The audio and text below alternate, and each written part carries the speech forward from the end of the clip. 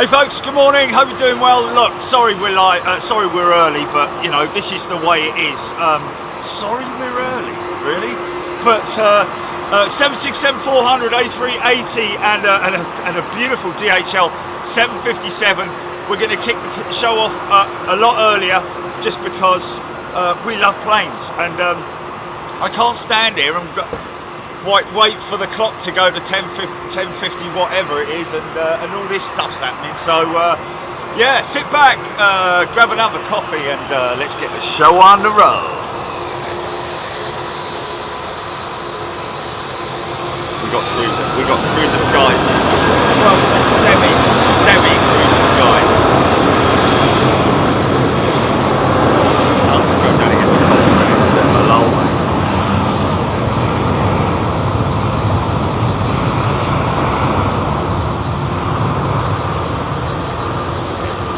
Nothing's adjusting. Listen to that, 767.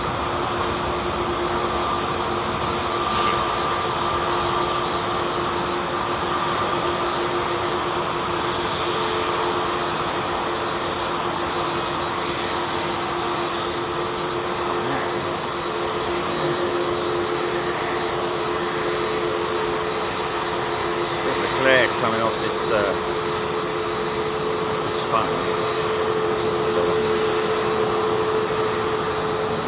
Look at that lovely old bird, look.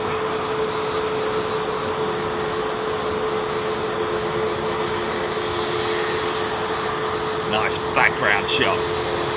Yeah! Man, oh man, straight in with the artwork.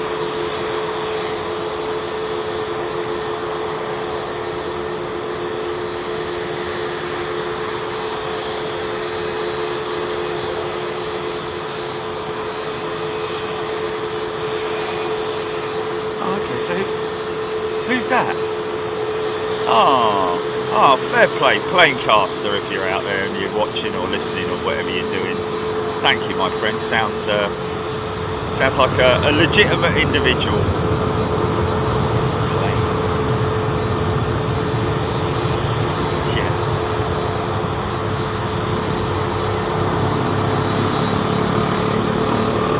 Derek Jones has jumped straight in at the deep end. Welcome to Premium, Derek. And Gail Rogers is also a first class brand new organic member. Welcome, Gail. Hello everybody, hope you're doing well. Like I said, a bit hazy at the moment when that sun, but we do have another bank of cloud to my right, so we've got a bit of a split in the cloud here, but over that way, yeah, it's going to be sort of like broken cloud over the course of the day, I think.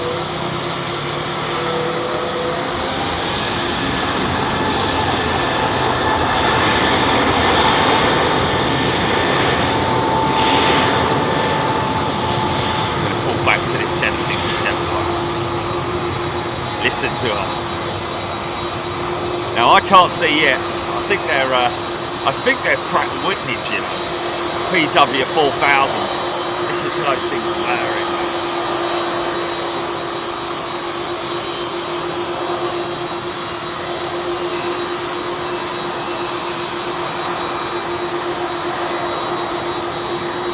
Proper old school sound.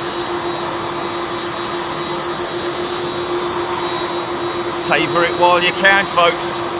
These aircraft are going to be retiring over the next few years. We've got beautiful, whether they're CF6s or Pratt & Whitneys, I don't know, they're RB211s on this beautiful old 757. So that's why we've come on early, folks, because I've got some good stuff to show you before I go down and grab me coffee, which I was supposed to.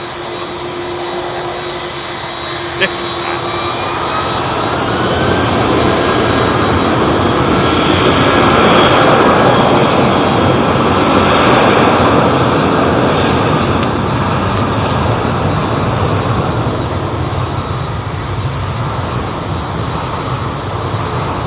Interestingly,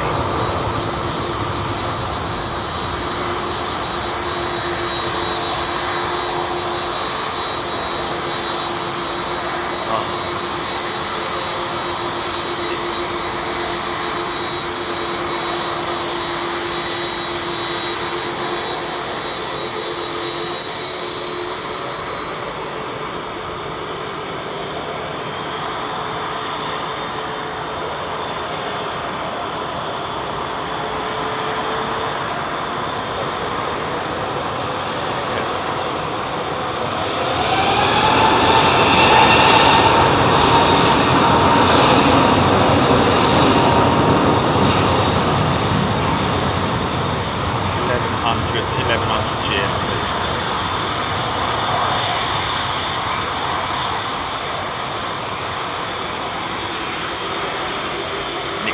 RCF6 engines on this one. Thank you, Nick.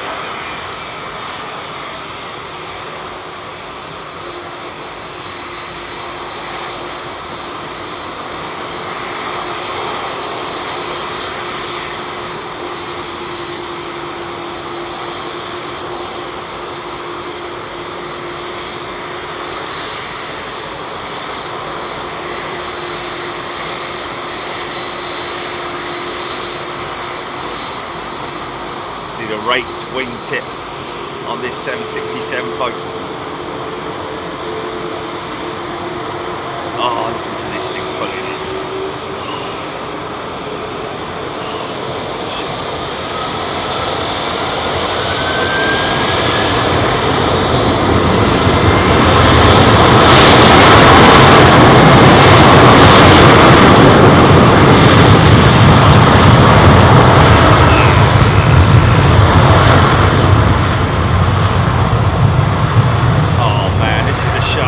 Sorry.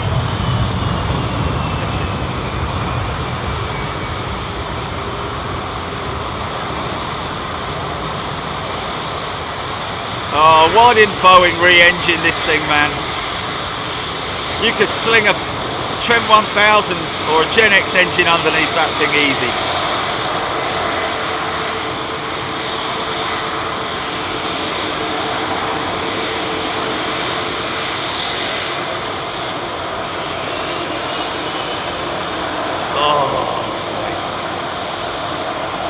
Listen to this thing coming in behind me.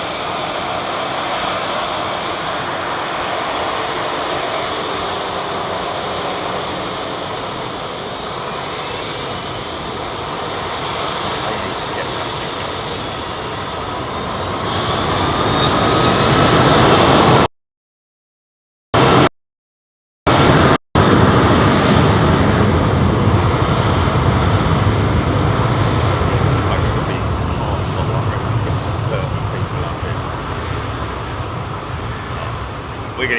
we're going to get more 380s. She's only lining up, so we'll get this beautiful 757 200 variant, not the long 300. See, they already had an aeroplane that would. Oh, hold on a minute. Impatient. Go on then, mate. Yeah.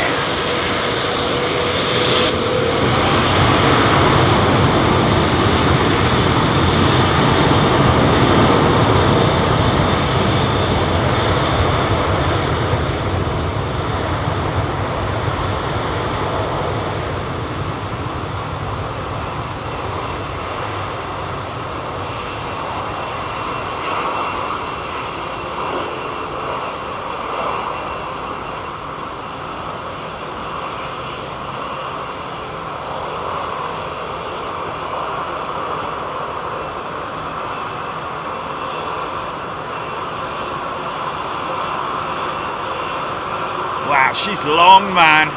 Look at that. Wow. That's so long.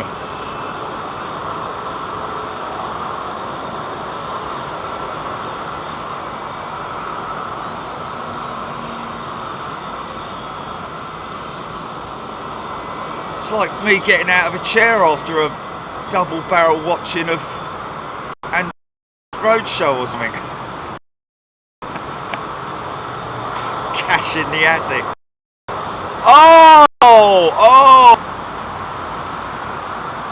Oh, mate, that might be a thumbnail, Jilly. I don't know if it, because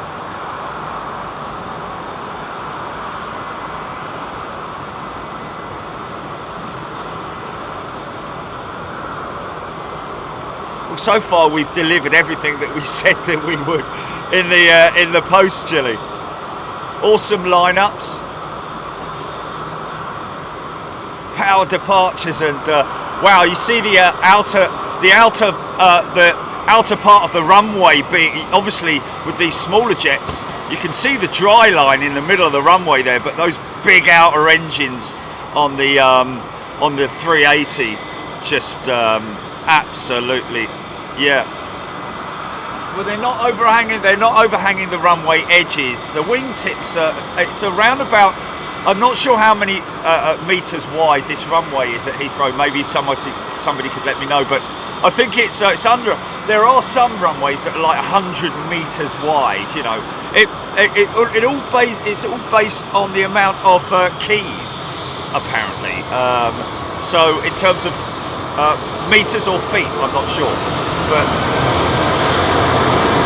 as you can see, you know, but the outboard engines of the 380 were sort of like between the dry line and the outer part of the runway. They do not overhang the runway. Those outboard engines, they were just kicking up the water that's still the dampness that's still there on the outer edges of the runway, because obviously most of these jets. It's all about inboard stuff compared to the 380, if you see what I mean. These, even though this is a big monster aeroplane.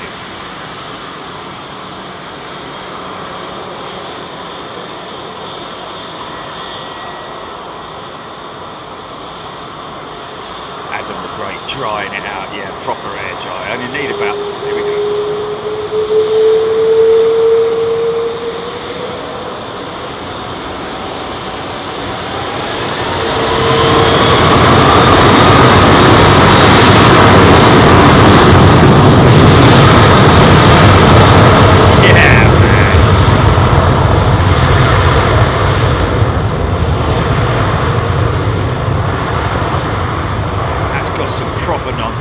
That 777, man, she is a proper workhorse. 164 feet wide, Nick Gray saying, the runway here. She's got an 80 meter wingspan, the A380. So he's saying it's 45, somebody else saying 45 meters wide. Raptor X DHL 757 was heading to Leipzig. So it looks like we're going to get some great atmospheric shots on the climb out today, folks. It's definitely going through a couple of layers there of moisture. Wow. Decreasing pressure over the wing, I think it is, that creates those intense tight molecules to form that mist. 787-10.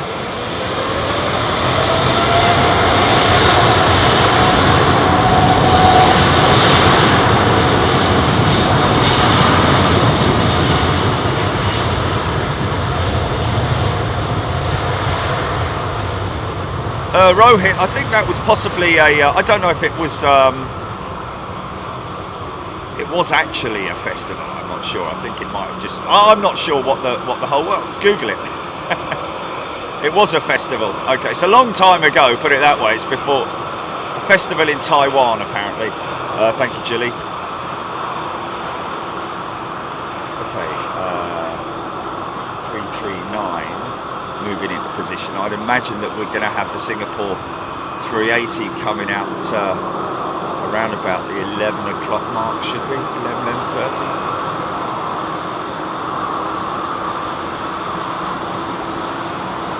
I think if an aircraft is heavier, it creates more wing vortex. Heavier is, the more vortex is applied, or is created, should I say. 787-9 with American Airlines, powered by the Gen X. Beautiful wingtip on that. Look at that rate wingtip. It's actually a blended rate wingtip, isn't it?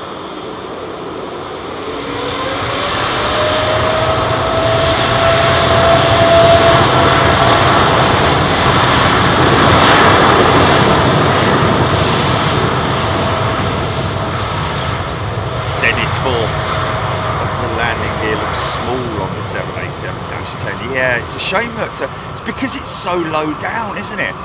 It's, I wonder whether they felt that they would have preferred to have had a tri-undercarriage system on the 787-10, but engineering looks sort of like, or the, you know, the design of the gear bay, you know, and other componentry may have meant that they just could not fit that extra set in, or they just decided, look, we can save space and we can make more space for freight, so we'll and it's, we can certify it, or it can be certified with four wheels. They do like to self-certify, don't they, the old Boeing boys and girls? Oh yeah, that's all right. Yeah. Run that. Pierre Roland, good afternoon to you. Blimey. I'm just going to call you Blood Flame. Good day to you. Kaylee Summers, Scropey, Daniel Griffiths. Where will you be this week? Well, we'll be filming this week. That's about all we can say. We're not sure. All depends on. Always our shows are never planned until literally the day before. Looks like she's got. Has she got? No, she hasn't. She still hasn't got her engines on, has she? Yeah.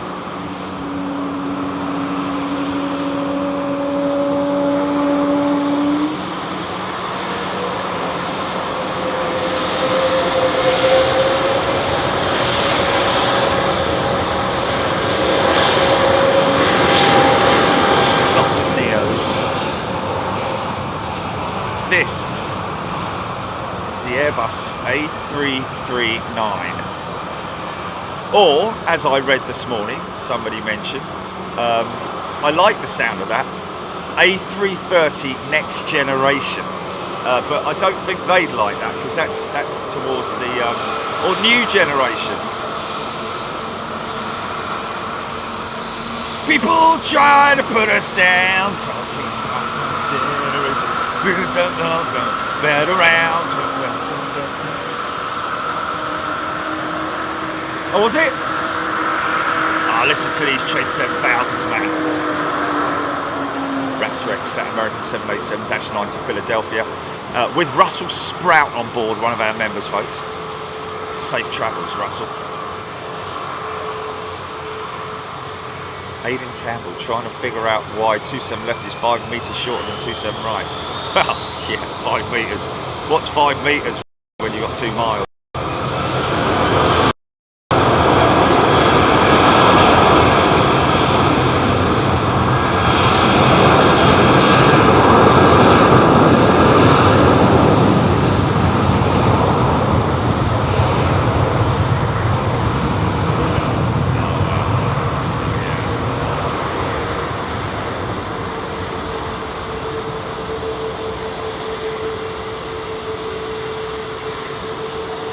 Generation. This is their generation.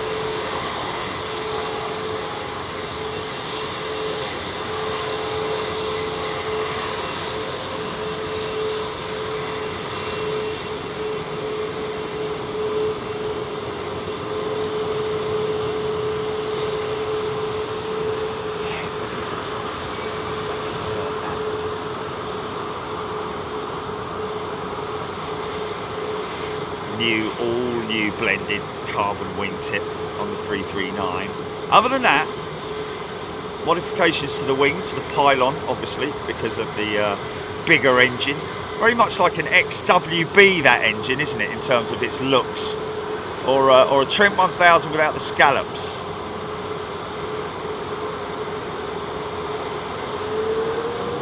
Fire it up!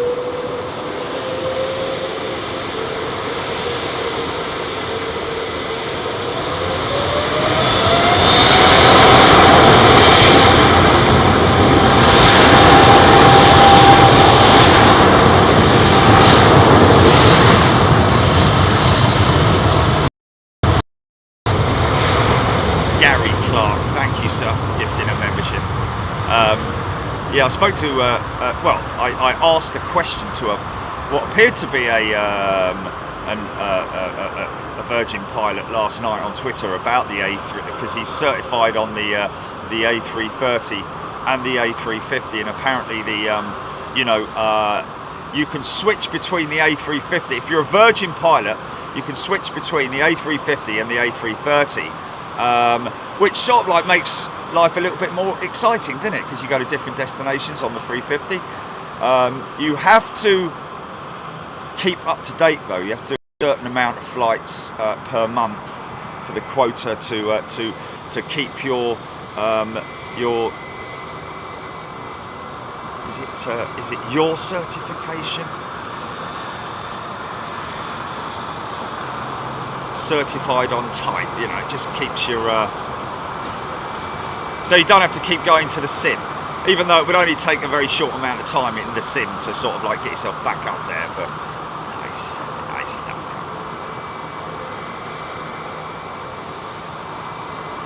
Look at that big old beast sitting laying over there. Wants to come out to play, man. Dimitri Spirou, good day to you. Peter, Raptor X, Icelandair flag livery 753 landing. Okay, have I missed that? Oh, have I missed that? Have I missed the Icelandair jet? Oh, I don't know though. No. Yeah. Okay, Chris. Yeah, there we go.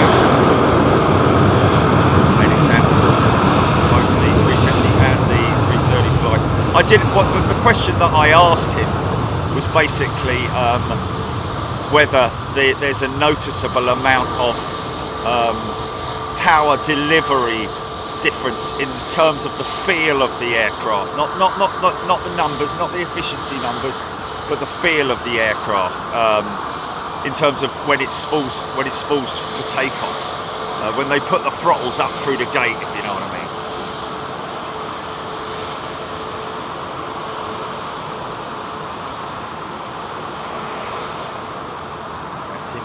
Oh, this is my well, it's going to be all silhouetted, unfortunately, folks. But this is one of my favourite liveries of all time. Well, it's difficult to say, isn't it? Not of all time, because you've got all the massive classics, you know, TWAs, the Pan Ams, the Easterns, so many different old school defunct airlines that were back in the 80s and late 70s, 80s, 90s, but I'm talking about the cheap line on this thing. I don't know if you're picking that up, but get a little glimpse of it just as it pops. There we go. Oh, nice bit of floofage as well, man. I don't know whether that picked any of that up, but wow, that was nice.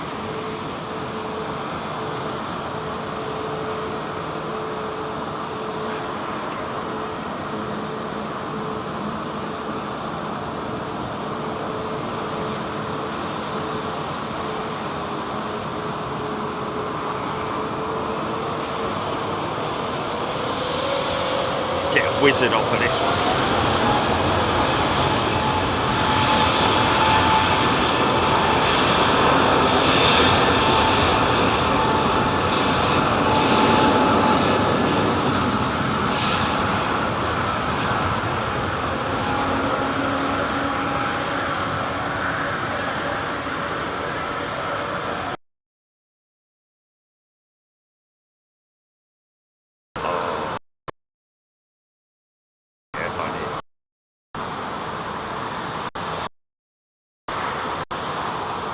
Yeah, so it's not all bad. It's not all bad, is it? With the whole thing.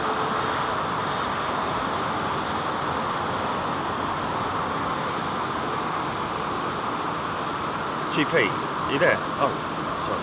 Helps if I put the headset on. Sorry.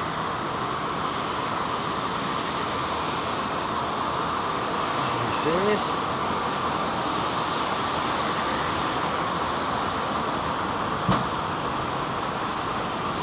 What happens if I'm just touching the lead now? No, I didn't. I was standing away from it, mate. Okay, I'm just moving the connection inside the bag.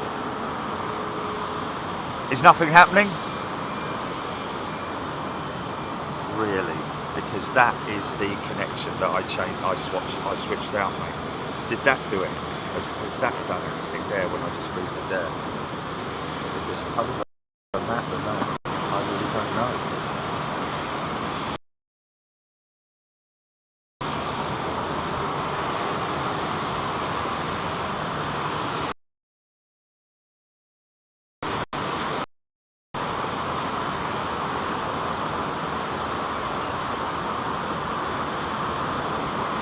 Oh, mate, really? Well, I don't know. I don't know what else to suggest, Julie, because everything's connected. All the lights are on, and everything's pinging. Well, I mean, so not like not crazy flashing, but they're flashing.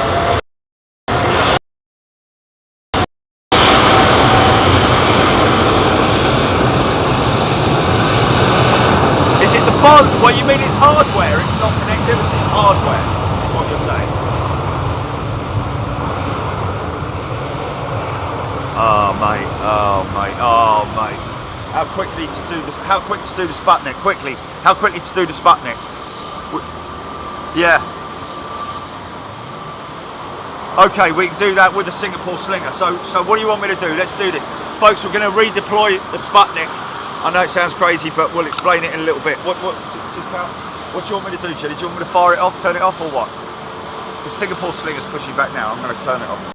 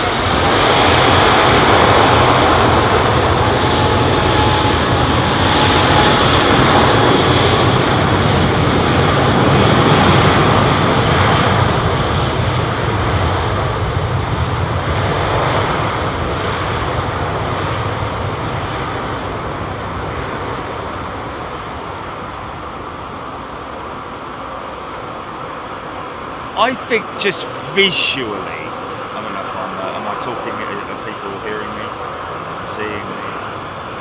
I don't know if visually, I think there is it is slightly wider engine to engine, sort of like inboard cowl to inboard cowl on the 777 versus the 350. I think it's maybe slightly wider.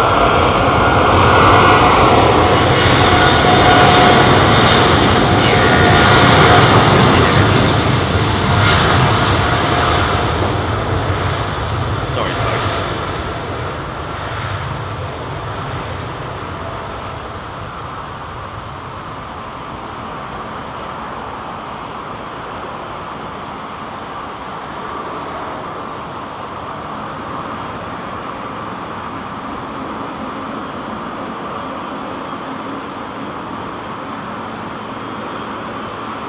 Using a lot of runway, man. Oh yeah. Oh, easy, son. Easy there, easy. It was quite steep when he pulled up, quite steep there.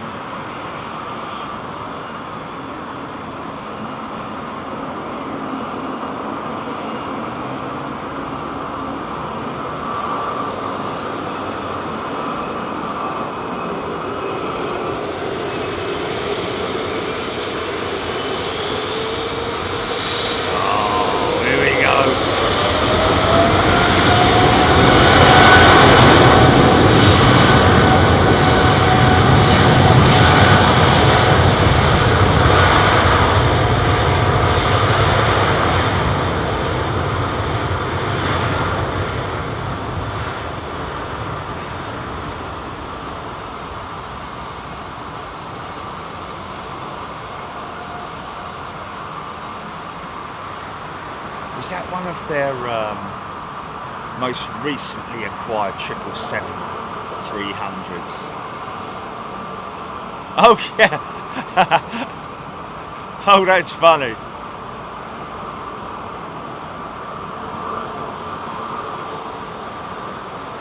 Oh right, yeah.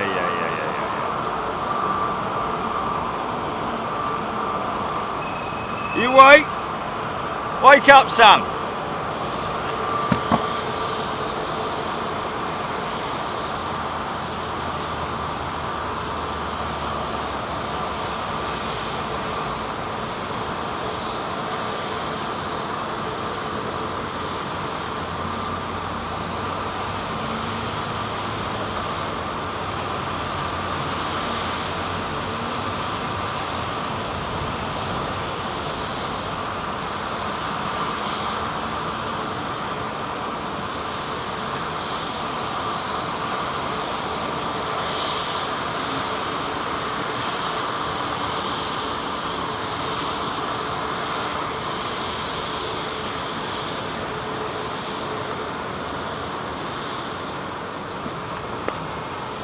Back down at ARD yesterday, taking the models back from the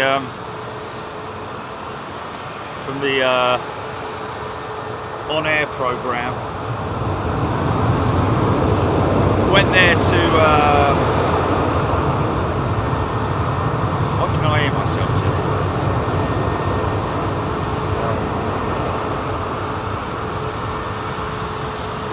So Finnair, you weighed all the passengers, Finnair.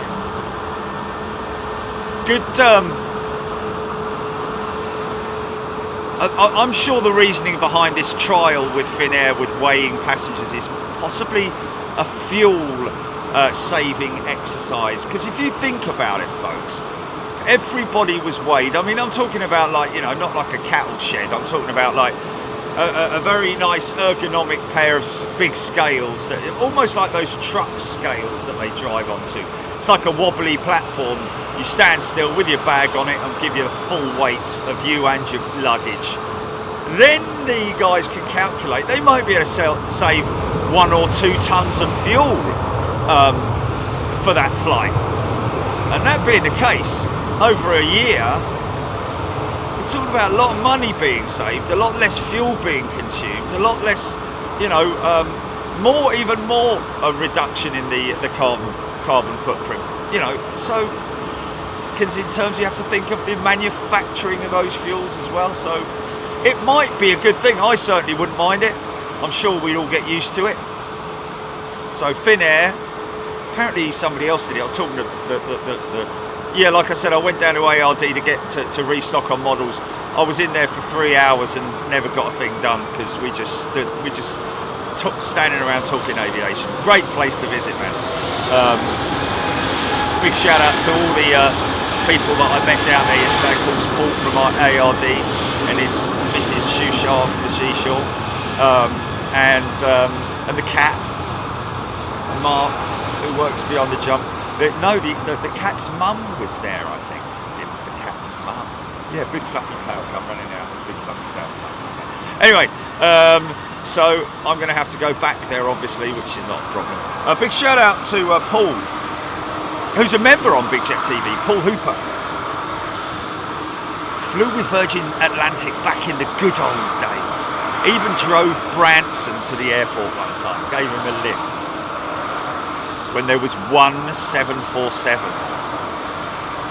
Lots of very interesting. They could definitely make a very good story out of Branson's early days at Virgin. I know they've done one already, but they need to just do one that's just about that transition point where he sold off Virgin Records, didn't he, to cover off. Anyway, whatever. So Paul now flying for Air Tanker in command of the Boris jet as well, I think. Big shout out to you, my friend. Lots of reminiscing going on yesterday. I said, did you mention British Eagle? Did you fly for British Eagle? He said, I'm not that bleeding old.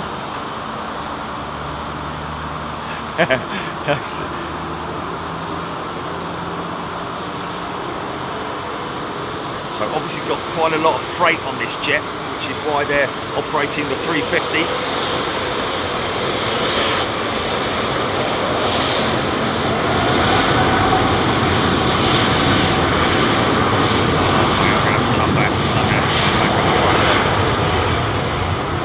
Farewell for now, because we've got this beautiful Rolls-Royce power.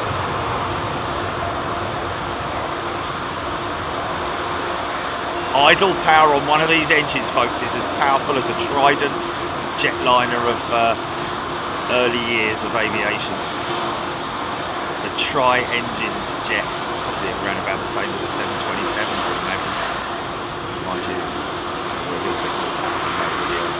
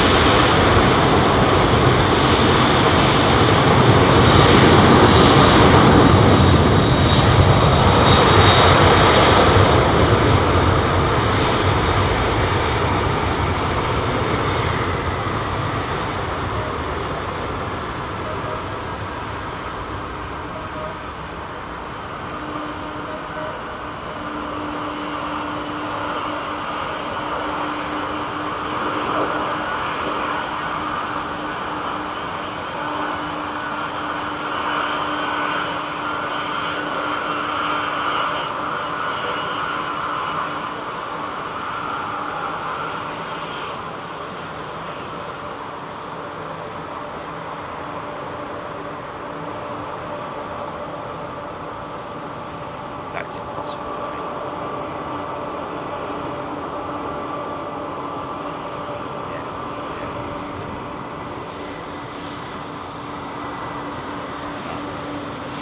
There is no way on heaven's earth that you would get through for a start, when you get into that, you've got to check in, haven't you? Obviously, what you're saying is they just basically walk straight through the gates. But first of all, you have to show your boarding pass. To get a boarding pass, you have to have the ticket, and you have to have your confirmation and your passport and all that sort of thing. You ain't going to get it, unless what they've done is they've left their passport at home. But even that, you have to show your passport and your boarding pass when you're checking in through the gate at the when you board the aircraft. So this impossible.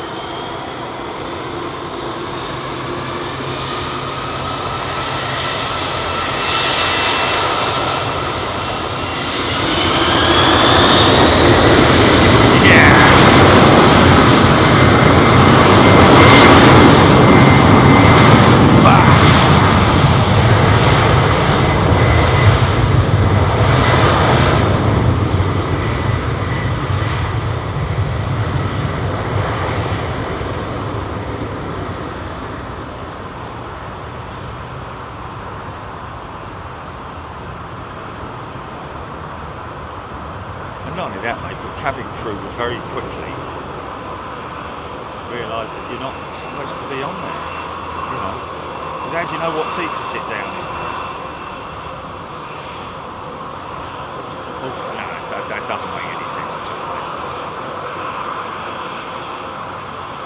Yeah.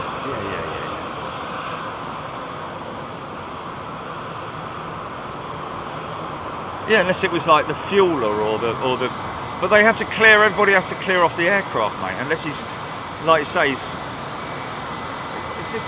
just the bloody that media company are just.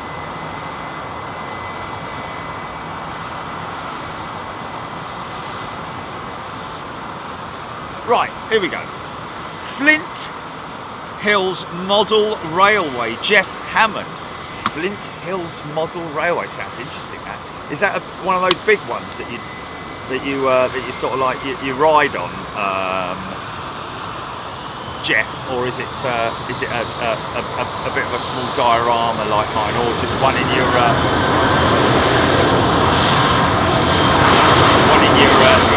lounge or in your attic or something?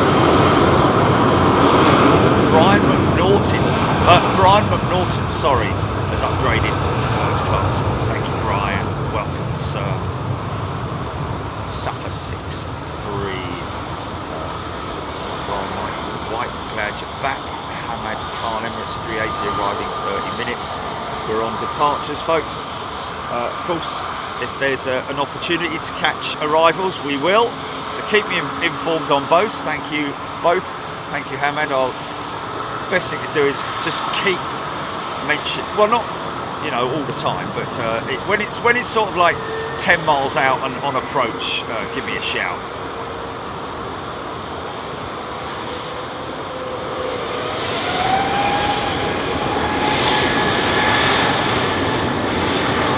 I've seen this one quite a few times operating recently, unless there's a number of 350s that have had replacement radomes.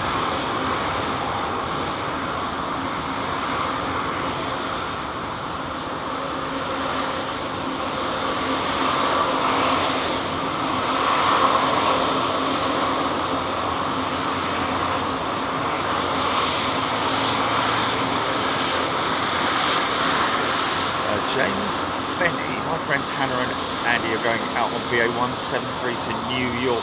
Any chance of catching their departure? When is it, James? BA173. GP, just check that. To New York, so it's a big one.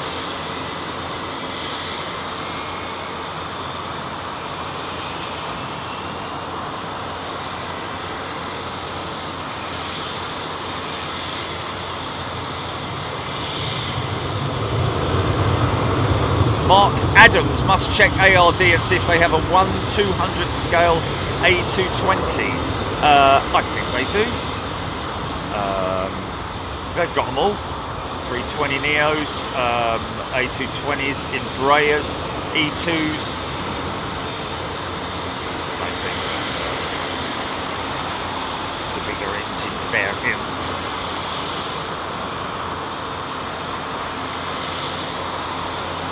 Aidan Campbell. Always the same, every single day. When they're on 2-7 operations, there will be a switch over at 3 p.m.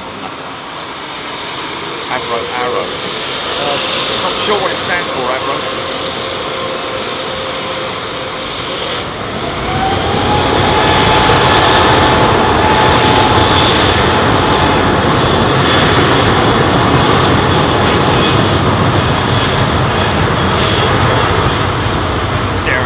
Purple rain to Atlanta. Atlanta bound.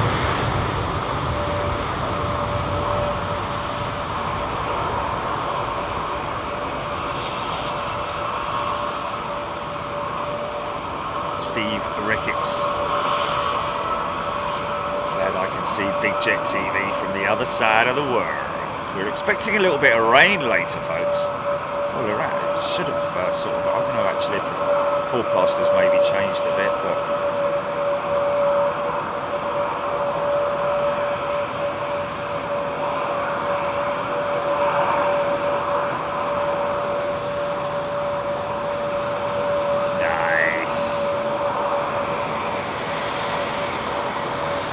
nice, like that livery, like the older livery. Oh, hello.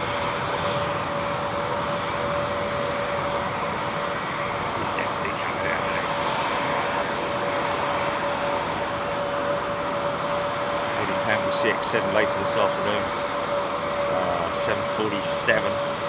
Times that due in GP. She's en route. Stephen Coity asking for a big shout out to Sophie. She's on that BA. Which one are we talking about here, Stephen? Alan Dix, BA 173 is pushing, so we will get the departure, sir.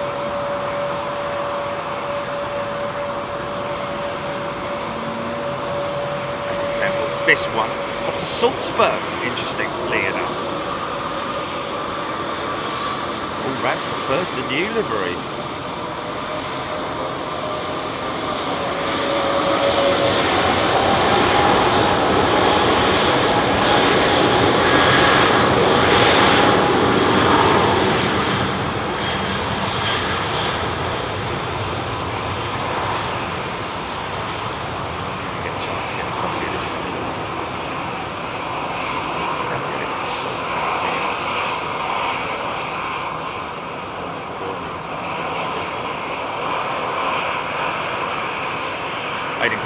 CX7 ETA 1530. There we go.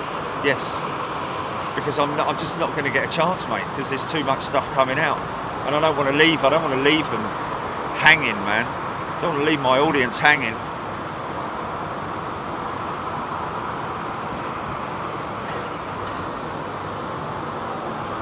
Jet Li, what happened to the Queen's building? It got swallowed up, Jet Li. Little tiny remnants of it that you can see, the red brick structures over there. There's an old would that have been would have been an HF high frequency or whatever radar tower or something, but it is an X radar tower, obviously built so thick that they've decided to just leave it there as it is. Make a great restaurant up there, wouldn't it?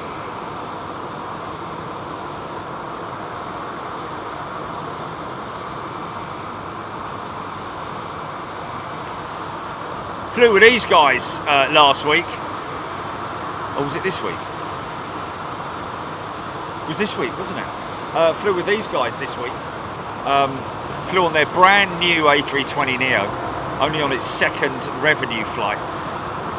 Amazing smell inside, ladies and gentlemen. I mean, the new car smell, carpet smell, leather smell, or faux leather as they call it.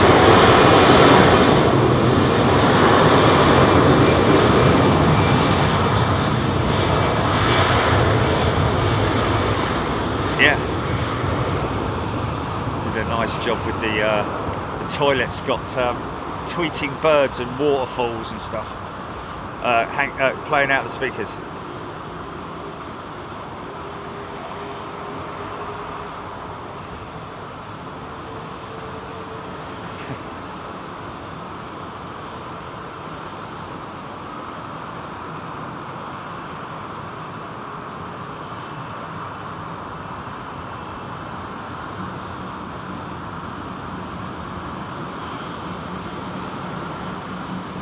James Beatwell has gifted a membership. Thank you, James. And Mark Smith is a returning member. Welcome back, Mark.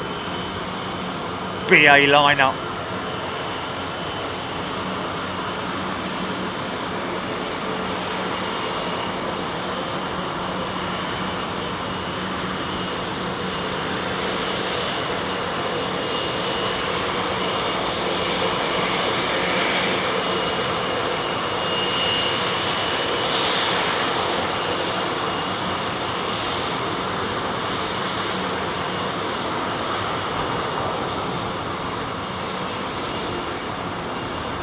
Very British lineup here at London Heathrow, runway 27 right.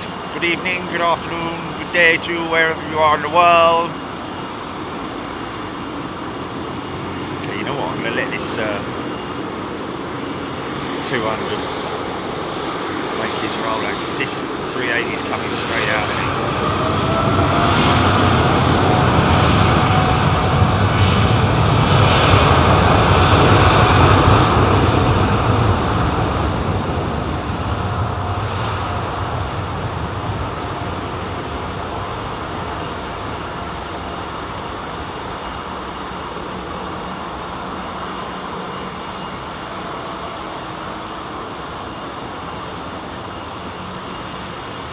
S. Howard Scott Chapel, the other side from the road from the Queen's building is still there. Oh.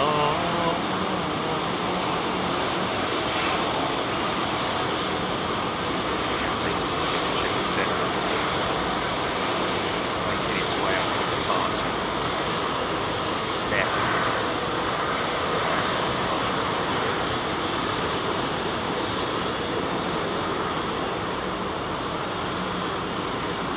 Greg Ursell, welcome, brand new member, Greg.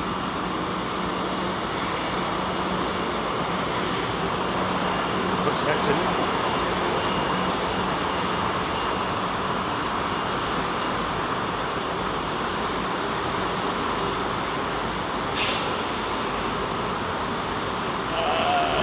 It's funny, man. Mobbed with like doesn't happen.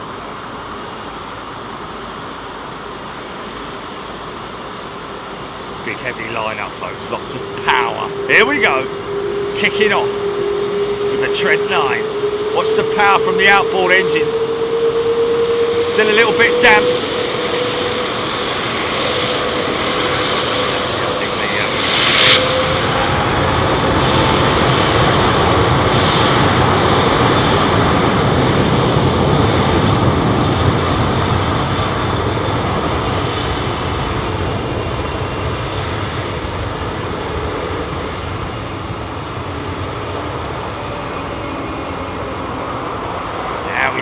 now he's going.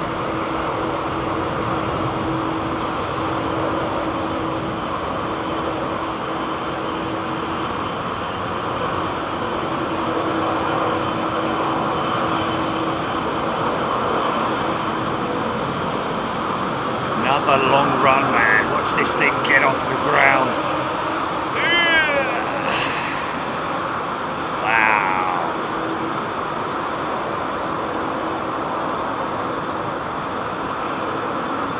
She could have a full belly of freight as well as all the luggage and the passengers.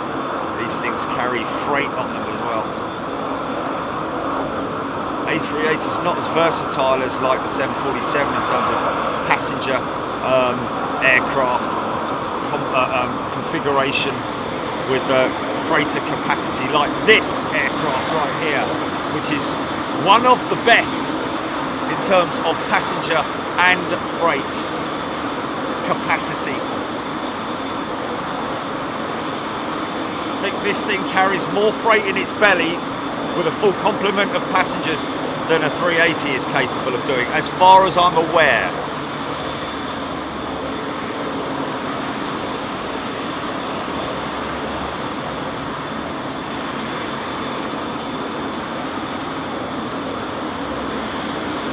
Oh, Wilma Harper. Under what circumstances would a plane be on the ground and pressurised? Well, they are sort of like there is a small amount of pressurisation when they are on the ground, isn't it? There's some system that...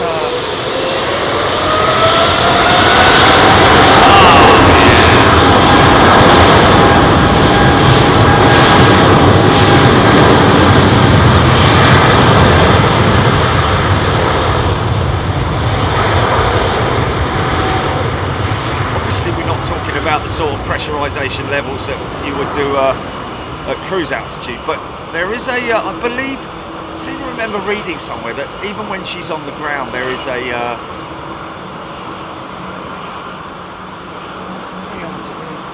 there's systems on board the aircraft with the APU or something, keep the atmosphere inside the cabin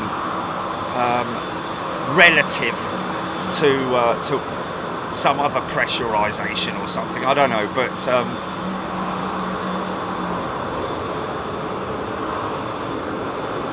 it is a very sophisticated system with obviously with sensors and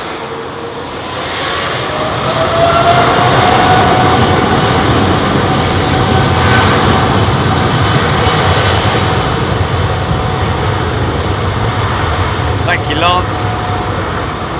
Lance D has gifted a membership. Thank you, my friend. T2 is called the Queen's Terminal now, Scott Hetherington. Yes, it is called the Queen's Terminal. That's very true. Not very commonly used that way, though, is it? You know.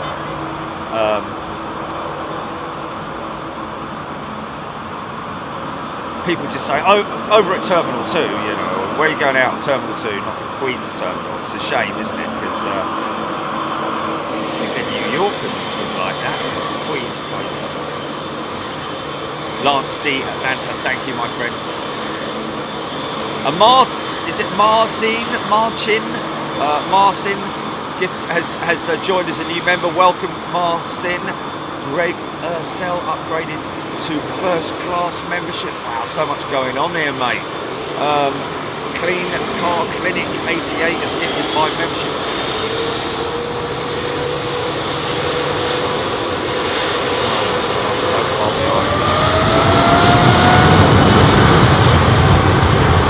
Robert van der Linden, the returning member. Nice departure. Tina Benfield. Somebody's saying that he wants to give his wife Carol a shout out, just in case there's going to be a domestic later on with him getting a shout out and not a. So Carol and what was his name, Jilly? Gary and Carol sitting on the couch. Is it Gary and Carol? Oh, and then he's in even bigger trouble now, isn't it? Carol Ursell. Yes. Michael White's.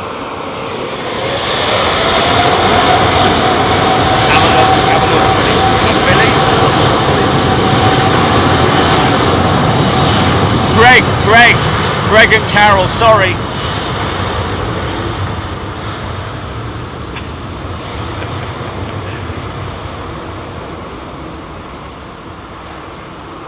Greg and Carol, there we go. 2 new members sitting next to each other. Well, might be a little bit apart now. No, they've just had a big cuddle, haven't they? Oh, isn't that lovely? Thanks for doing that for me. Cup of tea? You're still at home, aren't you, Jelly?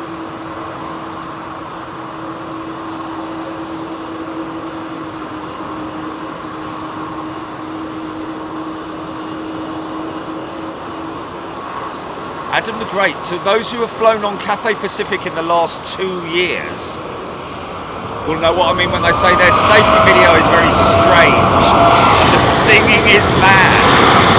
I'll have to see if that's available on actually, Jilly, stand by. Don't go anywhere yet. Don't go anywhere yet. No. Okay, well, don't go anywhere yet because at the moment I've got a 777.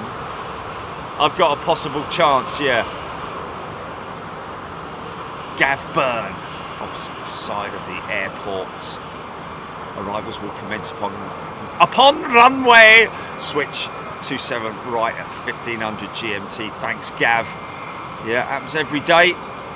Part of the Cranford Agreement. An ancient agreement that was a handshake. I remember somebody saying to me that, you know, you can see the entry point to runway 23, and I was like, where? And there it is, folks. That is where runway 23 used to cut across all the way over to there, where T4 is now. When Heathrow had a number of runways.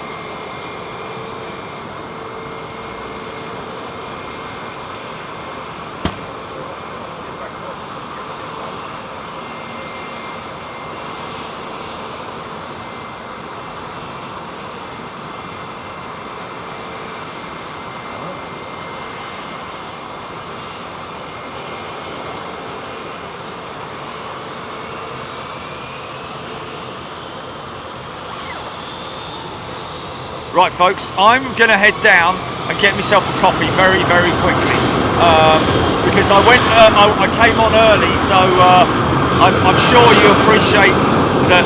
Normally I get myself a coffee. We did come on sort of like, what was it, 40 minutes early, Chili, and I'll hopefully be up here. Oh, where's this guy coming out on the 777 that's going to New York, isn't it? Some fella coming. Or is this him here? Or is this him here? BA173. Where is BA173, folks? Apricot crumble. Heathrow had 6 runways, I believe, in a Star of David shape. Indeed, that's exactly the way that that's him. Okay, this is our. Who is it? Who is it?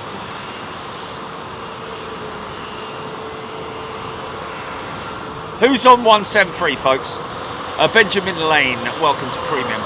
Alan Henderson, with all these big guys going up so quickly, is there a lot of turbulent air around immediately after takeoff? Well, Alan, it does depend on size of aircraft, of course, yeah, and the spacing. They always leave a little bit more space behind the 380 if the winds are relatively calm, which at the moment they kind of are, aren't they? Is that windsock a little bit?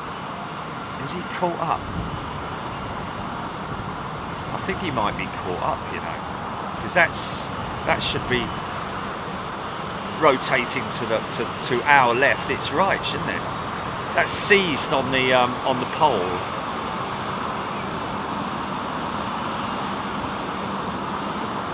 Jason Clayton. Well, I don't know. The rotate point is never the same on each one, Jason, which is a problem, obviously. So you'll either see planes hurtling for it. But I'm only going to be 2 minutes, 3 minutes. Just got to run down, get a coffee. I'm going to catch this one.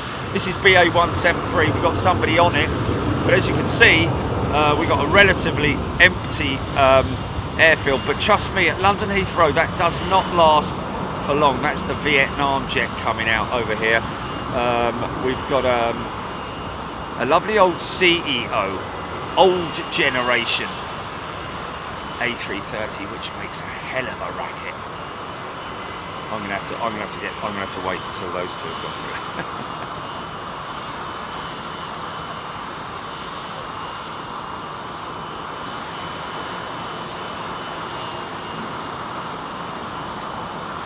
Well, no, that's not true. I appreciate that. But it's on a very, very sensitive. It's a very sensitive piece of equipment, and as you can quite clearly see there, the sock itself is blowing, but the attachment has not rotated. So there's obviously an issue with the apparatus.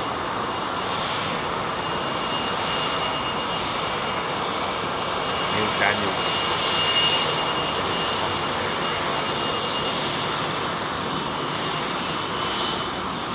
GEs. It's one of the older generation jets, isn't it? Big smile on its face though, look. Happy 777, man.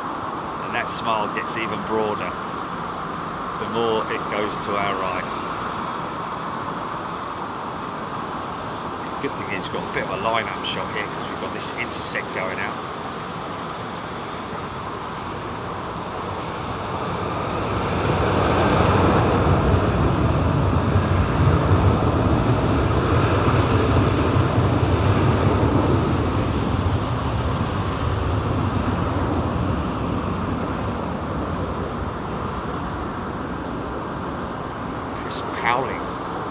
Sat on the Bath Road waiting to pick up a punter off of BA 252 from the Bahamas. Good day to you, Chris. Thank you everybody who supports the channel. You guys are a great bunch of people from all around the world. It's so amazing to meet up with people and talk planes as well.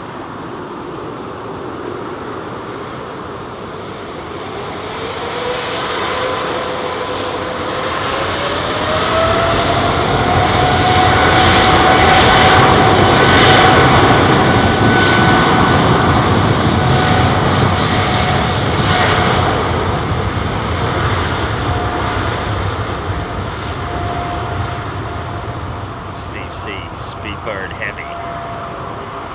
Speedbird heavy.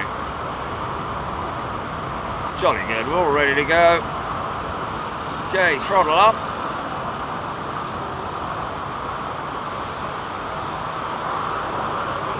There's your rotating coming up now.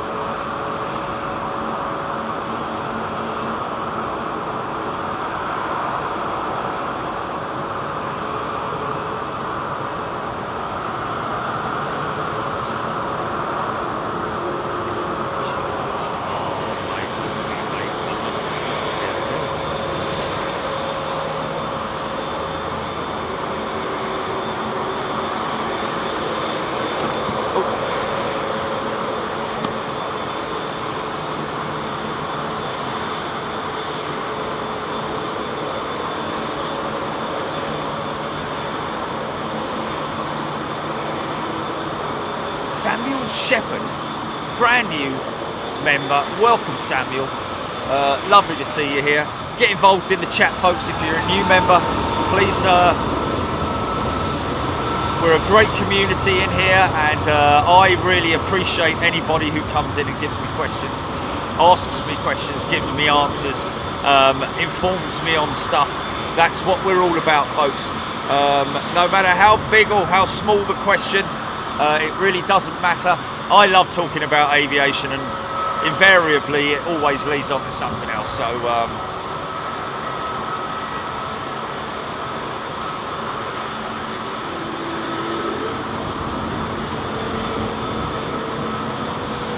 great short 787. Yeah, it is a little stubby dash 8 in it.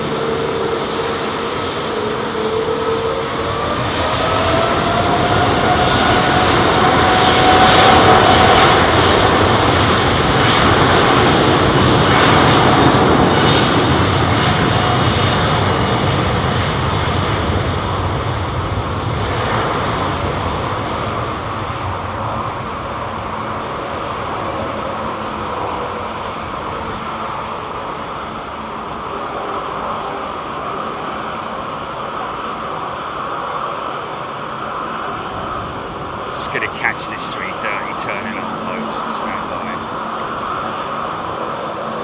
Kieran's a new member as well. Welcome, Kieran. 330 CEO. Well, it's a 333, let's call it. Start up.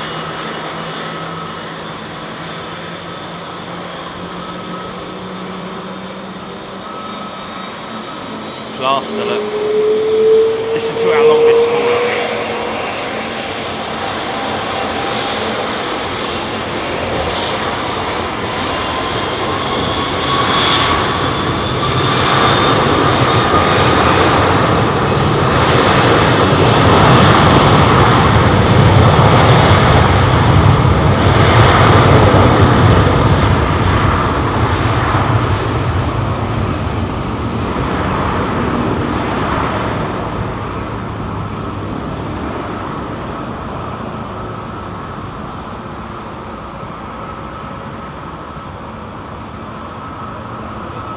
I was during the show, towards the end of the show, talking about, well, it wasn't towards the end, was it? It was about the ITA. Jets not coming to Heathrow anymore. Well, they're going to be suspending their activity at Heathrow. Going to be going out of Gatwick and London City, and I was a little bit questionable about 320 into City. Of course, it's the A220. That ITA operate. Beautiful A220 going to be flying out of LCY.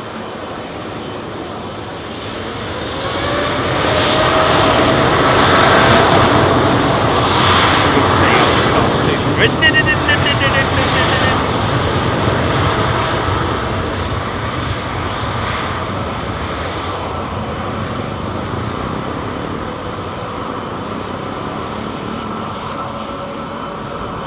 252's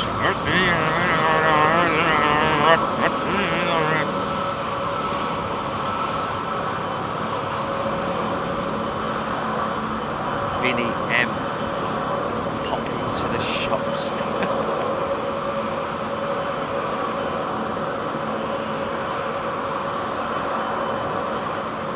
Sarah Louise liking the Vietnam livery. Yeah, it's a great people sort of like wonder about, oh, does it weigh more because it's you know, because of all that paint on it? Well, when you paint an aeroplane, you have to paint it. You have to give it a coat of paint, whether it's white, green, black, or whatever. I mean, the only difference in a darker colour, obviously, is the fact that it deflects the sunlight. Right, ready for the caffeine run, folks? Start your watches. Let's go for it. Stand by. Hold on. Go.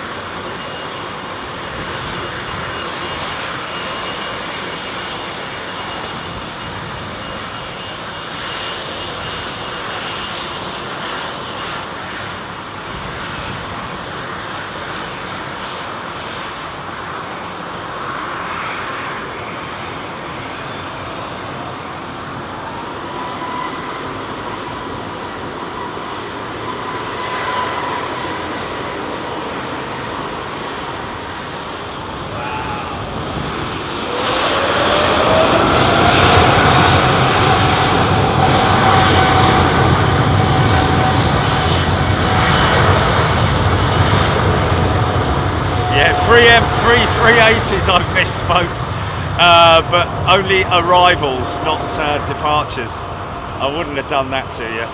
Got that beautiful Thai 777 pushing to go out. Oh, look at this. This is nice. This is quite rare, isn't it? I haven't seen this for a long time. Normally they're Dreamliner, isn't it? Surprise.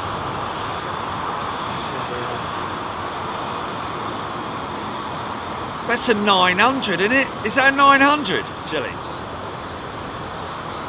watch.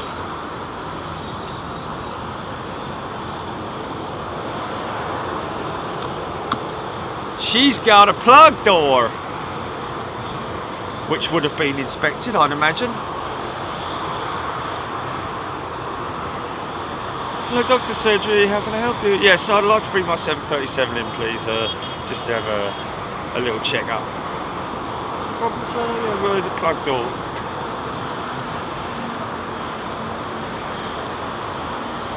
Five minutes 41 seconds, Eric Teeder. 5 minutes 41. Most of that was waiting around, wasn't it? Nice A220 lined up. See right the way through those engines, folks. That's incredible, isn't it?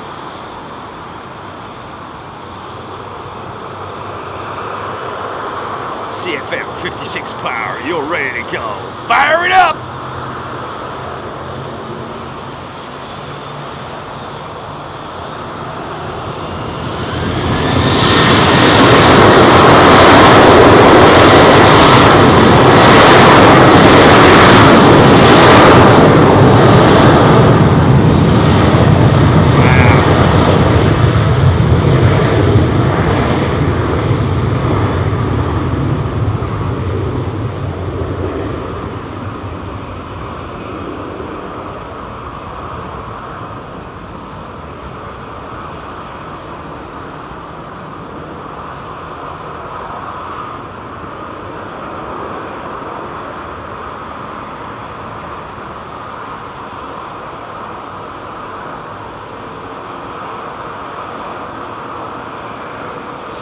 Very interesting article yesterday about, well, actually it was a video I watched about the whole Boeing thing and where it's sort of like where it actually all started, where the rot set in, so to speak. Oh, nice style sound. Thai Airways trip.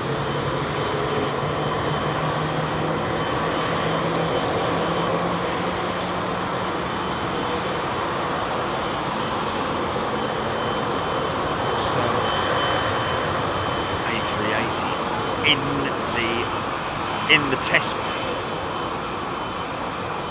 bay or whatever you call it. Nice. Is there heat coming out the back of that? I can't see. Can you see whether there's heat pouring out the top of that, folks? That would indicate obviously that she's testing engines or an engine. Seems that crazy.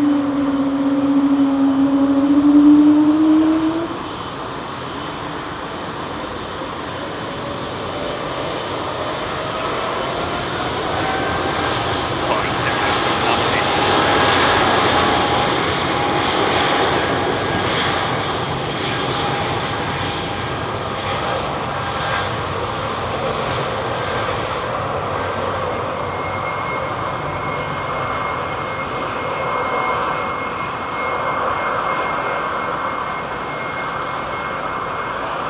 One thing that the article, which was quite interesting, it didn't mention.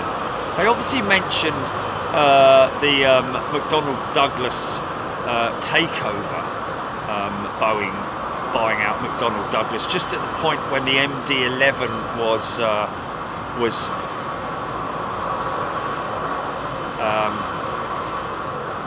in production. Oh, with the DC-10, I think, was it the? At what point did Boeing take on? I know they stopped production in 2009. I think it was. Was it 2000 or 1989? Sorry, it's a big difference, obviously.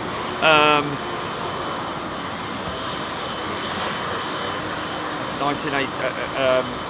Or was it 1998? But anyway, I think it was 1989, wasn't it? The last MD-11 rolled out from Boeing, and that was right around the time also because the Swiss Air MD-11 that had a fire on board due to the in-flight computers, the entertainment system, which was relatively new to the airline industry at that stage, but it was actually a gambling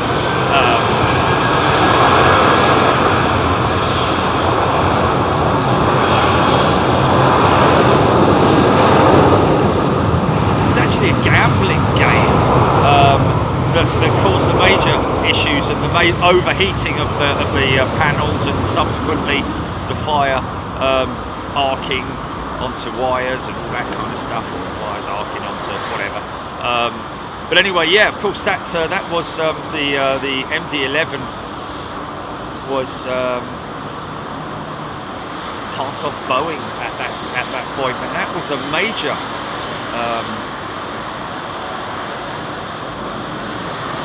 problem for Swiss Air and Boeing, both of them eventually agreeing to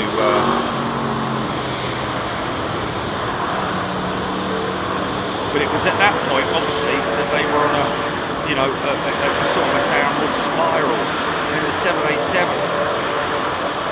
the 777 was a great success. It's the 777, sort of like that was 787. Philip Firth bought McDonald in 1997.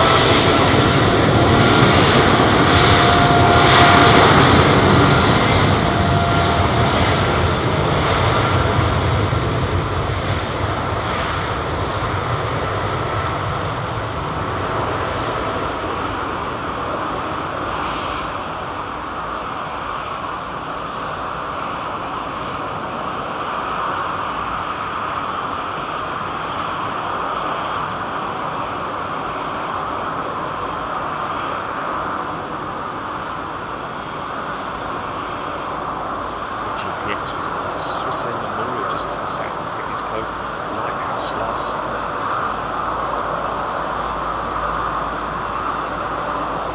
Real tragedy happened. Of course, it wasn't long after that Boeing ceased production of the MD-11. Moved on to other things.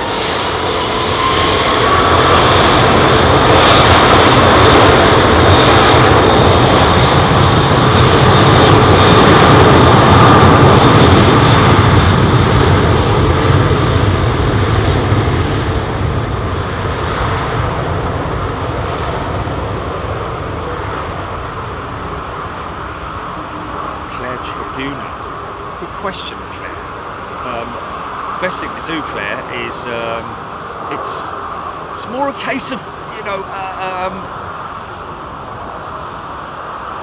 it's timing, really. In terms of this one departing now, depends on the weight of the aircraft. But this guy will, as soon as he's left the ground, once he's at sort of like. This guy may roll straight out and go straight out, but 500 feet, something like that, in terms of timing. See, this guy's rolling it straight out. Look.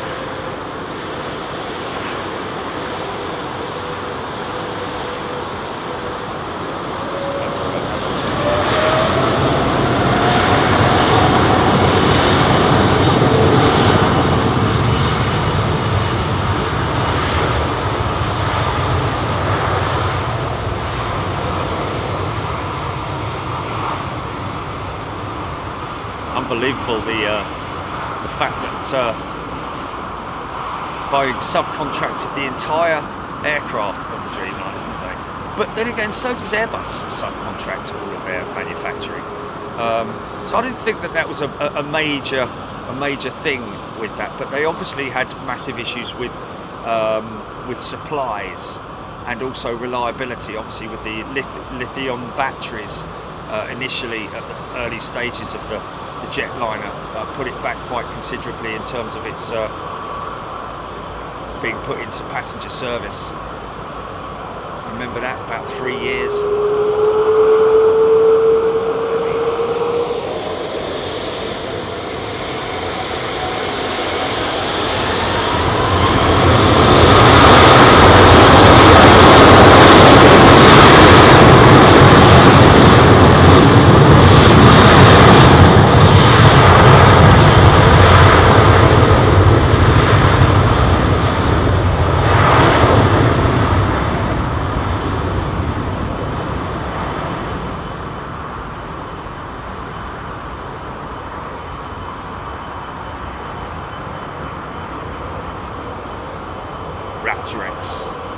This one, outbound to Miami.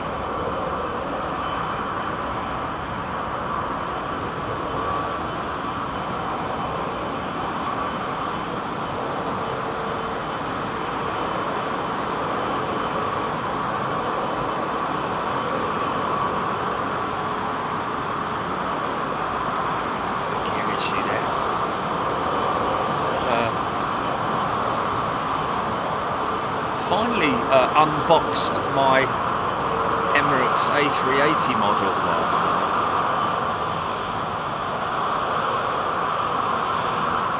One that I got from Emirates that we got to.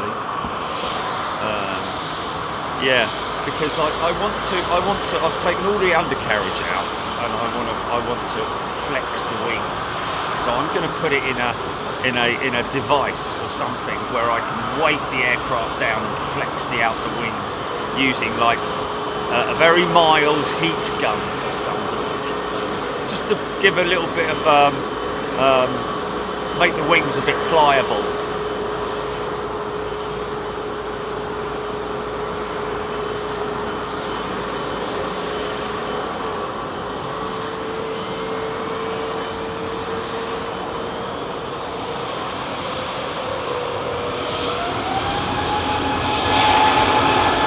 Flame here.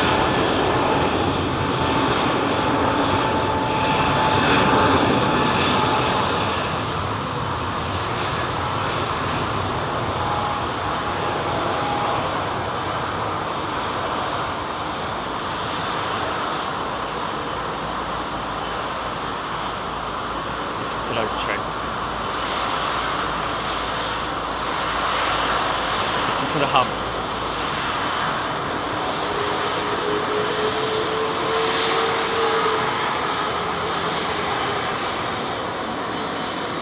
Phil T, very interesting that you say that. Yes, indeed. There is now the battle for the skies for hydrogen-powered aircraft, isn't it? Electrically powered aeroplanes. Of course, listen to the hum before he winds it up. I think that's oscillations, vibration from the low pressure assembly, maybe.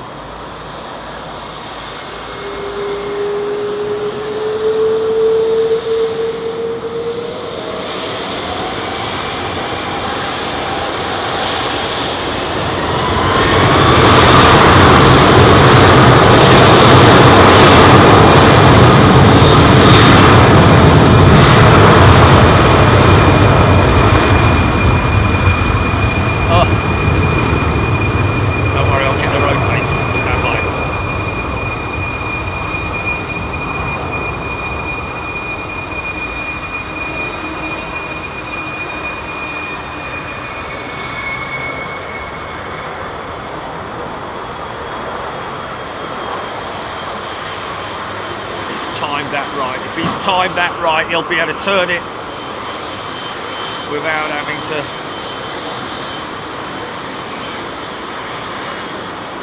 Oh, mate, it is really difficult sometimes.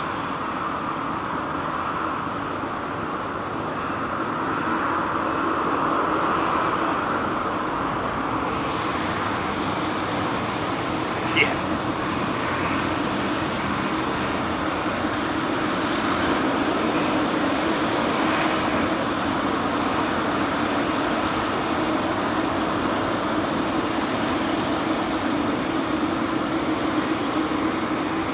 lineup. Nice lineup. Here we go.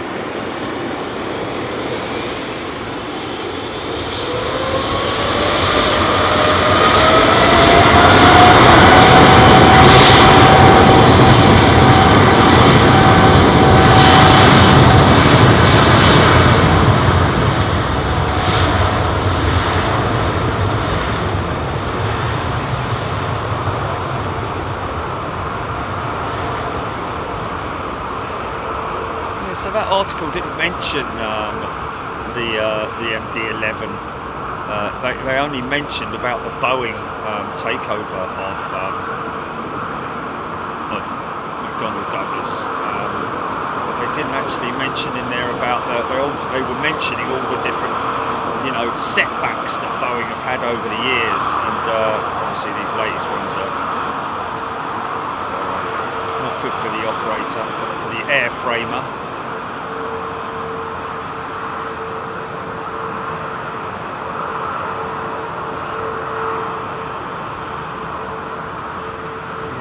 A big lawsuit. I think Swiss and Boeing settled out of court, didn't they, or something like that? Very harrowing for the court.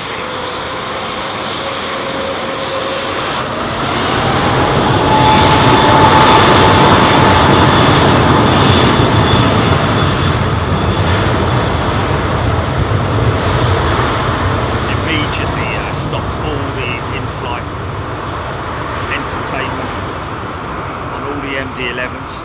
Swiss Air. And the crazy thing is that when they shut the power off to try and contain, oh, look at that.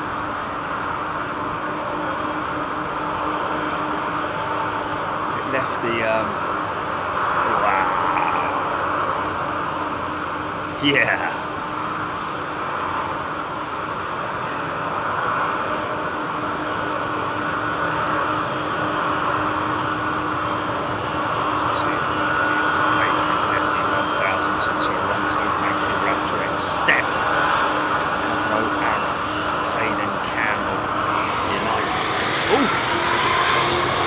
Turn and burn, son!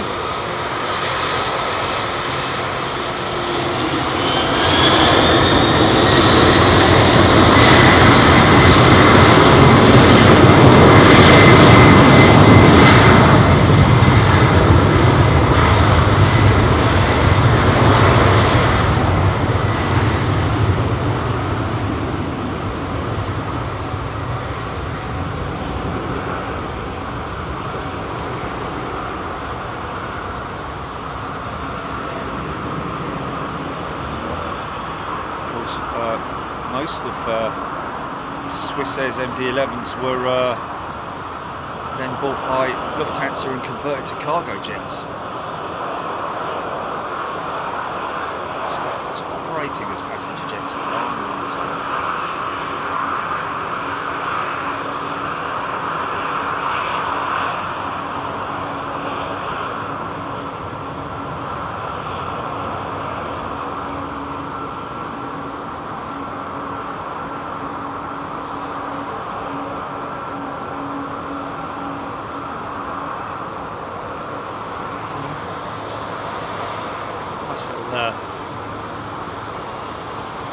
Our most important journey yet.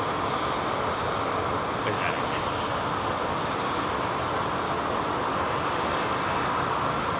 Where are we going to today? Where's their magical mystery jet going off to today? Ryan Stewart.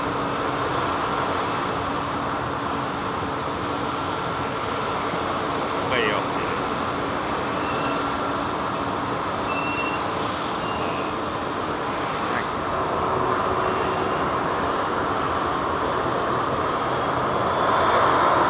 Geneva.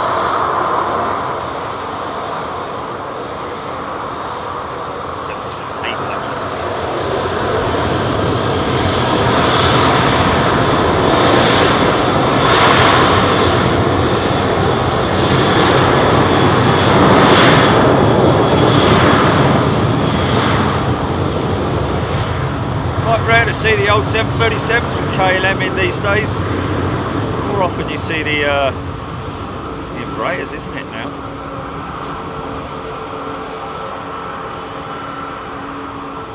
a bit of a shame that KLM did have those issues with the Pratt & Whitney powered Embraer E2 jets.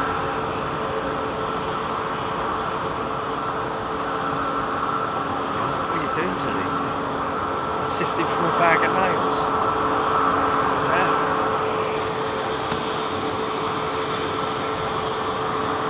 Yeah, man. Oh my God, really? Wow.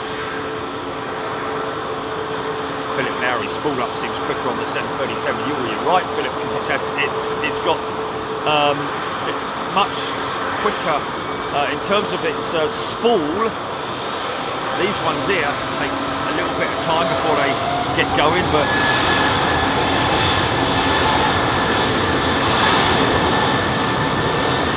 that's the LEAP engine.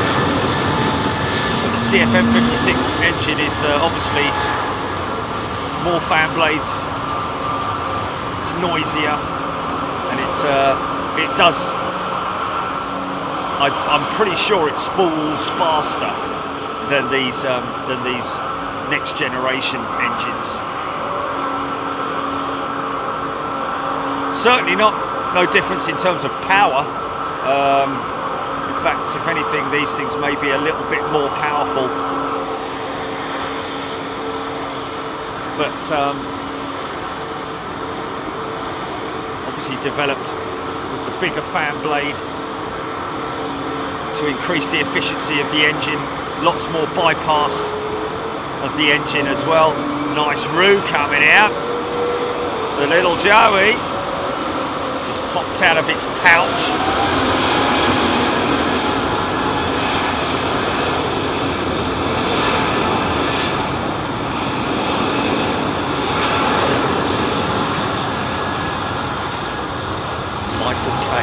As of November 23, Boeing had delivered 443 aircraft, Airbus delivered 623.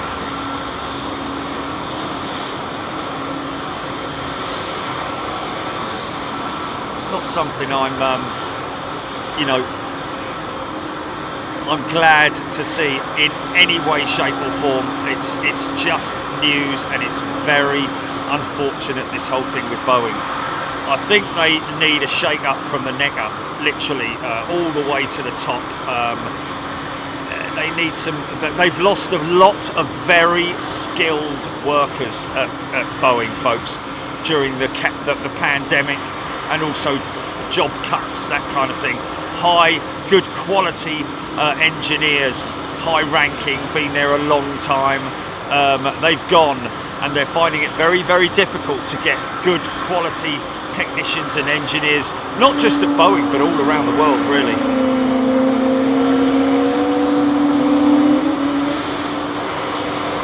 That's the low pressure blades.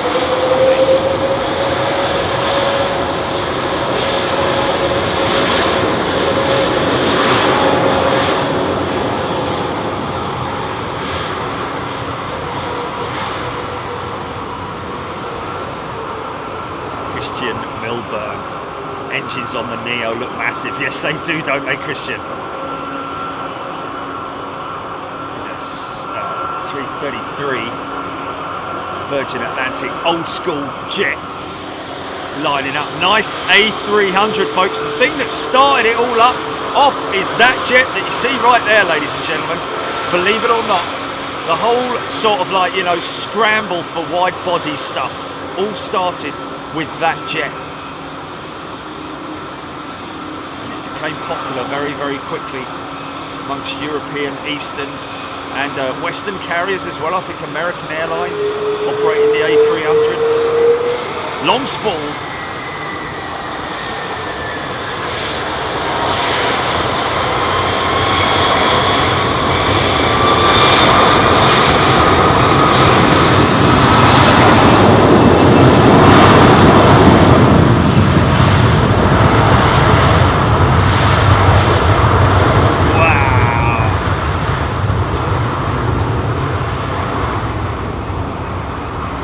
Jump to this 300 because this is a lovely old thing.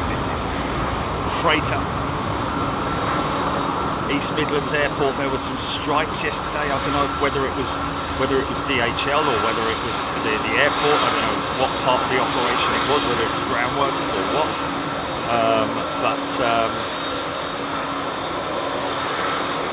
That thing's going to go up like a rocket.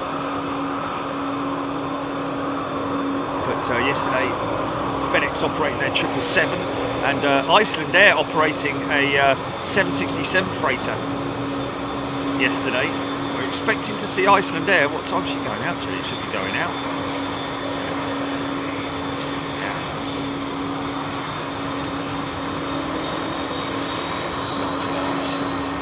Bright sunshine. Deborah Davies. Raskas, gotta love an A330. Yeah, man. Especially the old variant. I mean, I'm all for the Neo, but long live the CEO for now. Caffeine enriched. Watch this thing go up.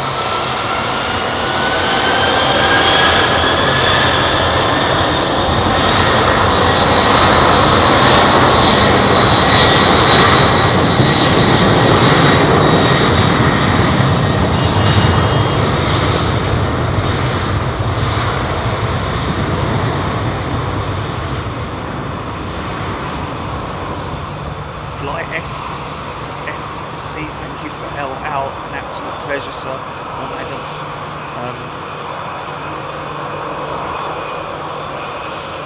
Any airplane is any airplane for me, folks. I don't get involved in political stuff at all. An airplane is an airplane. That's what we're filming. We're not filming anything other than their aeroplane, so I'm always happy to film any aircraft type from anywhere. Saudi are retro, looking good. Fly SSC. Helen Clapp, how old is that DHL? Well, she'll be an old jet, Helen.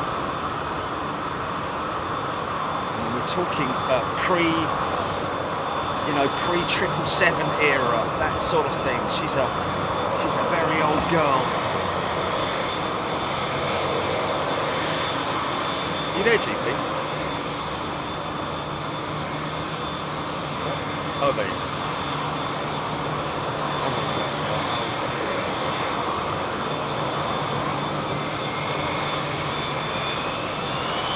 Paul G. Smith upgraded to first class membership. Thank you, Paul. Just getting an age on there. She's 20. I was going to say 30 years old, but just a mere year out. 29 years old. Boeing 707. I remember Monarch flying the A300. Kev Miller, nice to see an A300 at the row these days. Yes, indeed.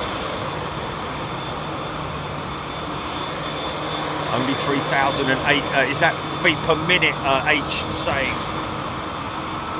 Here's Middle East Airlines, new livery.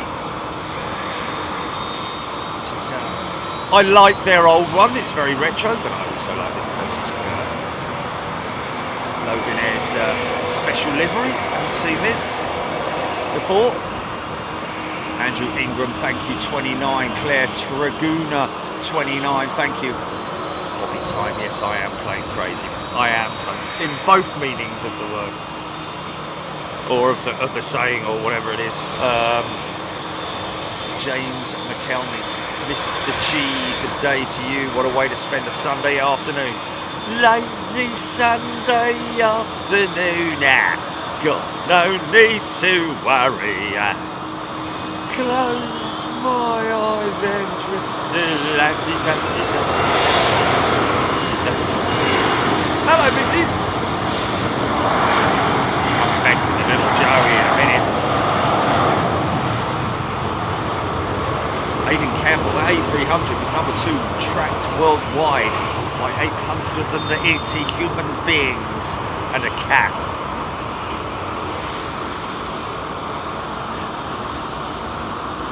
Named Phil.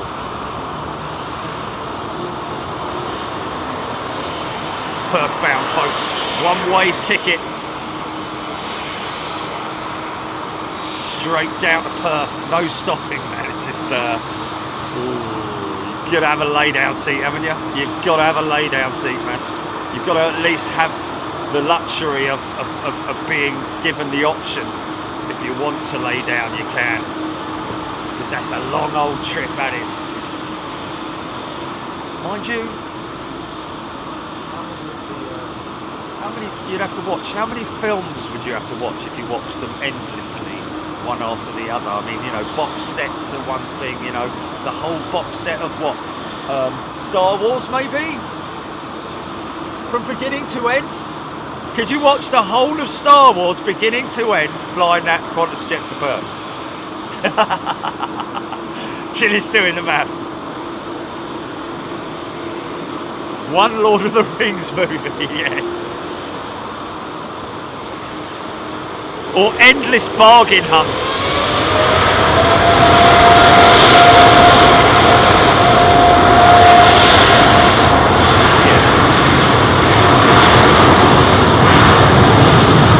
Was it 17 hours in it? Is it 17 hours? I mean, it's a testament to that flipping aeroplane, really. I don't know if the 787 has tip tanks, you know, like the horizontal stabilizer tanks like the A330, 747. Boeing have already implemented before in the 747. So does it have extra long range tanks on it? And of course, it's the 900 which has the longest range. I think the 800 has the longest range. I think maybe, I don't know. But anyway, they're off. Wheels off ground, and now it's all about each man and woman and child for themselves, for entertaining themselves for the next. God bless you if you're sitting in the middle row and you've got a family with a 6-month-old kid that doesn't want to go to sleep. Good luck to you. Oh, Hamad Khan, bon voyage off to Perth. Two flight crews. There won't be 2 flight crews in the flight deck fly SSC, but you're right, there will be a relief crew as well. So two captains, maybe 3 captains, maybe 4 captains, but at least a minimum of 2 captains and 2 first officers and 4 pilots plus possibly a relief pilot. Maybe not. I don't think so. I think they'll run 4 pilots if obviously one of the others gets into trouble, then obviously they can jump in the seat. But you know what I mean. I don't think they have to take 5 pilots with them. Helen Clapp, 12 hours to New York was enough for me.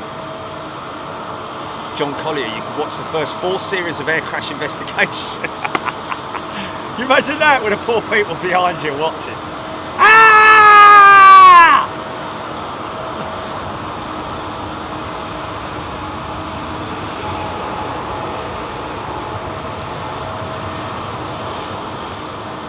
J-Mank, it would be Curb Your Enthusiasm, I'm guessing, and the flight map all the way for me.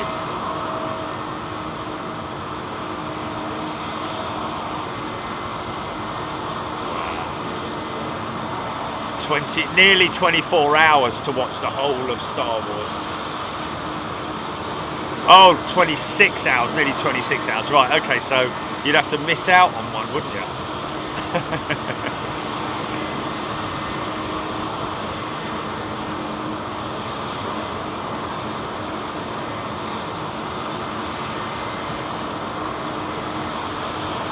Triple-7 Lenny Pasiglia has upgraded to first class. These folks that kept changing their names with aircraft, it was great. Chris Carey has gifted a membership. Thank you, Chris.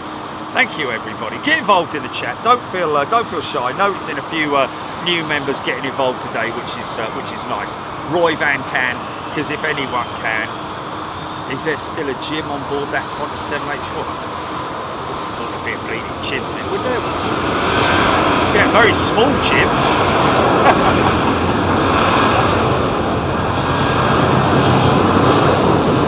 Who's using a pedal cycle? Hold on a minute, let me just open the door. So, oh, hello, John. How long have you been in here? Well, about 20 minutes. Right, I'll give you another 5. Hold on a minute. Nearly finished. Gym on board the 787. Was there closest thing I can imagine to that would be on the 330, where they had the access downstairs for the flight crew, didn't they?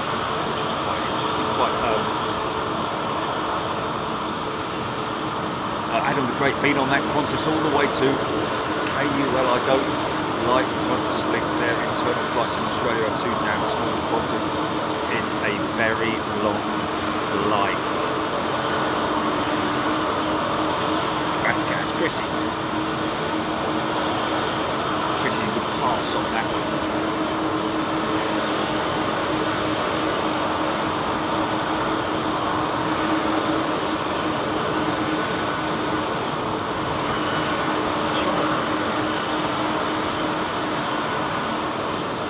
Stand by, folks. Might get a bit wobbly. I'm just making an adjustment here to my thing file.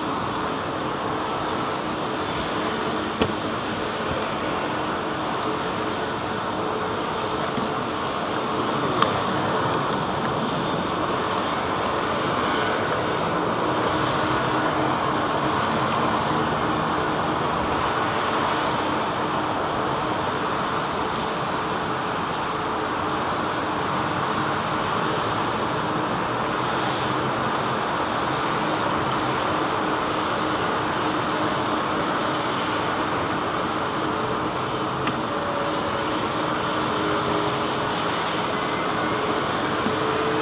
No, it's the aircraft basically. It's all it is extra fuel tanks, isn't it? It's mainly fuel tanks that dictate the extended range and long range. Uprated engines possibly, but mainly I think you'll find it's down to let's just see how that handles that, because then I don't have to look down at the.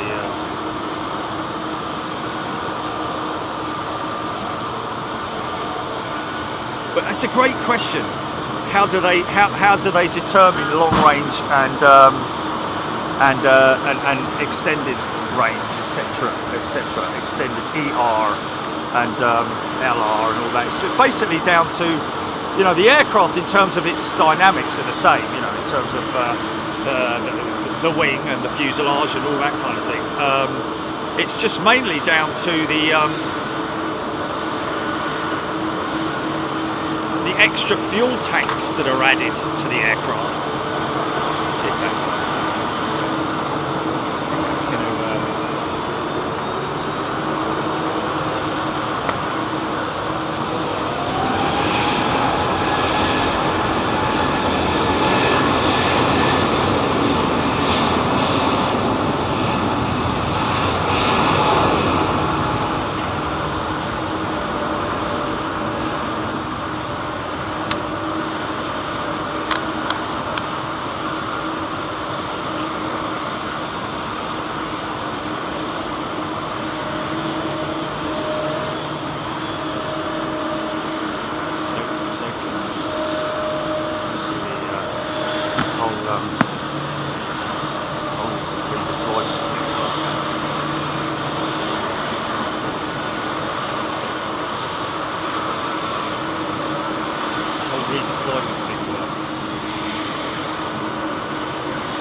Raptor X Iceland Air on radar. Awesome, thank you Raptor X. I don't know whether she's going to be coming out from over there or whether she's going to come out from over here. Either way, we're going to get a beautiful aeroplane, folks. MEA's new, well, most up-to-date livery right here.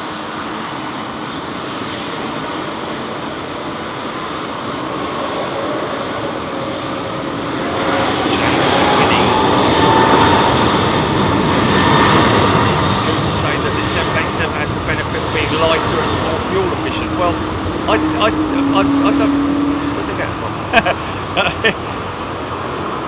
Lighter. I mean, yeah, as an empty aircraft. Yeah, I don't know. But anyway, the A350-1000 Project Sunrise, isn't it? That Qantas are going to be operating next year. And is it this year or next year?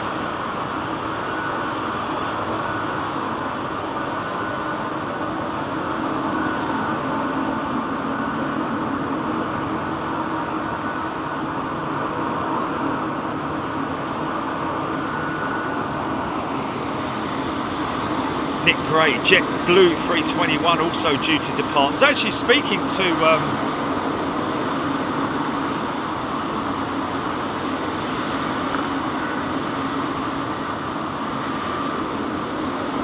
So there we go, Project Sunrise, g'day, next year, 2025. Did you weigh them?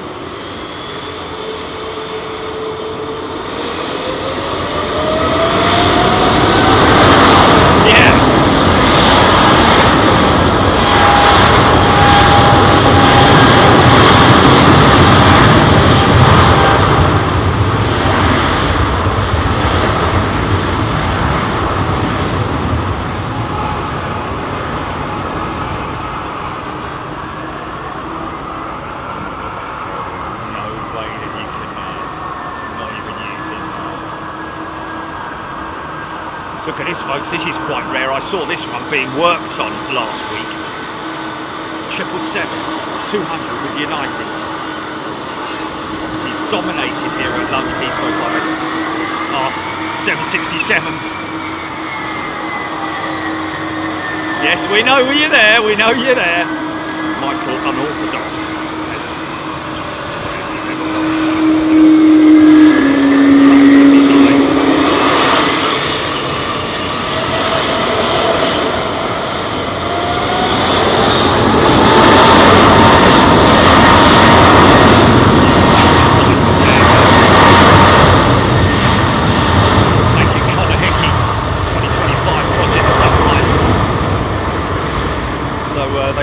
Facilities to operate on these 777s as well as the 767s at Heathrow here with United with their relatively sorry.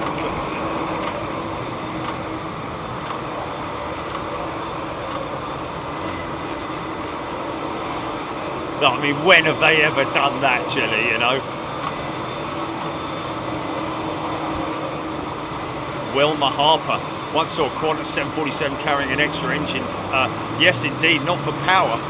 They used to transport engines. The 747 has an extra sort of like pylon attachment that they can use to carry extra engines, but that was stopped some years ago, obviously. But they used to transport spare engines around, didn't they? Not so much for other people, but for themselves.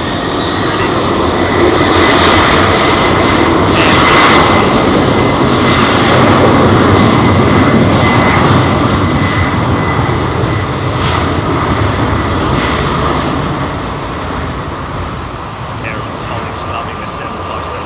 I think we can all clearly see the beauty of that aeroplane there. It's a 300 as well, folks. Now look at that. Why didn't Boeing? Honestly, Boeing, really? If you're gonna change, modify an aircraft, modify that one. Look at all that ground clearance you've got, man, underneath that engine. You could sling, you could quite easily sling one of those engines on it. I mean, it might be a little bit too powerful, obviously, but you know, you'd have to obviously make modifications and reinforce the engine pylon system and the wing, probably, you know, beef it up a little bit. But really, you know, she's got a beautiful wing on her. Nice big tall tail. Look how long she is, man. And that was out long before the Neo, wasn't it? Long before the A321. I mean, look at the length of her, man. Sure, they've got their own reasons. I'd love to get the official word from somebody at Boeing.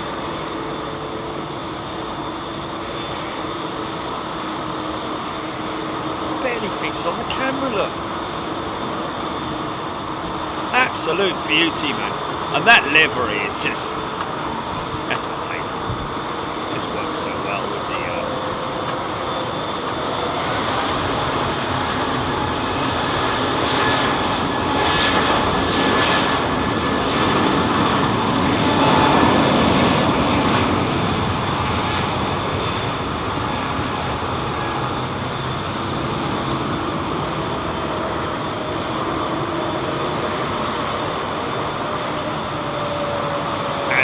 the other great thing is that she's sporting the RB211s as well, all dressed up to the nines. Look at that.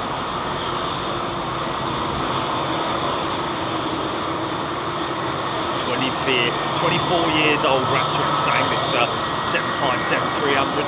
great shame they're going to be replaced with the 737 Maxes, of course. Well, I don't know about that at this stage.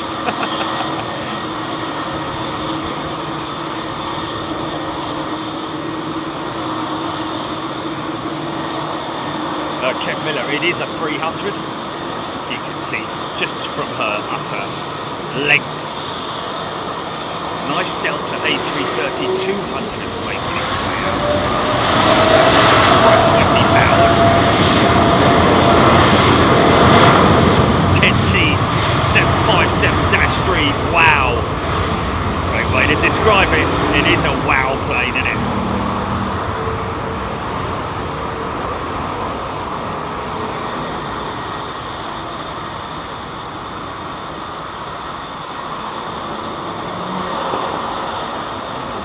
Single RV, single aisle, isn't it?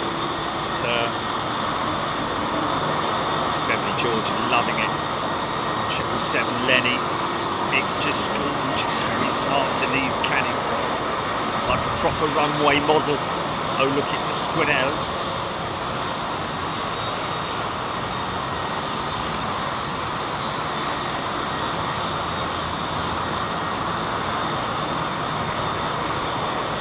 Sorry, Hungry Bookworm, I say RB211 is the Rolls-Royce RB211. Very old engine type now, but very, very popular in its day, especially on the 747s. Tri-Stars were all powered by them as well, and of course some 767s, I believe. Let's see.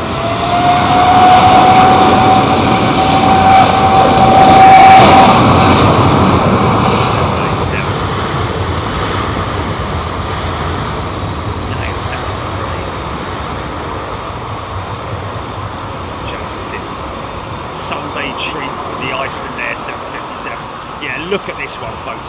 It's like the ice cream man turning up outside and he's got your favourite lolly this week. Or she.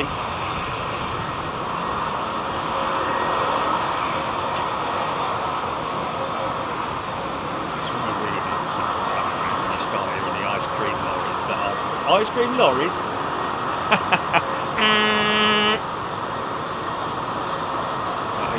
Boeing considered developing an updated version of the 767 known as the 767X, which would have featured improved performance and efficiency. The 767 Project X ultimately did not proceed to production. Well, probably because it's pointless. But as far as a single aisle jet goes, why didn't they look at the 757? Look at that versus the 320. Is that a 321 with Aer Lingus? It's not even Aer Lingus, is it? Sorry, JetBlue's 321. Here we go. So look how short that is in comparison to the 757-300. Of course, the 757-200 would be, it's like we were saying yesterday. Sometimes you can double take and see an A321 like that, and you can think, oh, is that a 757-200? You know, that's why I wobbled like that, just because it's sort of like, it's got that profile. It's got that profile, isn't it? Look. Obviously, there are distinguishing features. One of which is the massively big, long undercarriage. This one's going directly to the States, folks, across the water. And actually, Paul Hooper yesterday, he'd been on it. I asked him about legroom. Apparently, I think there's 3 classes, isn't there? 3 classes. There's like a cow class right up the back. Then there's a class where you get an extra 6 inches of legroom. That's what I'd want, absolute minimum. And then you got the lay down seats up front. Not sure exactly how it's configured, but you're doing that sort of. It does seem a bit odd to be travelling single aisle across the Atlantic. But Ben Thompson just joining the side to see the Icelandair 757. This just deserves it, doesn't it? Let's just leave it on that beautiful aeroplane. Aeroton's best engine, RB211, incredibly report for 747.5. It's not properly secured. ES, yes, read that yesterday. Very interesting. So nothing to do with Boeing, nothing to do with the engine manufacturer, purely down to the a maintenance issue with the boroscope. Whoever did the boroscoping did not replace the plug. Again, it's another thing where somebody's possibly gone off on a, you know, here she comes.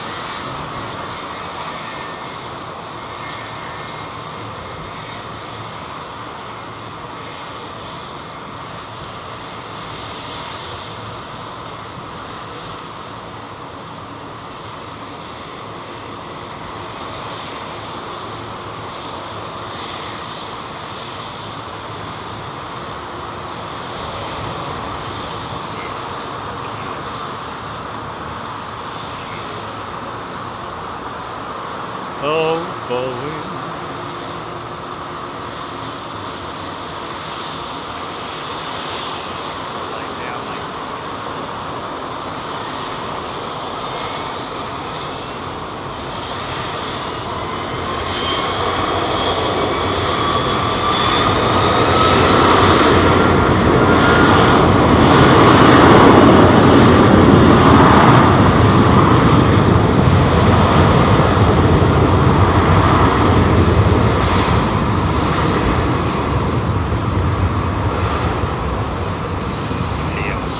Good-looking jet.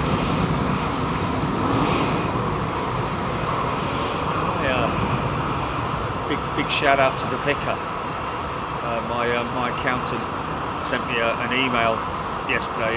Jeremy, wanting some accounts from September or something like that, and she signed it off with, "Oh, and by the way, the local vicar watches you all the time and loves you."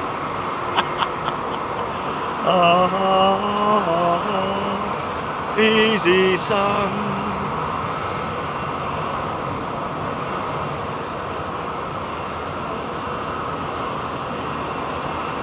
Blessed are the plane makers. Shut up, big nose. Oi! He just called you. Look at this, Delta 767 and Delta A330. Delta looks like they're really going all out with their Airbus orders at the moment, aren't they? 339s are very heavy on their list, as well, of course, as the A320 Neo, as well as the A220 as well. Nice old Sri Lankan 330 coming out.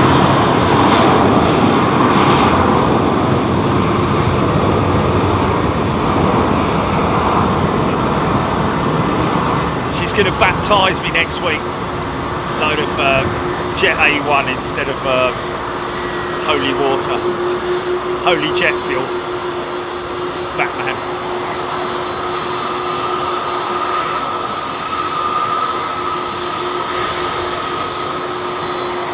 Pratt & Whitney's. See the stubby exhaust on it. Gives it away as being a Pratt.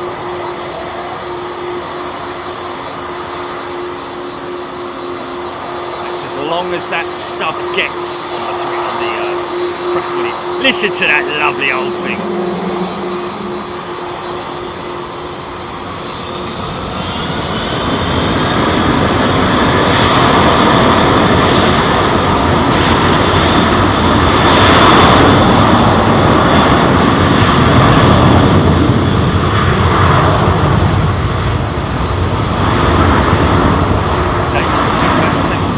It's only 24 years old.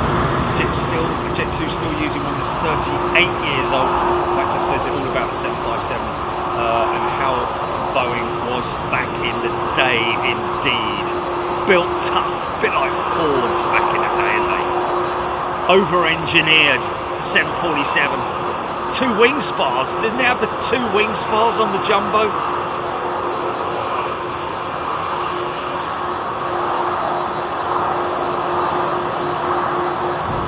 Redundancy for a redundancy for a redundancy. Crazy. How much influence, Captain Bob saying, does Delta have over Virgin? Well, it's a 50-50 split, isn't it?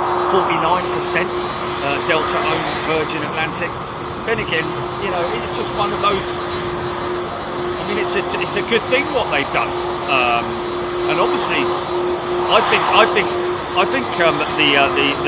the relationship between Delta and Virgin has the orders have been influenced by the whole Virgin thing as well, because obviously Virgin have had talks with Delta and said, listen, mate, you know, all of the 339s, we can get them at a discount if we get a bulk amount from Airbus. Oh yeah, didn't think about that, man. That's great. Let's get on to our suppliers now and talk to them about it. All right, mate.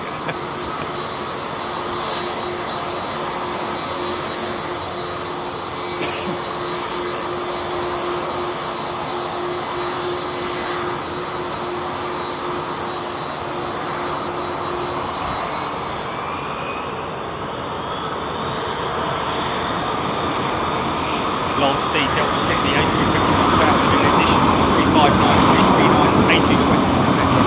Quite the Airbus line. I wonder if they're sticking with their MAX order though.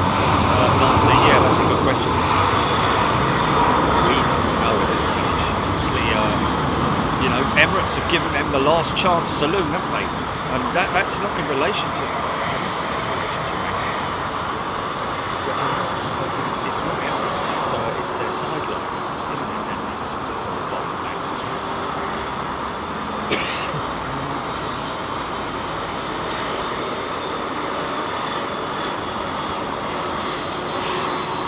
Fly Dubai, yeah. Fly Dubai, not a MAX customer. Because I know that the CEO of Emirates have said, you've got to pull your finger out, mate, otherwise we're going to go all out Airbus. I mean, they say about the 380s being operational till 2040. I don't think that's of their own choice. I think that's because they haven't got a choice because of the distinct. Easy, son. Patient, mate, you're going to get your pitot tubes full of grit in a minute if you don't stop. Wow. Yeah, you need a park in there. Good lad. Madam.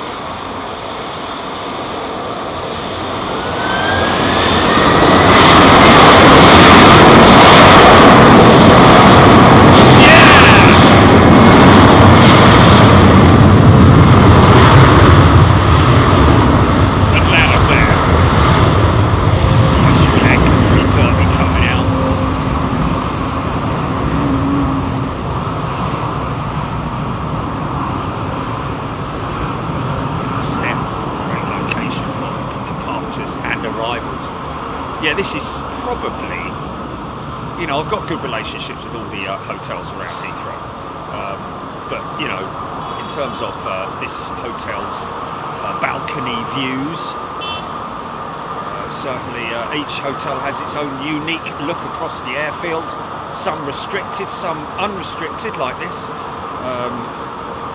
Of course, you know, at the Renaissance you have to sort of like either go out onto the parking lot when you've got the close enough, but here, and you do obviously have access out onto these onto this balcony. If you are well,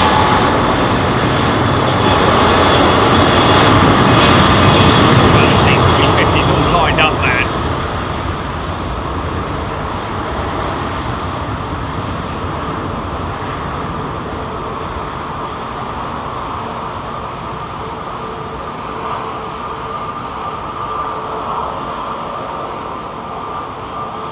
Jules Harris sound and sounds today are just awesome. We obviously had a technical issue earlier on in the show, which we very quickly dealt with.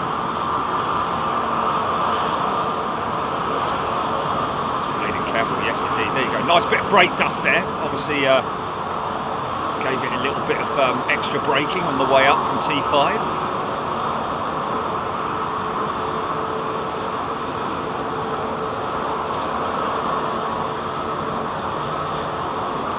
Climbing out into clear skies now, or at least into a break in the skies. A little bit of broken cloud out there, but at the moment there is a clear patch. This is some floofage. Lovely old Sri Lankan livery there.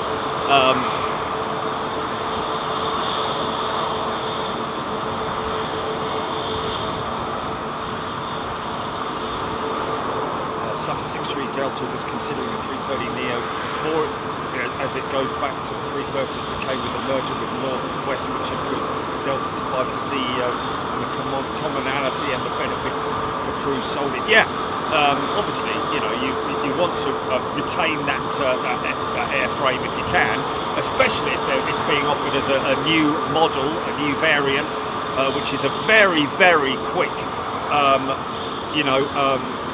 certification, type rating, whatever you want to call it, from the 330 CEO to the NEO. And to be perfectly honest with you, I can't think that it would be more than a few hours, you know, in the sim, if that, you know, because it is primarily the same aeroplane, maybe a slightly longer wingtip or wingspan than the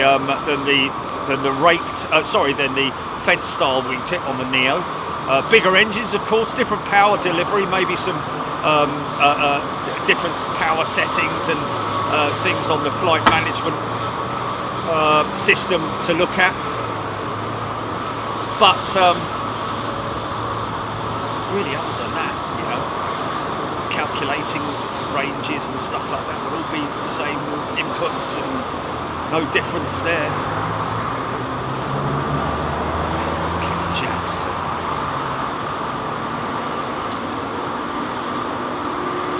SSC.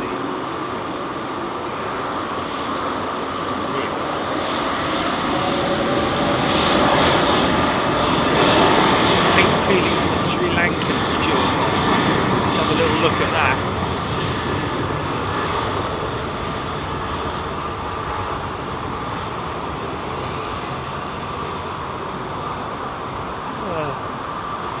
Sometimes the contrast in the pure white.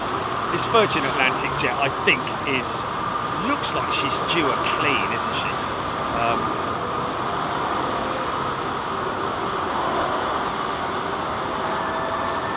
Jim Kane, what's that discoloration on top of the Sri Lankan towards the back? We'll have a look at that. There may be some paint peeling.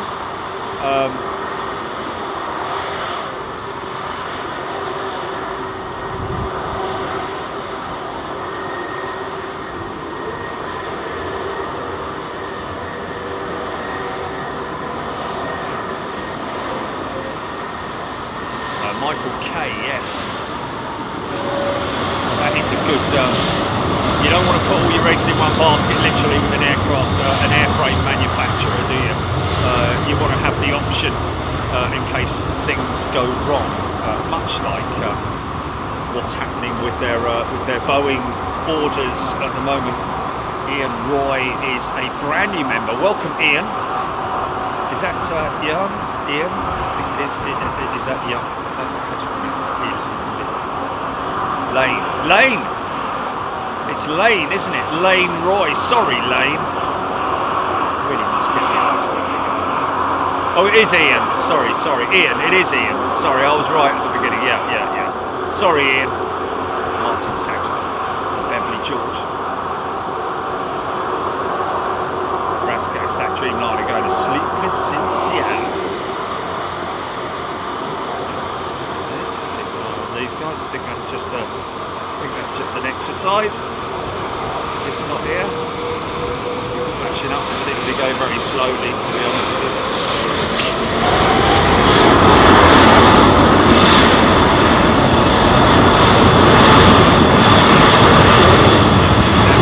Just flew into Orlando, a brand new Southwest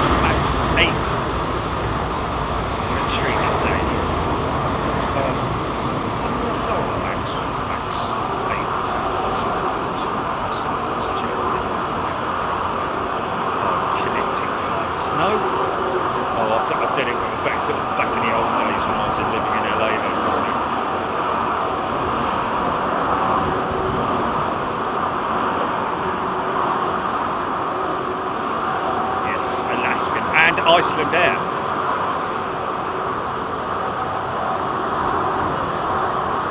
Yeah, I flew Max 9, didn't I, with Iceland, with Alaska. Yeah, yeah, yeah.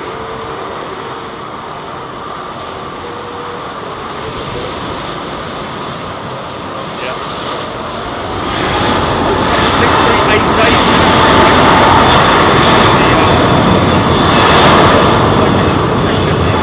being selected. Said Del wants the best for Delta and customers. 8 days sim training. But when you say 8 days, what from the CEO to the NEO? 8 days. Wow. Seems quite a lot, doesn't it? When you've got an aircraft that is primarily the same in terms of, because a lot of times type rating, I mean, obviously it's different if you're going from Airbus to Boeing. Yeah, fair enough, I can understand that. But if you go in if you're flying an aircraft that's primarily got the same dimensions in terms of taxi, might have a funky shot here, ladies and gentlemen. Stand by. First funky shot of the day coming up, I think. Go on, girl, climb, climb, climb. Keep climbing. There we go. Yeah!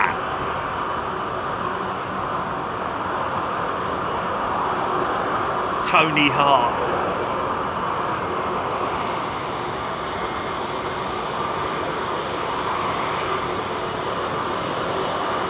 So that's interesting. 8 days. What to type? Well, to certify or type rate or switch from the Neo from the CEO to the Neo. It's a long time.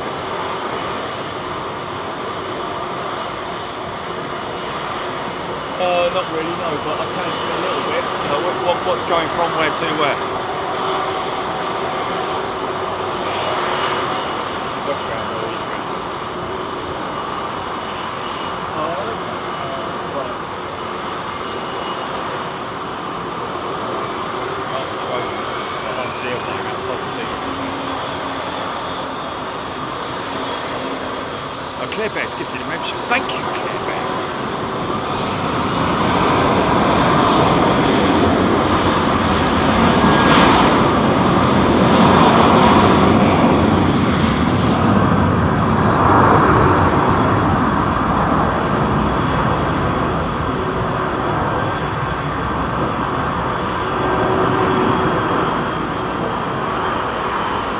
That's a Lufty 747-400, isn't it? No, it's an A346, isn't it?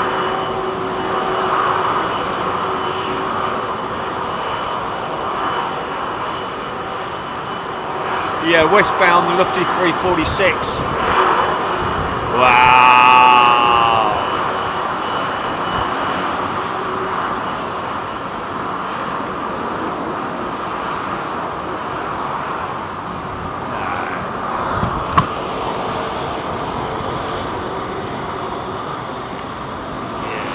She's out of shot. I think she's out of shot. 777 Lenny has gifted, Lenny Pasiglia, sorry. 777 Lenny has gifted a membership. Thank you, 777 Lenny. 8 days.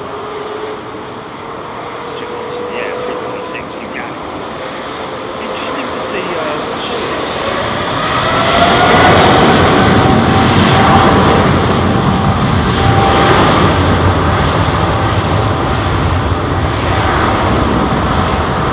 Lana, thank you. Enjoying the camera work today. Well, that's the one constant that I've got, that's for sure. Mad Monk 33 has gifted 5 memberships. Thank you, Mad Monk. Fly SSC, indeed, that was Lufthansa in the old livery. Rich S, thank you. Barack CRN Lufty 346 to JFK. Stuart Watson. We got the fire brigade. Fire brigade.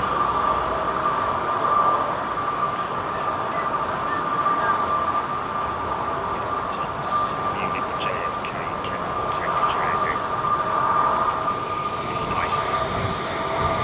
Rolling it to the spool up. Here we go. 233 C330. 200 Delta G.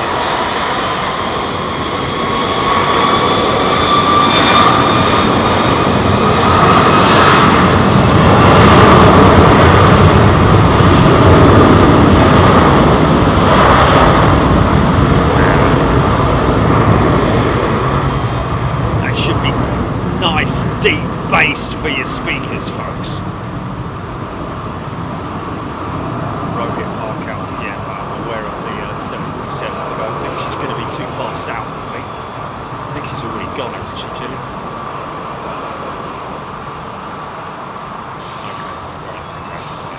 Missed it. Well, it's not that I've missed it. It was obviously not trailing for whatever reason. Don't get me wrong, folks. Trust me, I'm scanning the skies and everything I can all at one time, especially when the skies are clear as they are at the moment. So that's a 330-300. This is a 330-200 with a Pratt & Whitney engine bolted to it. Here we go. BCLE.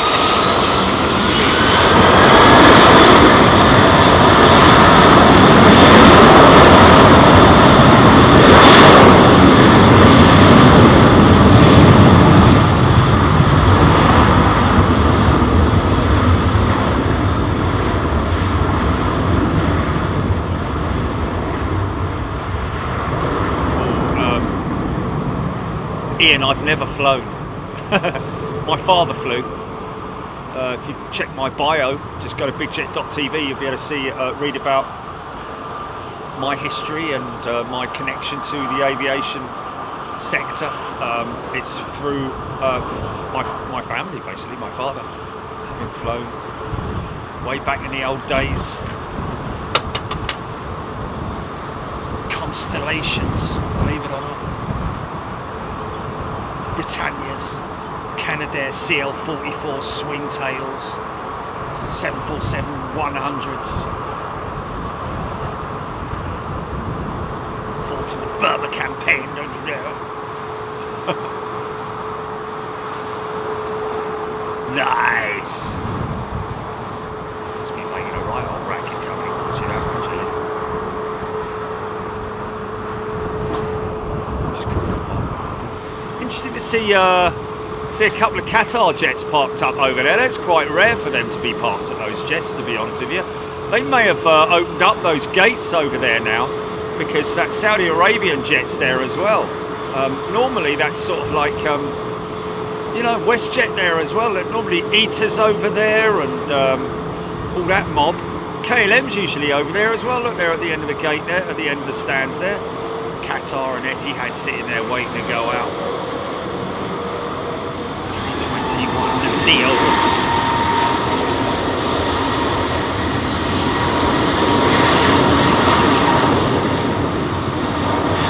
Feather duster.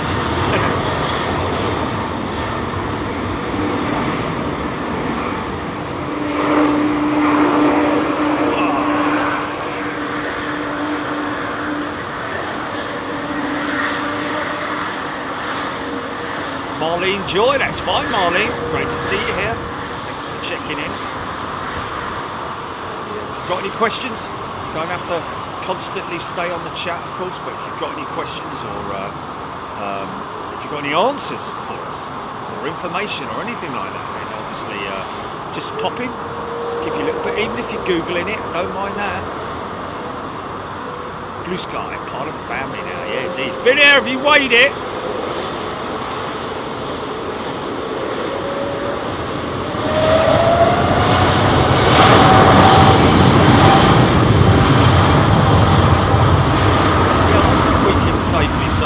London Heathrow is probably the busiest airport for A380s. Yes, of course, after Dubai, where it's all Emirates. In terms of variety and different operators, I'd say that you know, Qantas, Etihad, British Airways, Qatar, Emirates. It's a busy old schedule here at old London Heathrow. Madman aviation interest came from my military service. Wow. First flight was on Hercules. Stuart Watson, 3 fire trucks rolling. Yep. Trevor Russell, good day to you. Nick Class, Twist BA380, pushing back, heading for Dubai, heading for Dubai. Thank you, Nicholas. And I think, Nicholas, that is her tail there. There's a 380 with its side on. That's definitely a 380 there, isn't it?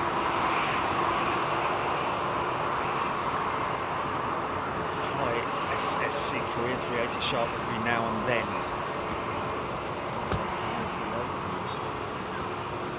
A long time ago, the old sound. A long time ago, saying that. My interest in aviation comes from my dad, who spent his entire career working for NATS. Samantha Brown. Wow.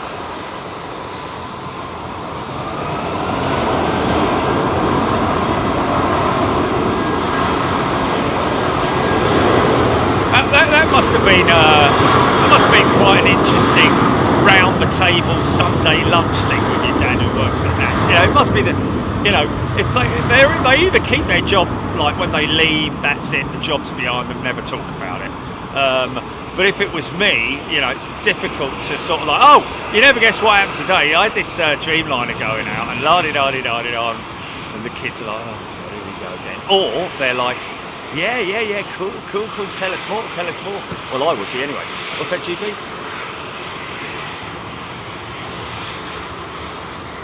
September the 11th, 2023 was the last visit for the Korean A380. These guys, folks, I don't know if you've read it in the news or heard it on the news, but weighing their passengers. Well, carrying out tests to weigh their passengers.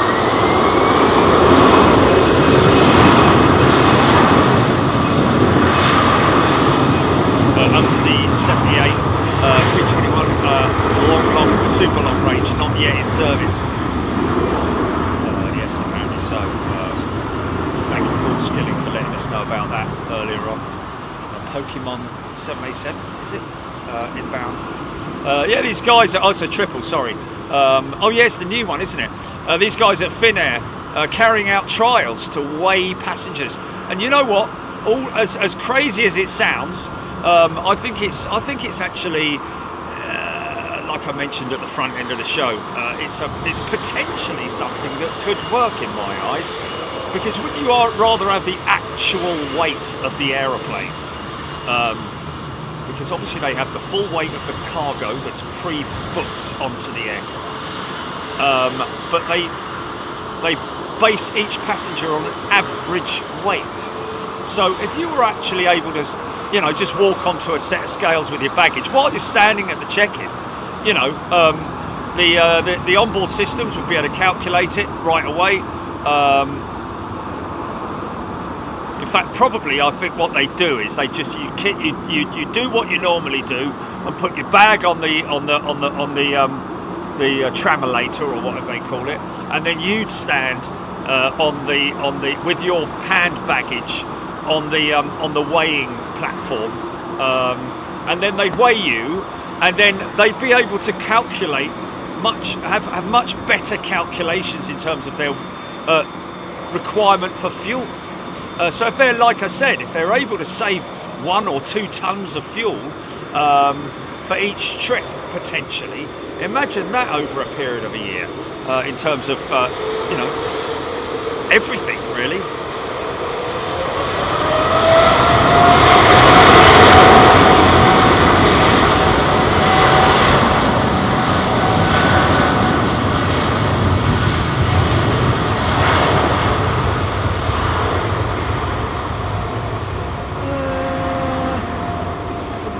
But if this was done for all airlines, you would need to be at check-in 3 to 4 hours before the flight. I don't know about that. I can't see that weighing passengers would actually take any time longer if they have a system of scales or weighing facility right there at the check-in. Yeah, because they always weigh your bag when you go in there, and if you're, yeah, well, they will probably allow a small contingency for duty free, won't they? You know, they will probably allow that contingency for duty free, because you're not going to go in there and buy 20 bottles of gin, buy a bottle of gin, you know. So maybe add on another 20 kilos or something like that to allow for duty free or something like that. Much like they do at the moment, which is exactly what they do, is work on contingencies when they're planning their fuel numbers.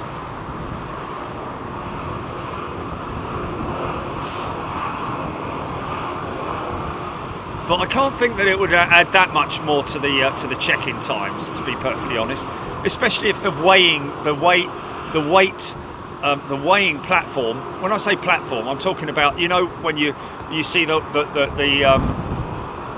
when trucks are weighed at the weigh stations, they just drive onto. They don't have to drive up onto anything. They just drive onto a platform, which is a giant pair of weighing scales, literally. Trent 700, 7000s. Here we go. Okay, lovely new engines, man.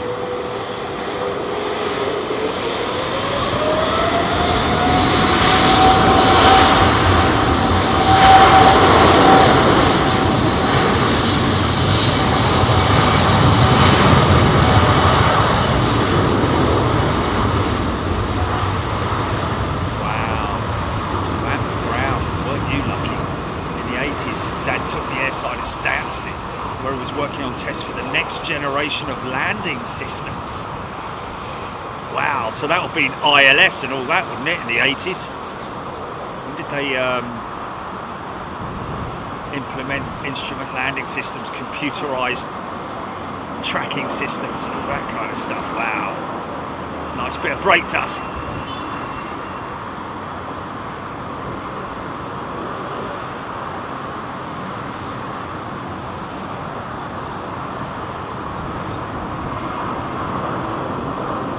Suffer 6.3, the ETA slots were seemingly sold off to Etihad, perhaps for increased service. The next airline expected to leave London Heathrow is Tarom.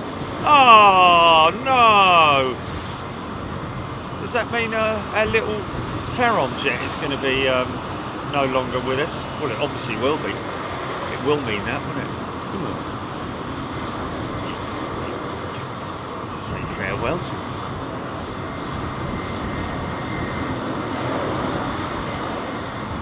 It's what, Julie? Yeah, it's a voluntary trial, I know, I just say that. I've done my research. Pay attention. If you listen to the beginning of that, I said it's a trial. They're trialling it. And that's not at Heathrow either, that's in Helsinki. So it doesn't mean from now on every single aircraft Finnair jet that you fly on you're going to get weighed. It's nothing like that. It's just a trial to see potentially how much. I'm guessing they haven't mentioned anything about fuel, but it must be related to the fuel load, and they're able to calculate it more accurately in terms of how much fuel they need. And like I said, if they save, and this is my own assumption, because they haven't actually mentioned why they're weighing passengers, but like I said, passenger weight is also related to fuel. At the moment, everything's weighed on an average weight.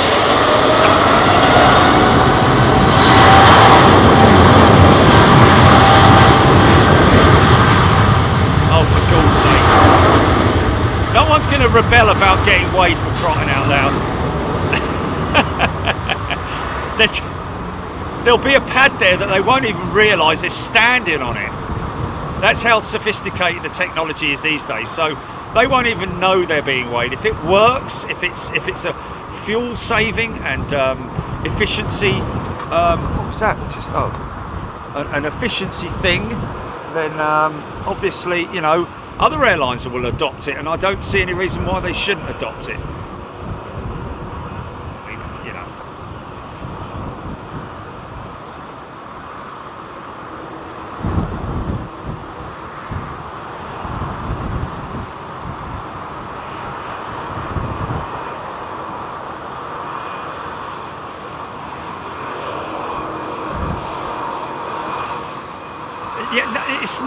It's not a case of them charging heavier people, folks. It's just so that they can calculate the exact weight, or within 30 kilos or so of the exact weight of the all-up passenger and their baggage weight. So therefore they can calculate the amount of fuel. It's nothing to do with charging, or giving discount to somebody who weighs under a certain amount. It's nothing like that. It's nothing to do with people who are large or big muscled and big heavy boned people, you know, or whatever it is. Skinny people, medium people, whatever it is, it just doesn't matter. It's nothing to do with that. It's not to deter people, large people, from flying, is it? For God's sake. It's just so that they can get a more accurate weight. Let's put it this way, it's not a case of, like, you know, with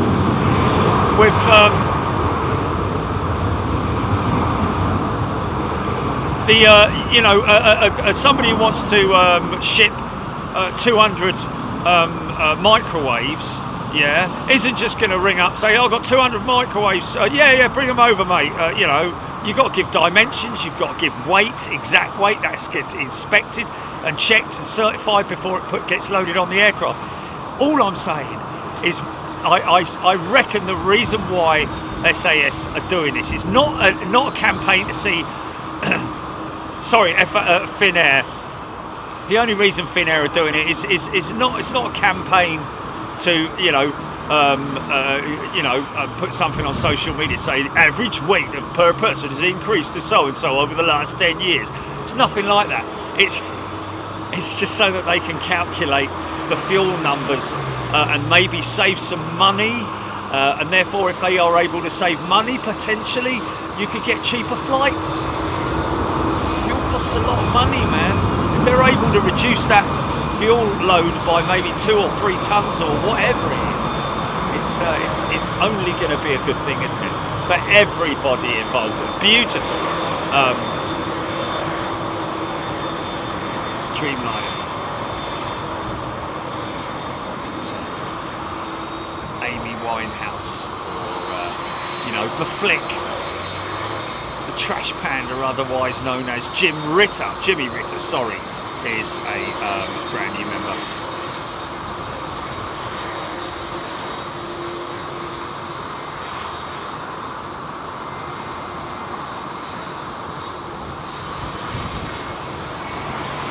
Well, I'm going to read this one out because this is, even though it's a non-member, I'm going to read it out, but it's a fair point. Unsettled misspelling. Sounds a bit like me. Air New Zealand says it wants to weigh 10,000 passengers during a month-long survey, so pilots can better know the weight and balance of their planes before takeoff. Thank you.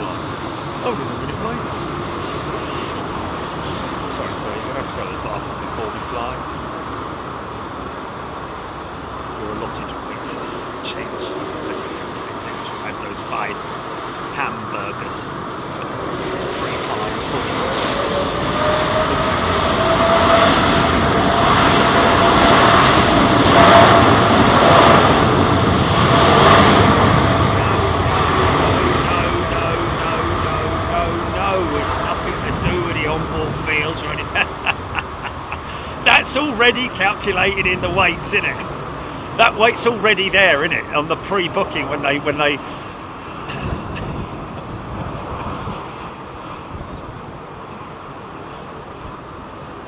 and yes, of course there will be contingencies, because yes, people eat and drink after they pass through check-in. They also buy duty free, so there will be probably maybe a certain amount of weight allowed contingency wise for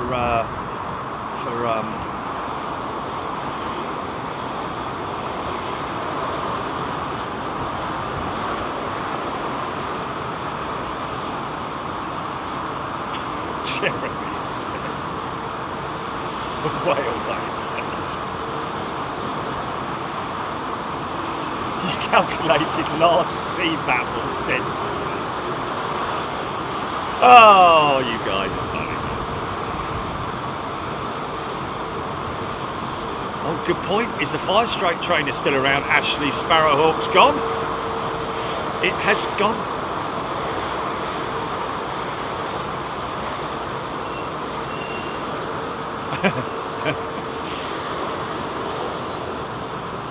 Wait, listen, folks. Listen.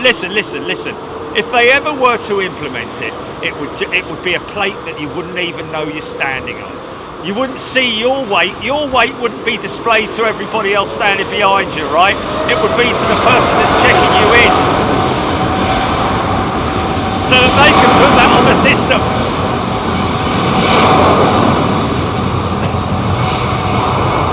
Oh my God, really? Yeah. Oh, Wilma, we got a fat one here. We got a fat. Oh, he's over. It's like, it's not going to happen, is it? It's not going to be like that, man. Come on. Clip 707 as a child, I remember we were all way before boarding Air Lingus flight attendants, also through candy and passengers distributing sweets after meal service. Virgin Atlantic give out a packet of Love Hearts, aren't they? Those Love Heart sweets. You remember those back in the day? Love Heart candy, that is.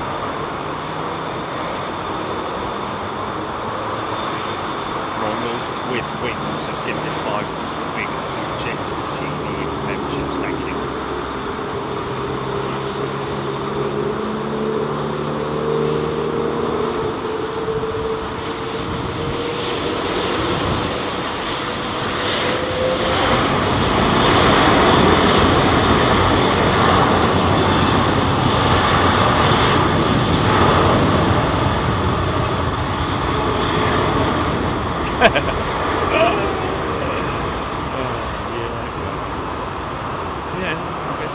I guess so, yeah. I mean, if it's able to sort of like, you know, scan your body and, you know, and your height and everything about it, it will... Yeah, I don't know about that.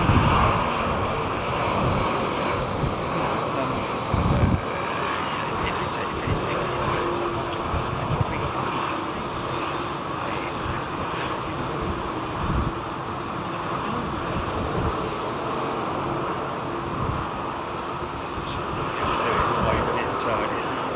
The hardest thing is to do it in a way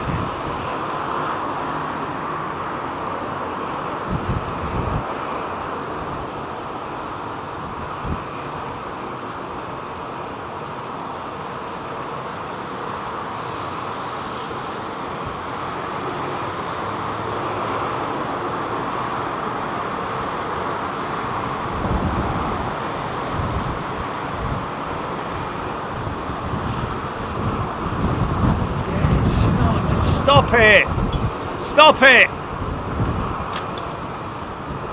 Yeah, please. Oh, look at this. That's Dubai bound, isn't it? Oh yeah. Oh yeah.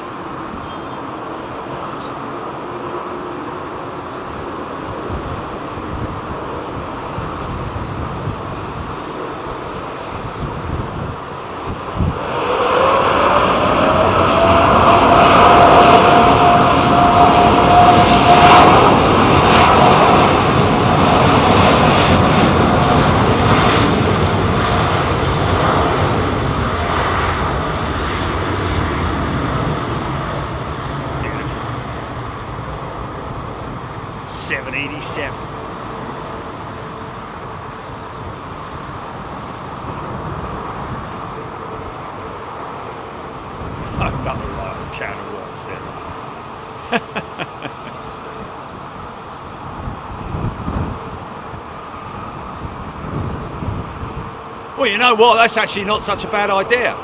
That's totally off subject of that, but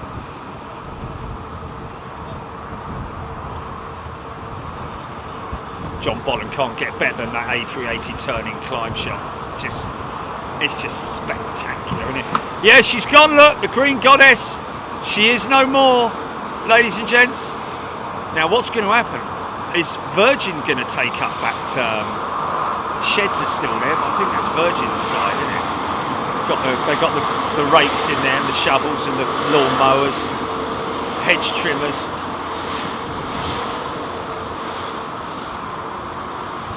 Kelvin Grant loving the 380 bank shots.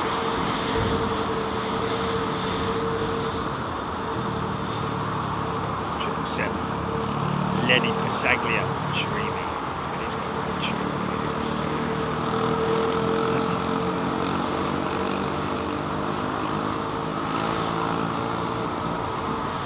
Making any sense there, mate?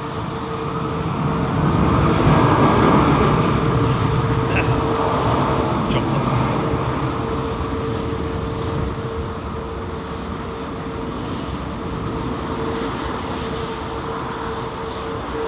SSC, RIP, green airplane, so many years, yeah, that's been around.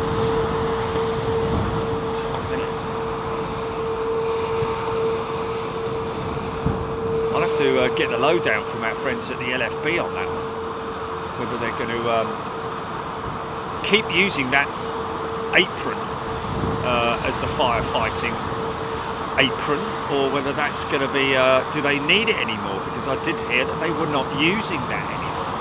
I think the only thing they were using it possibly for was car rescue and stuff like that.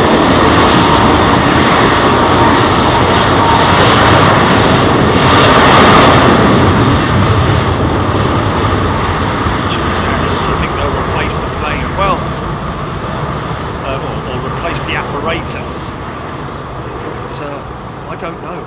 Are they going to get something a little bit more streamlined in there, and smaller and more manageable, or like they do at some airports, which are very sort of like basic structures, or whether that is actually not going to be used anymore by the fire training teams, or whether they are either going to put it somewhere else, or the Virgin are going to take that spot up, because that's a prime real estate, isn't it? It's probably not earning Heathrow any money, I'd imagine. Wouldn't surprise me if they've sold it to or leased it out to Virgin Atlantic, so Virgin have got more parking space, because obviously at the moment Virgin are quite limited to space, especially now that United have moved in next door. I think they've got a pretty good relationship. Don't need any planning permission at the moment, but potentially there's another parking spot there, isn't there? It's either that or British Airways are going to snap it up, I don't know, because Virgin obviously use those stands over there as well as stands here at the moment, but it costs some money, I think. I think it costs some money to park those jets there. It's not like, it's, free of charge or anything like that. Said Ronald Wings, gifted 5 memberships tonight. Thank you, Ronald. There's our little Tarom jet. Hey, you keep coming in there, Lou.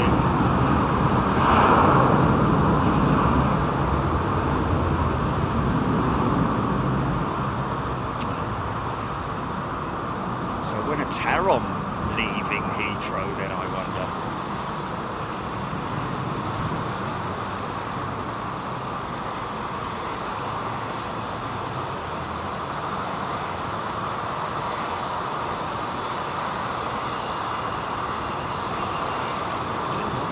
Is UAE. Donata as a handling Donata are a handling agency, aren't they? They operate at Dubai, yes, but they're not. I don't know if Donata are I think. Is it parent as in okay. So Donata is UAE owned and operated. Wow. Okay, I wasn't aware of that. I know they're handling agents here at Heathrow. Donata are massive everywhere around the world. You see them, but they're obviously located and based out in the UAE. Thank you for that.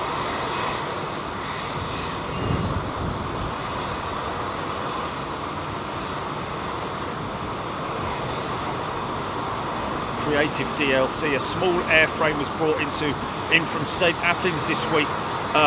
It won't be for fire. You can't.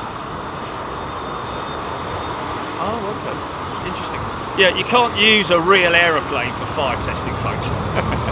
You use them for evacuation testing, but they do all of that kind of stuff in-house nowadays with mock-ups. They don't use real aircraft. And of course, if you caught it alight, then you'd only be able to use it once. It would just melt. And so, yeah, I don't know why they bought that frame in from St. Athens. It was a 320 fuselage, wasn't it? Where have they stored that, I wonder? Possibly over the back there. Maybe they're going to use it for, I think they might use it for de-icing practice, possibly. The Pool Man Captain. Thank you, Pool Man. Let's give to 10 memberships. Thank you, sir.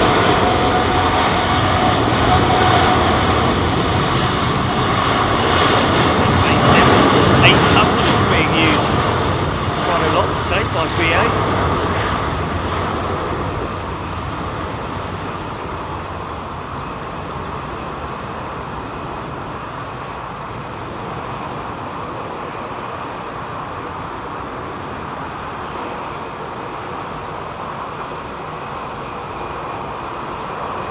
Aidan Campbell.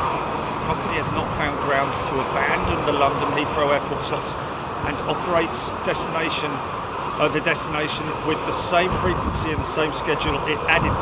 Aidan, is that Taron that you're talking about there?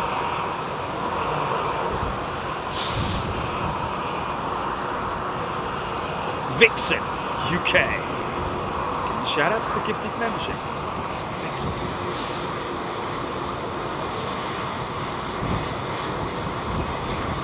He's sitting outside the cathedral, as they call it, here at London Heathrow. British Airways monster hangar, and built from the ground up, unlike these sheds over here, which are bolt-on structures. You can see that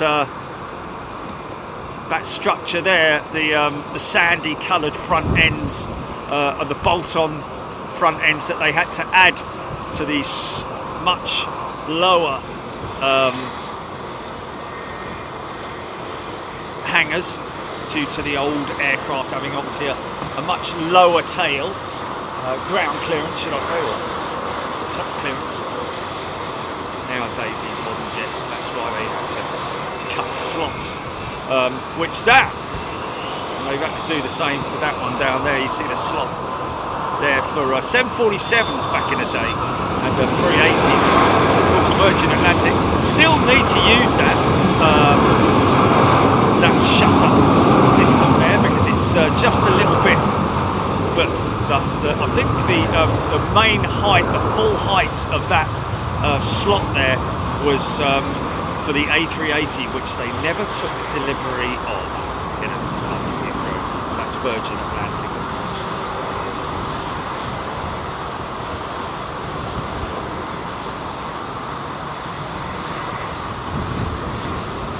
Car DTC, do you ever think British Airways will get a new livery? I don't know. I think their current one is it's money, isn't it? It's when you've got a big airline, like a lot of airplanes like you have, it's a major undertaking, like what Lufthansa have done over the last 3 years or so. It's a major undertaking to put your aircraft in the new livery. Of course, when you've got aircraft that are slated for retirement, you can just leave them in the old livery. But you know, airlines generally like to see a quick transition, as quick as they possibly can.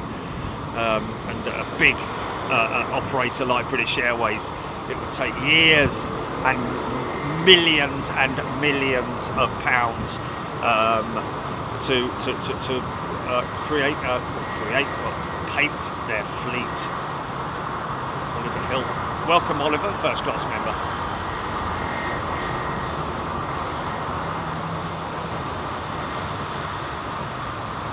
Oh, that's Aidan Campbell's just confirmed that. Yes, thank you, Aidan.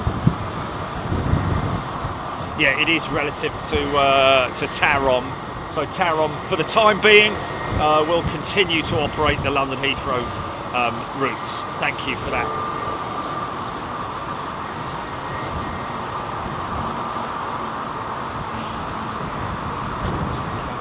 So Jeremy Vine show BBC Two found out it's cheaper to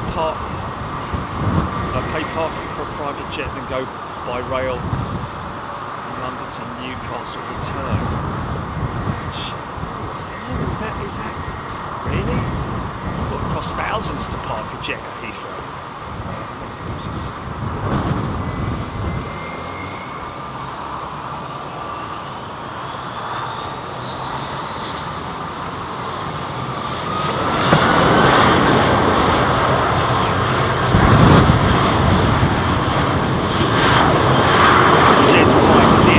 Over the Alps, estimated arrival time 15:08. Well, by the sounds of it, actually, we've got CXM is going to be one of the first arrivals.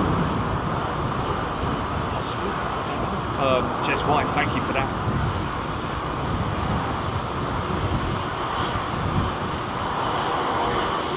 Never saw on that Sri Lankan. Never figured out the paint issues that they had on there, did I?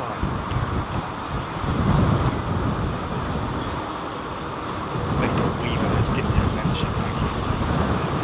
Gives them more because they didn't have that much.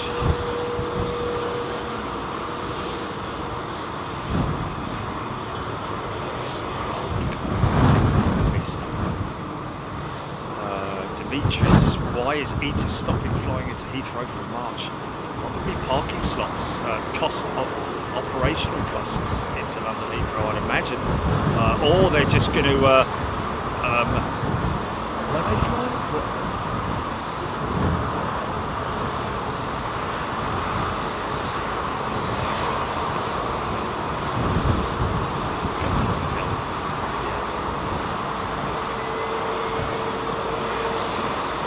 David Ace, how often will an airline change its livery?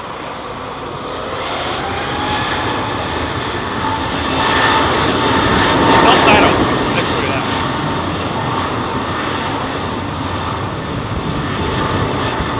Not that often.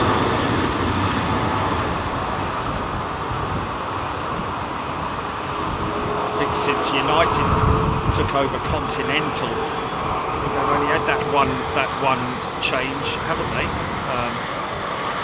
Possibly.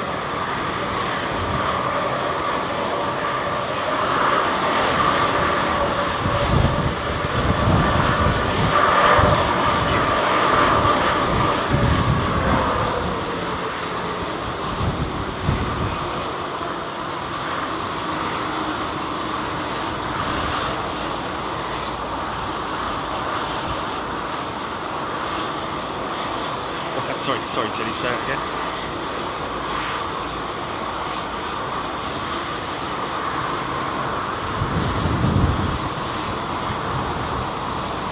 Oh, okay. So obviously, since 2022, March 2022, ETA's service into London City has been, good for them. So they're going to continue that on with their A220s into London City and then operate out of Gatwick, which is obviously probably cheaper, I'd imagine, for the time being, to operate from.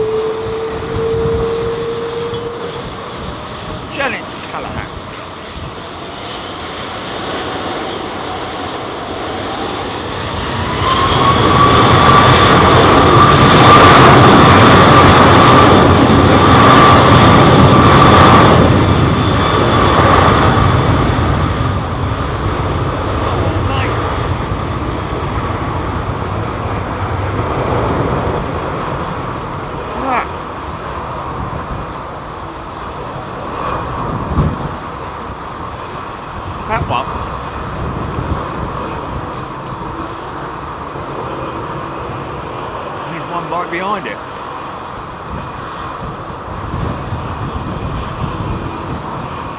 Yeah, it's two jets, yeah, and they're relatively close together. Qatar Triple and Air Canada. Wow.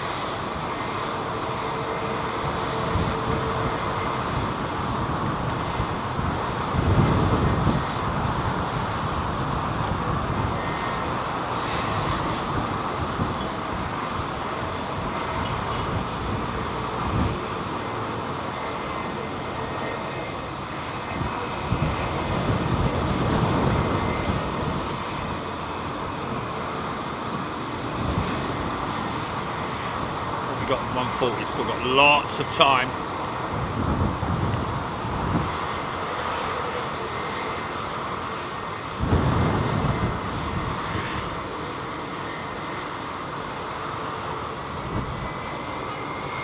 Martin Saxton predicting expansion in Birmingham. HS2 is complete.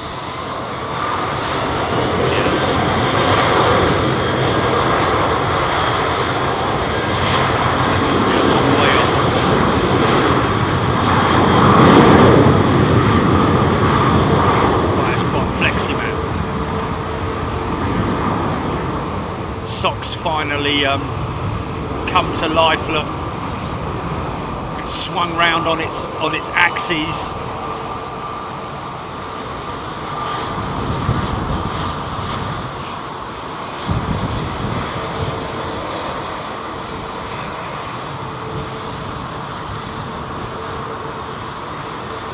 Suffer 6-3, thanks for the update on the ETA move.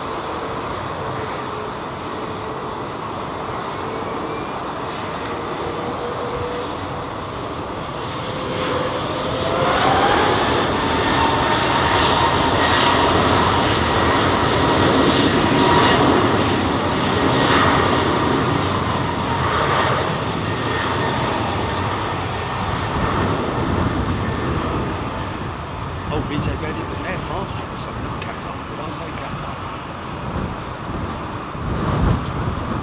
I said Qatar. Air France trip.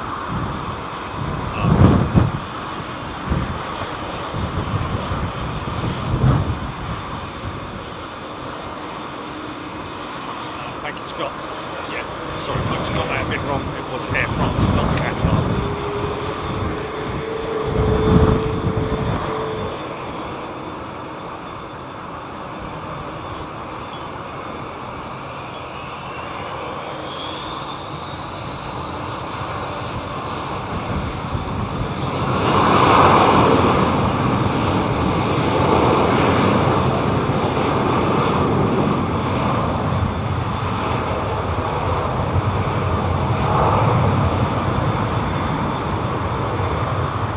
Long, man. It's down.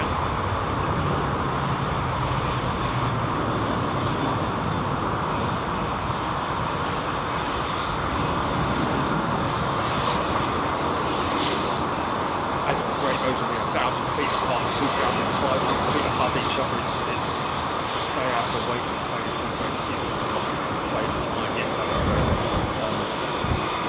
do see examples of that time to time. Pilots posting images from the flight deck, which is always really cool to see.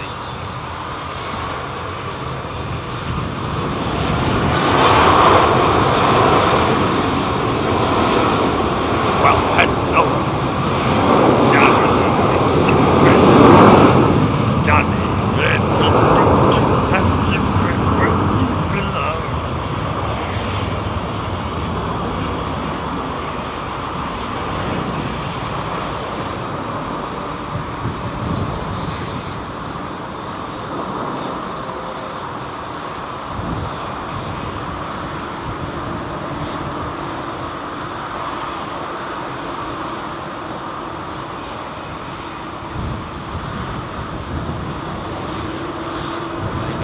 Lot more than 1,000 foot apart, though. I think they were. Yeah, you're talking about minimum spacing between aircraft. They looked a lot further apart. miles in front of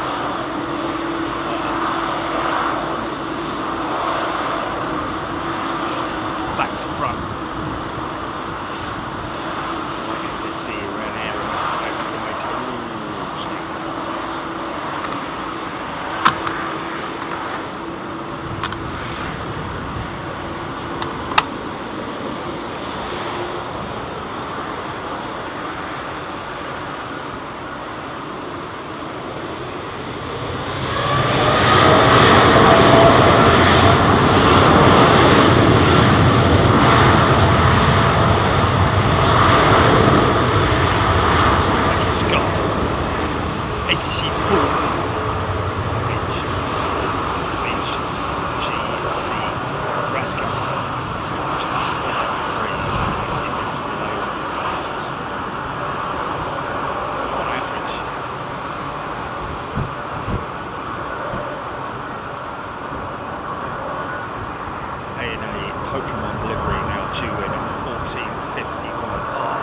It's going to be pre-switch over, mate. Really?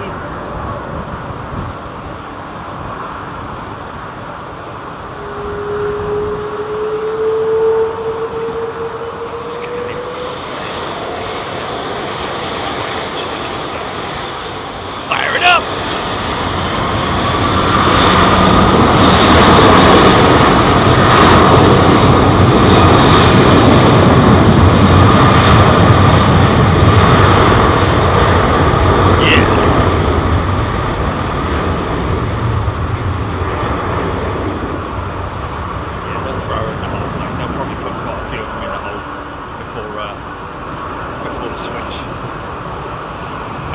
Only takes 10 minutes or so to stick it in the hole, do a few laps. It's good enough to create quite a significant delay on the arrival time, or bring it closer to its intended arrival time. Because don't forget Heathrow. So you know, sometimes you can be sitting on a stand at your departure point for an hour, whilst Heathrow are waiting for slots to clear, because it's all about planning, isn't it?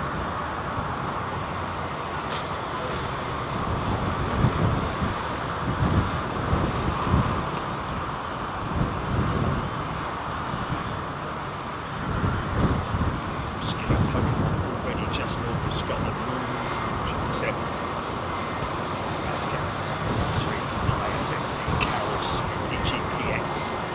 There's a lot of different separation stances, but basically 10 vertical 3 or 5 nautical miles laterally. You don't want to be obviously flying directly behind them. You can. There's been times when I've caught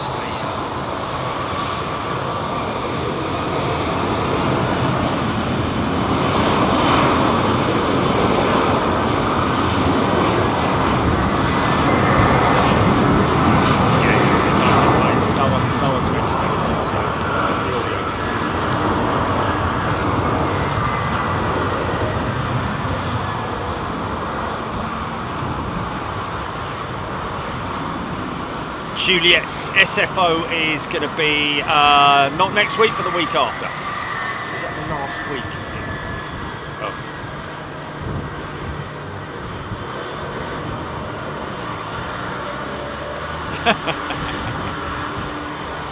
Raptor X, this BA 787-10 off to Riyadh. We're going to get this 76.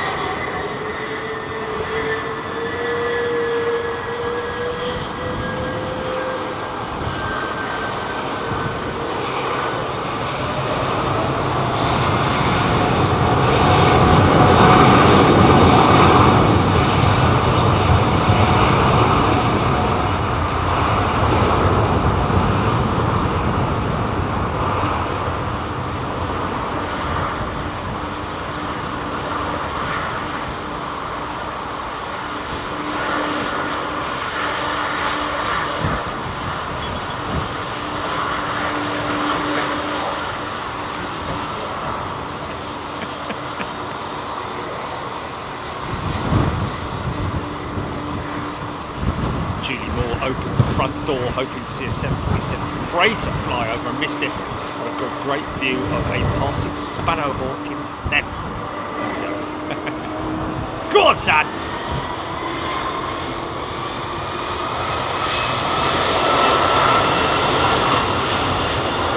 Fire it up!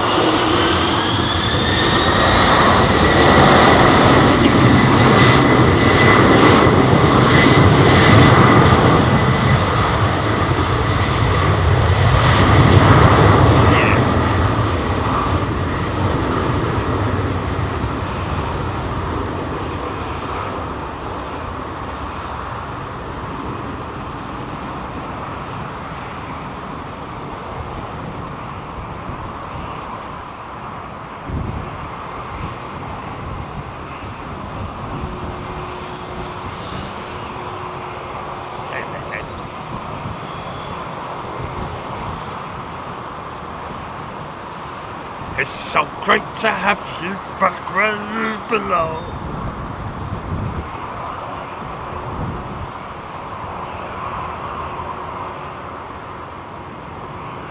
Nothing you can really do to stop those things from smoking. Just, it's like an old engine, isn't it? They're getting long in the tooth, those old Pratt & Whitneys nowadays. CF6s as well. They're still gonna, you know, General Electric, Pratt & Whitney will continue to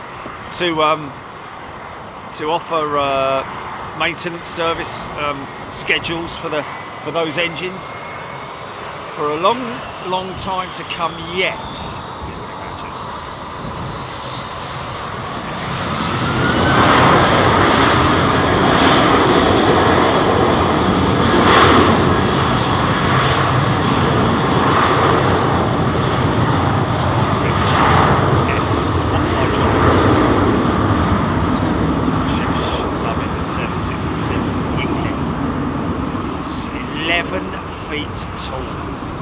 Get your head round that, isn't it? I mean, these ones, the ones on the hybrids and the Sharklet on the Neos and the 757s are really tall as well. I mean, it just basically is an extension to the wing to give it more of a profile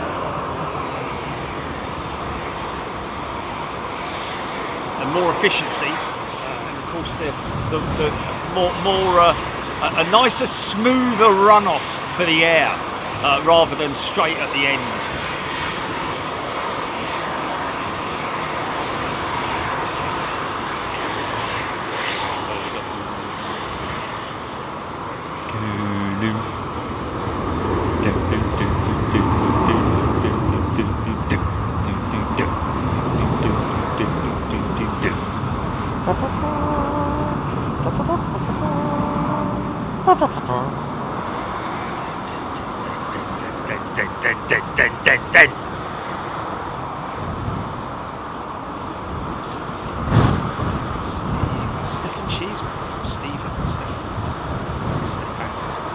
What happened to Pratt & Whitney? Nothing happened to Pratt & Whitney, Stefan. John Williams, they do indeed save fuel. These are the originals, the OG winglet. Airbus putting out the A300, wasn't it? I think the A310 was the first one.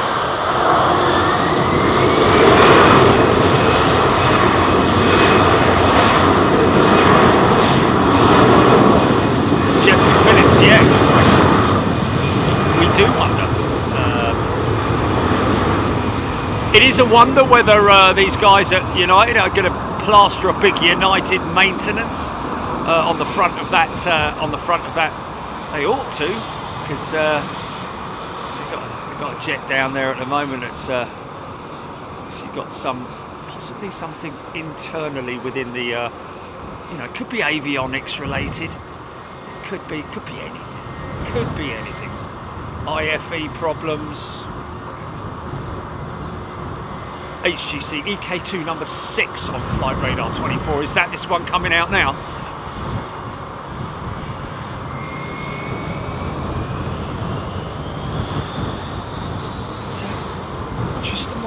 read somewhere that United were adding old livery to the train, like orange stripe, etc. United old livery, like retro livery. Oh, that would be good, wouldn't it?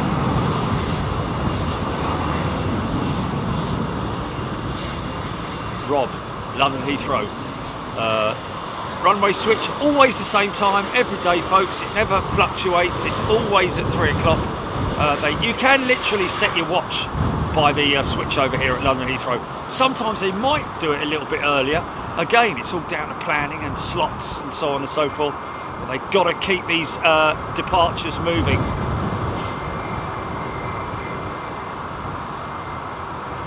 Giannis, is that Giannis? Rijas, cool view as always, thank you Giannis.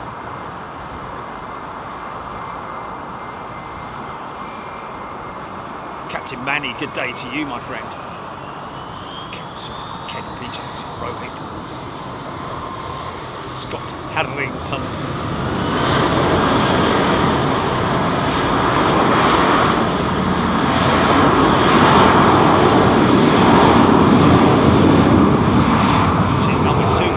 Saying, beautiful Emirates plane, the blood flame is saying, Emirates 3, it's ready for takeoff. Richard, no, I don't really have a favourite livery. I've got a number of ones that I really like, but I mean, in terms of the modern liveries, I prefer the old ones, if you want my honest opinion. I think there are some stunning new ones, but or revised ones, but you know, a bit of an old fart really, and I like me old liveries. That's why some people like the new Lufthansa livery. I don't mind it. I think the old livery is Lufthansa going down a pub with his mates, whereas the new Lufthansa is he's dressed up to the nines for an interview with the boss or something like that. I don't know, but either way, you know, it's each to their own, isn't it?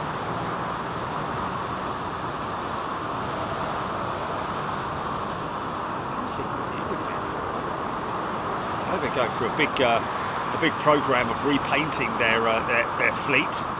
They've got their own facility there at Dubai as well.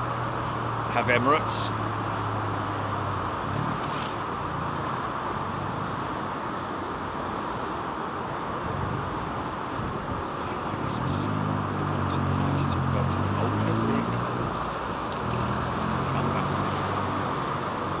David Blaw giving a shout out to whomever gifted him a membership. Good to see you, David. Welcome back. Screaming emus in the house, I'm seeing. Rasgas, one of the Emirates, 87 A380s. Currently active out of 100. Oh, sorry.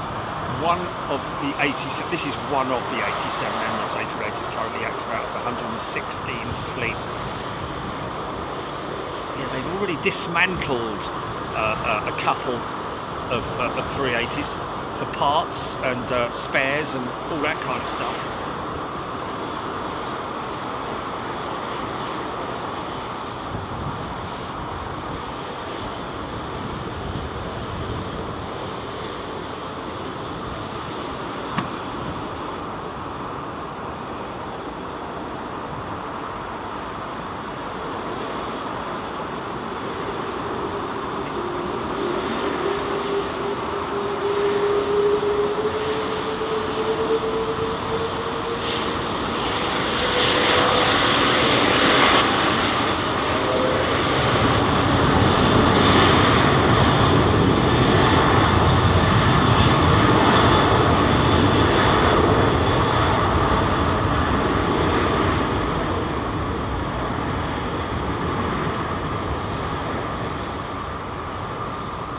Pulling up speed, wings starting to flex on the outboard sections now, straightening out, and right at the V1, the rotate point, you'll get the maximum flex. Well, the maximum flex will be when she's at her fastest speed, obviously, but for now, wing comes into life literally as soon as those elevators go up. Now the 35 tons of undercarriage being lifted up. Crazy. If you watched the show last week, folks, on Friday, you will have seen, it's this week, isn't it? If you would have seen the Friday show, we showed examples of the A380 undercarriage swing checks, which was pretty impressive, man. Coming up for a left turn any moment now.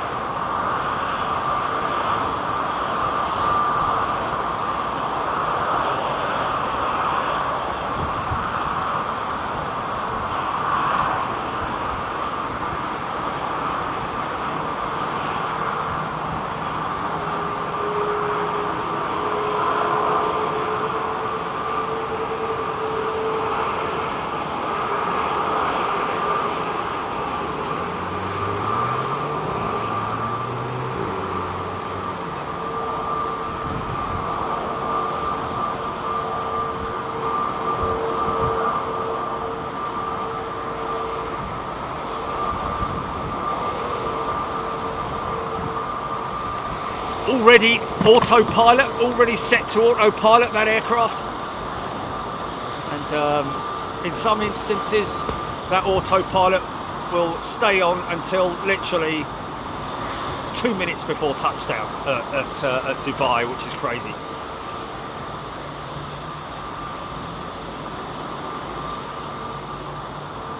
Screening, and yeah, they're warm. Seats won't be updated though. They're headed for the desert soon. What's that in relation to screaming ambulance?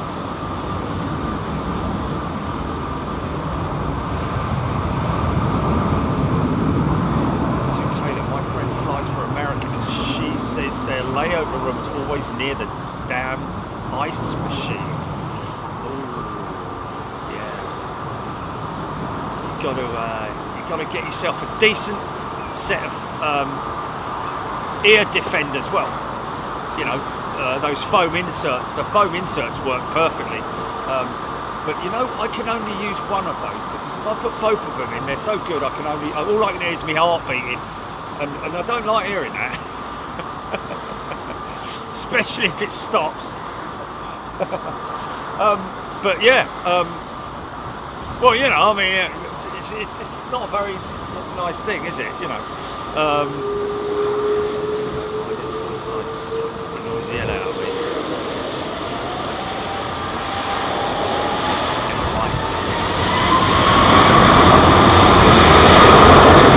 Nice.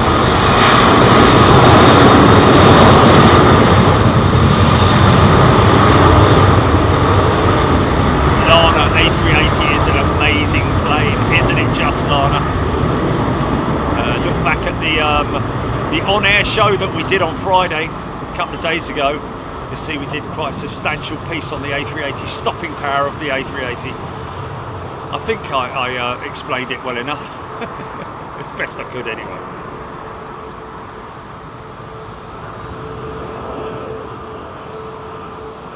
Giannis, thank you, Giannis.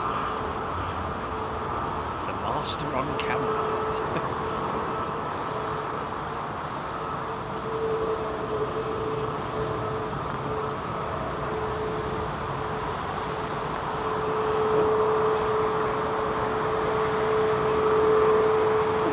Thank you. Gifted a membership.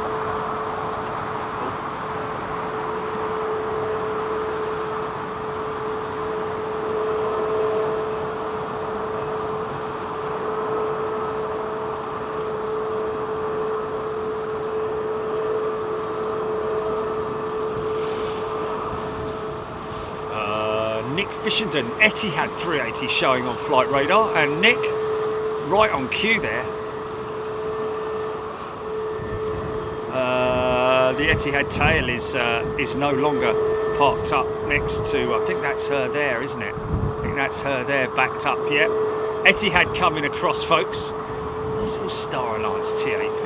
Like the way they've done that with the wingtip livery on the wingtip. I like that. That's good.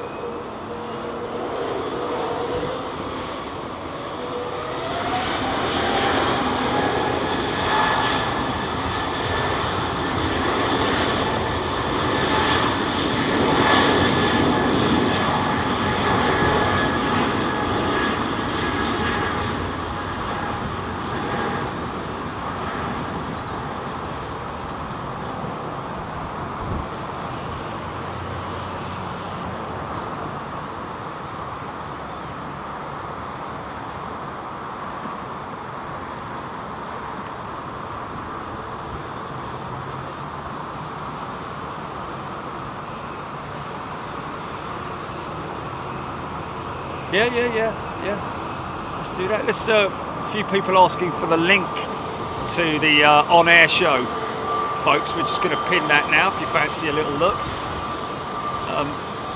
Later on today, if you've got a couple of hours to burn, waiting for a train or a bus or a whatever, the bathroom, in the bath, I don't know, whatever. It's just have a look, tell us what you think, if you like it. Hope you do. Certainly seem to be getting a lot of good feedback about the on-air shows, although sometimes my planning is leaves a little bit to be desired, but you know, whatever.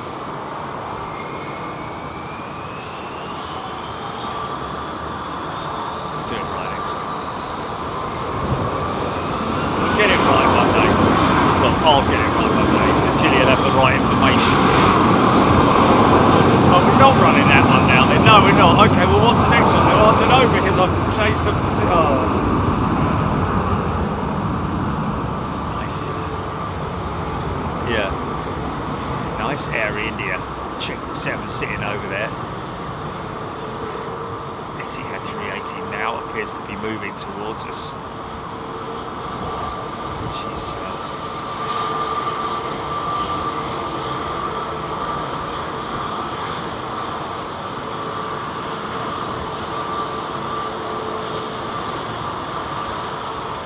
yeah, you've got to get used to it, isn't it? It's a whole new learning curve, isn't it?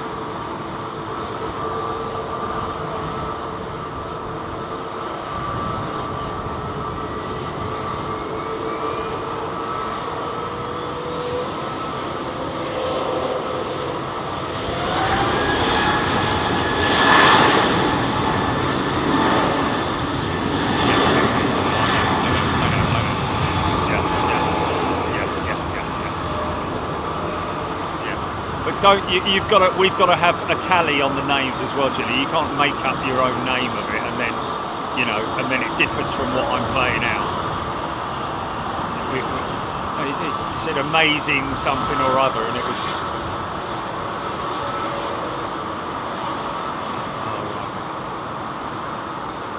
Okay. I've got you. Yeah. Yes.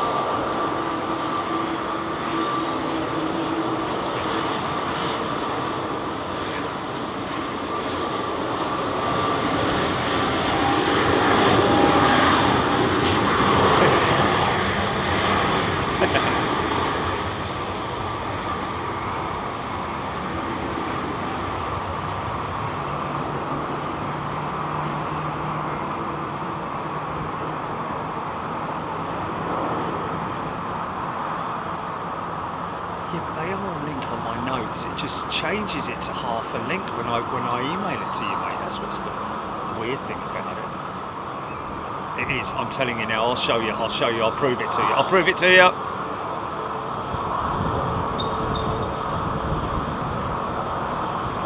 Possibly, yeah. No, but what I'm saying is, yeah.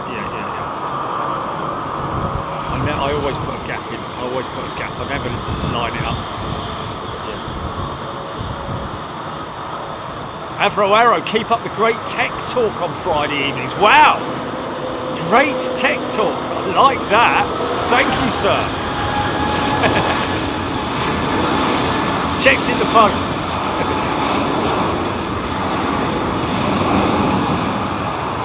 Six 1,100 people watching right now, right the way down to the Vicar. Oh wait, have a look at this.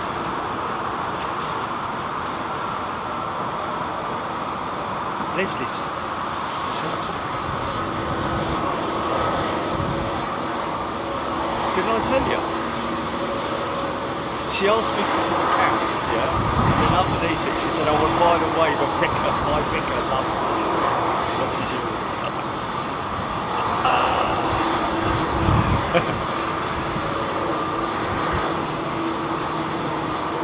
May the planes be with you, and also with you.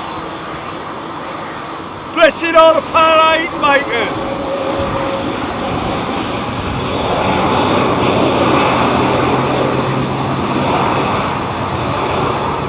And so it was. Oh, what's that? Agent 10 pushing it start.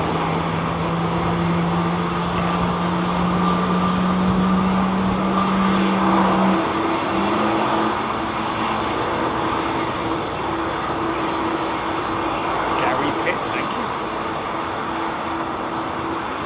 Rogan Parker, what's tech talk about TikTok? We're down with the kids now, man.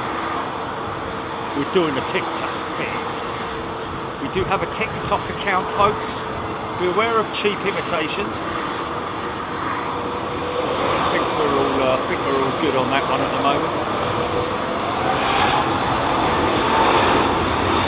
Big shout out to Josh, by the way. If you're there, Josh, you're doing well, mate. On air shows are brilliant. Thank you, folks.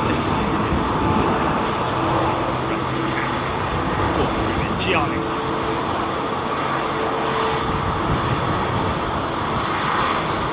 I think they're CF6s.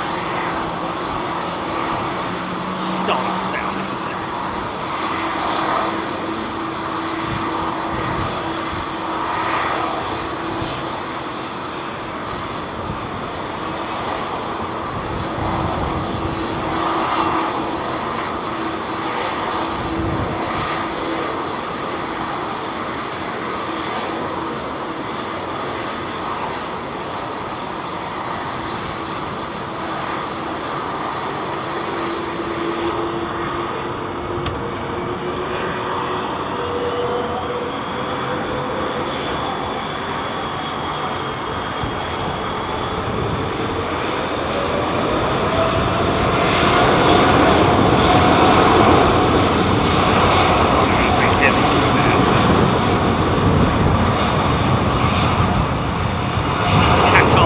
As well, mate.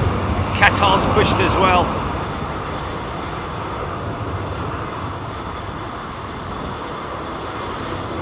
Look at a rake on that thing, man. Not talking about garden rakes here, folks.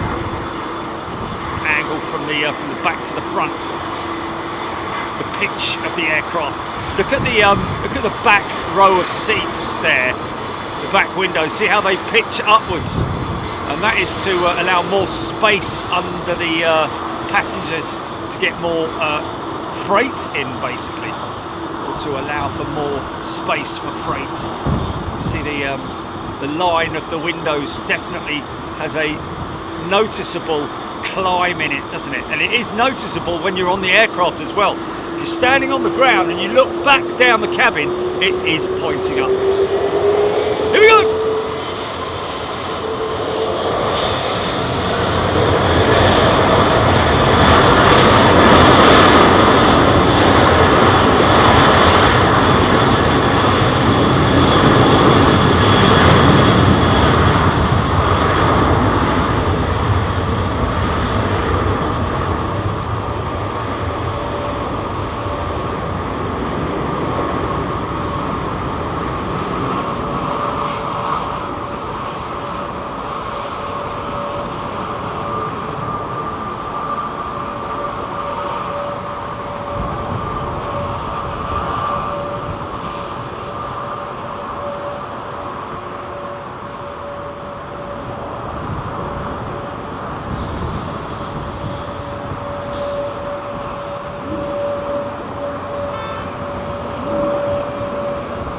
Does anybody know the what components of Airbus aircraft are actually manufactured by Airbus themselves, or is it all? It's all subcontracted to various companies around the world. You know, like Spain and Italy and France and Germany and the UK and so on and so forth. Because of course you've got to appreciate the fact that the UK assembles the wings of but doesn't partly assembles them. I think when they leave Broughton, they actually still have to have a lot of things connected, like the flaps, slats, the engine cowl.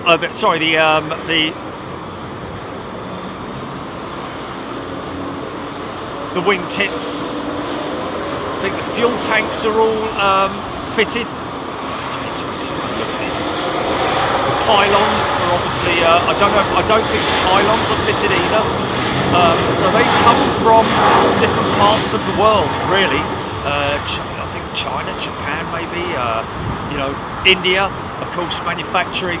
Just got the contract for the A220 door, and already manufacturing the cargo door for the A320s with Airbus. I don't think they're exclusive, but they're one of the manufacturers. But so they obviously use manufacturing houses around the world who are not specifically Airbus, a bit like what Boeing have with Spirit. Even though Spirit are really Boeing, if you know what I mean.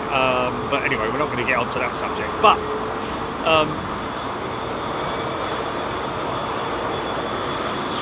fun fact: Airbus is actually a toilet handle company that happens to be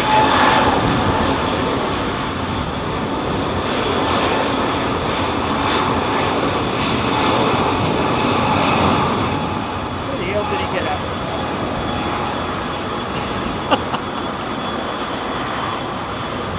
Airbus was the name given to the culmination, wasn't it, of Aerospatiale later on, wasn't it?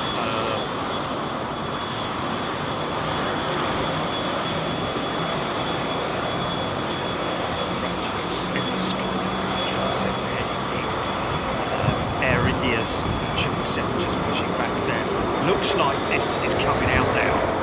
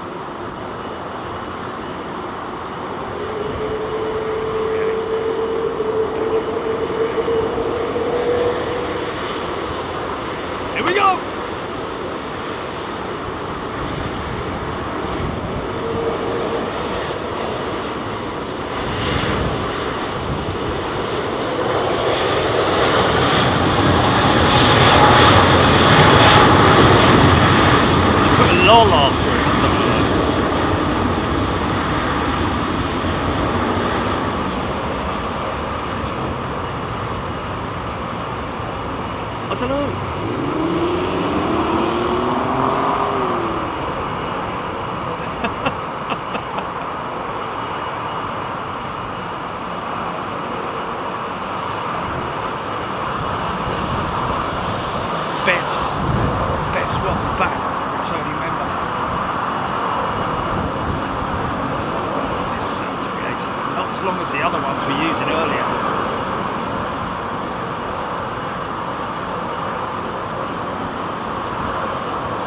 Lady Hull.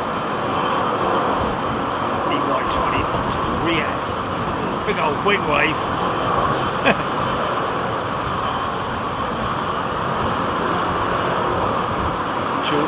Jordan Charlie, my uncle used to manufacture the control column side stick for the Eurofighter type. Not him personally, but obviously, you know, not on his own. Involved in the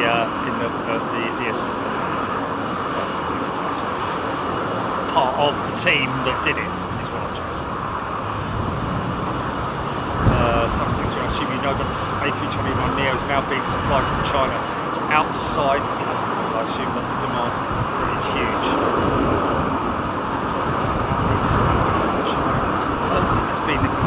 I think Airbus have had Chinese suppliers for quite some time, haven't they?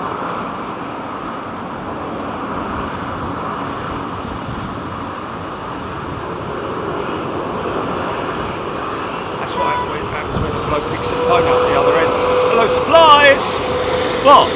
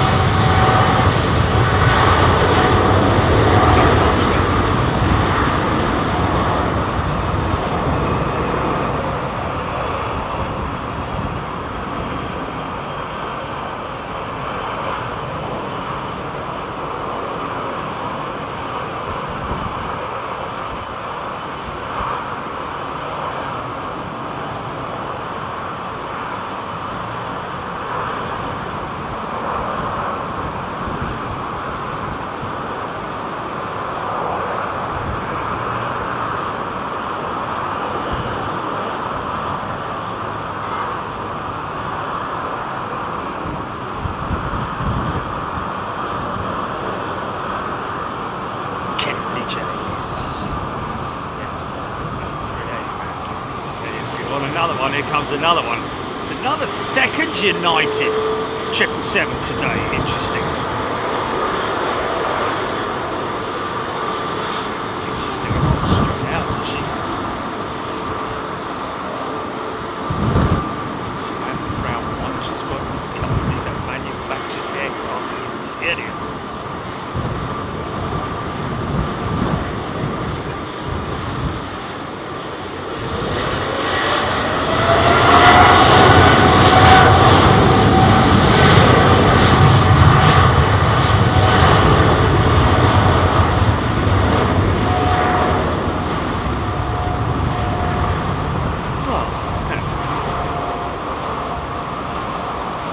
Has gifted a membership, returned as a member and gifted a membership. Right.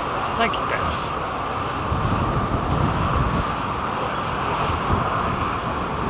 Rob LHR, perfect livery for the A380 that Etihad, I guess he's talking about. Is that Cathay Pacific Jumbo Company? How far off she was out there in Scotland? Bloody hell.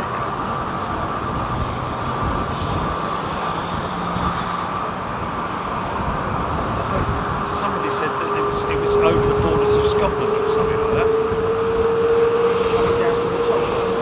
No? Yeah, it was 52 or something.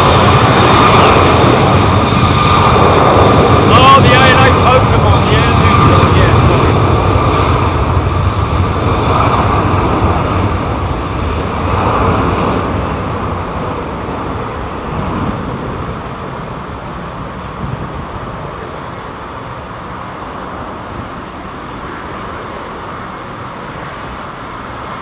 David Edmonds has flown on that Etihad 380. Wow.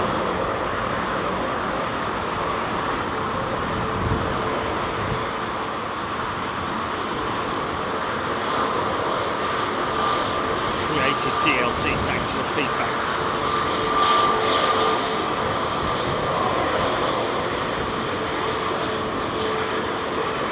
This Beefcake, look.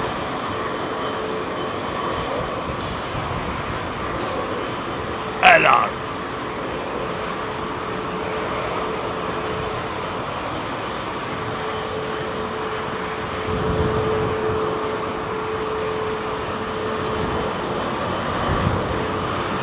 Big Red, good afternoon to you.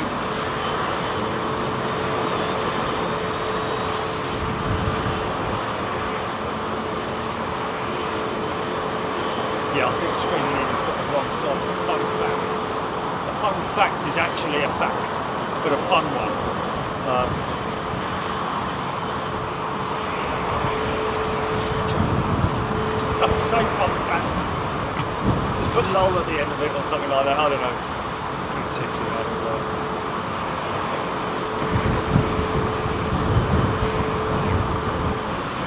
This composite covers and other components such as spars and are manufactured at multiple Airbus sites in the UK. Ops then assemble the wings at Broughton plant. There we go. So yeah, they are. So other components such as spars and are manufactured at multiple Airbus sites in the UK.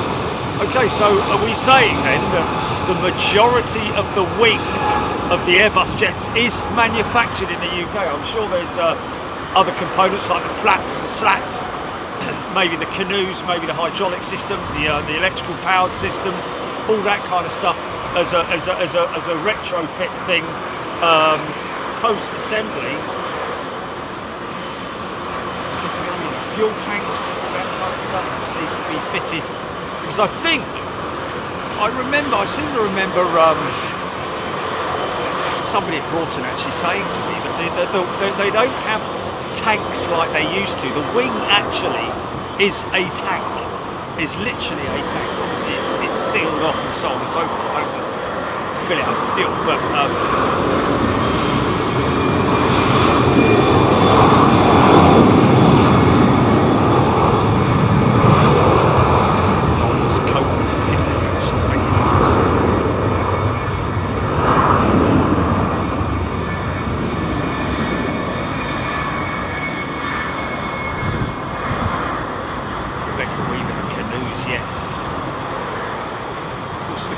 just a covering, isn't it?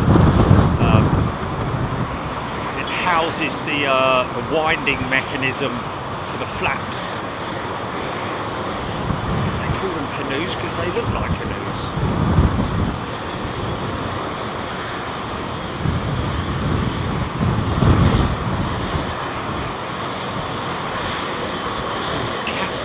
Calf weight. Often see leading edges being transported down the M6 from Scotland. Wow, how cool is that?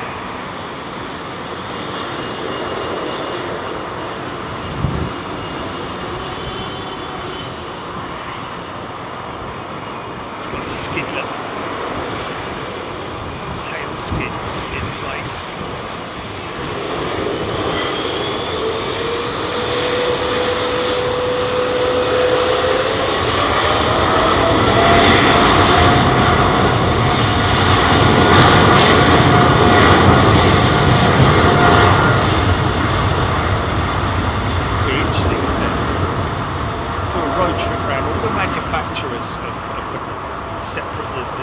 Separate wing components and then finish off down at Broughton where they're assembled.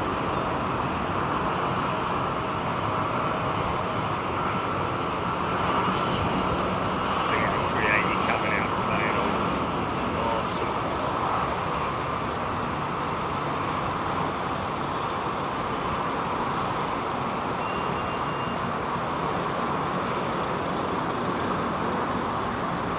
Legend Freddie Lake.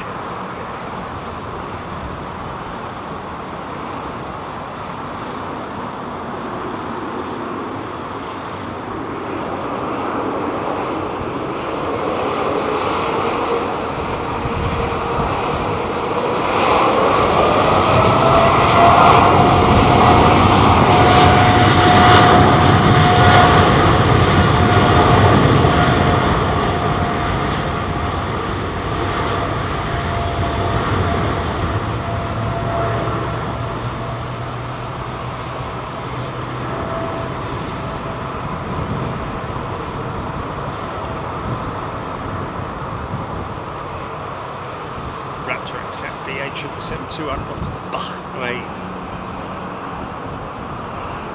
Air Canada 777 pushing back.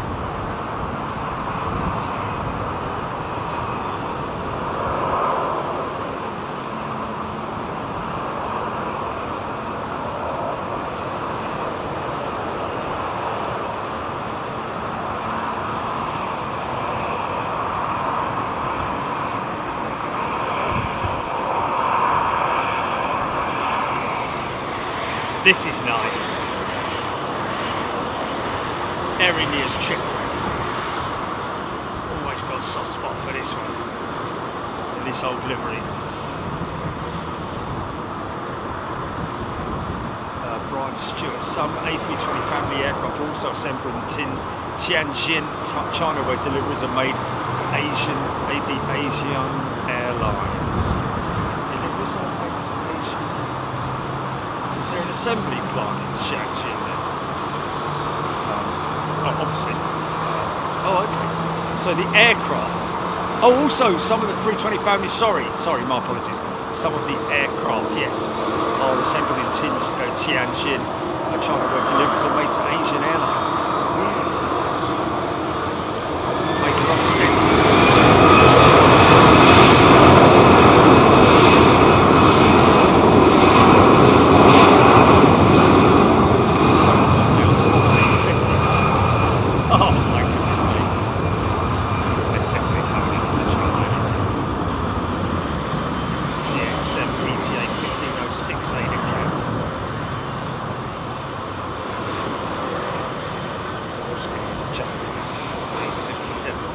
Either way, it sounds very much like it's coming in on this one.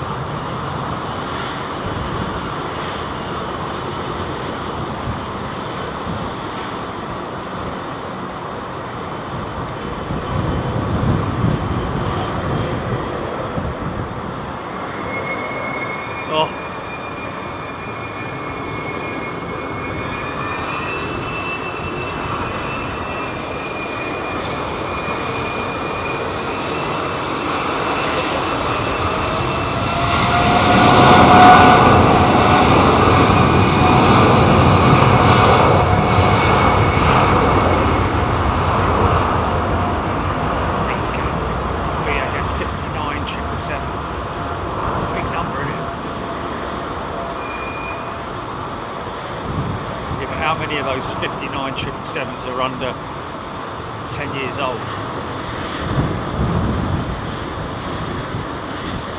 That's a big question, isn't it?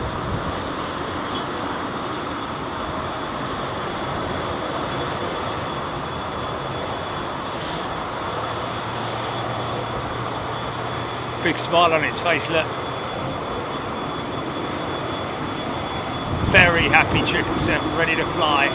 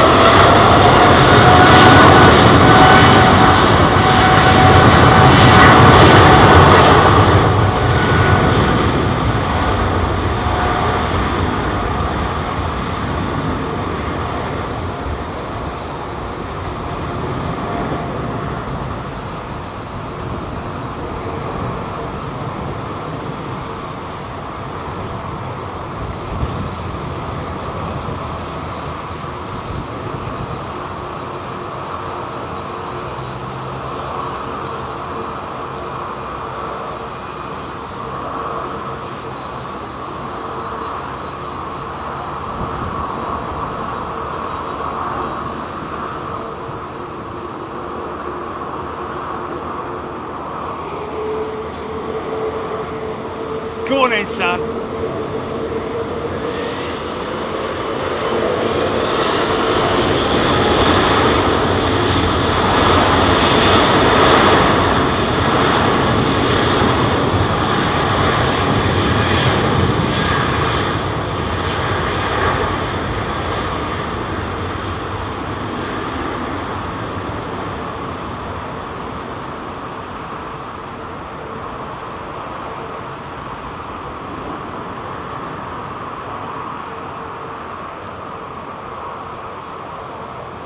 For the elevators will indicate that she's going to climb.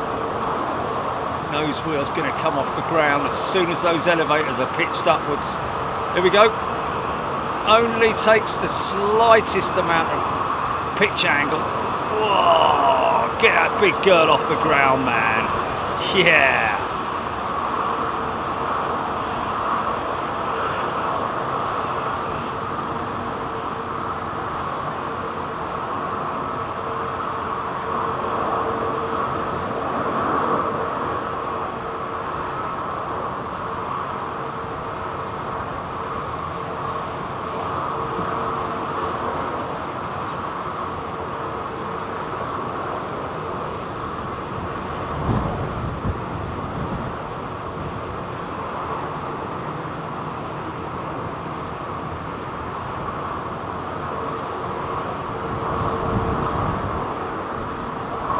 Big left crank coming up.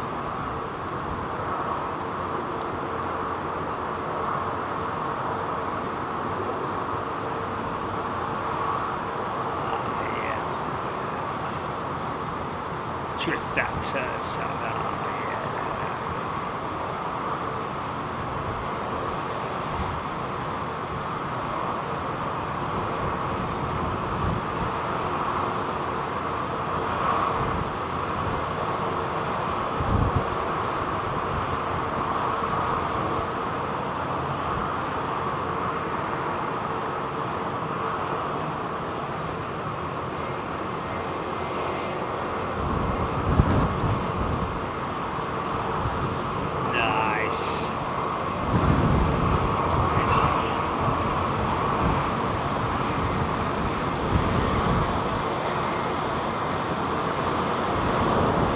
Craig Gerard.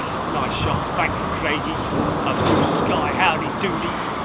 LA girl, boom lamp, Kenneth White as the A380 entire horizontal stabilizer act as the elevator. Almost the full length of it, yes, Kenneth, which is almost the same. It is basically the same width or span as an A319 wing, believe it. And also, it is an extra fuel tank as well, the A380 horizontal stabilizer. There are fuel tanks in that there horizontal.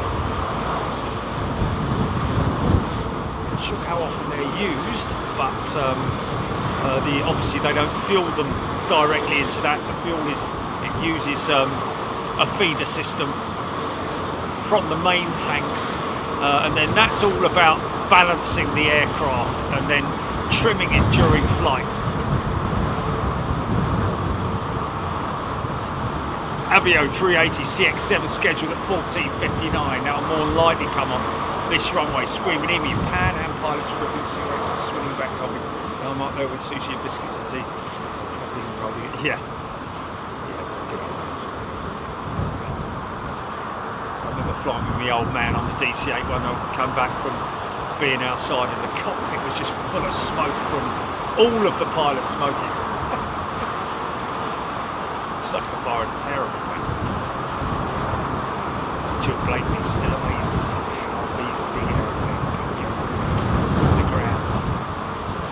Yeah, it is something that's probably mentioned at least once or twice on every show, isn't it? 339.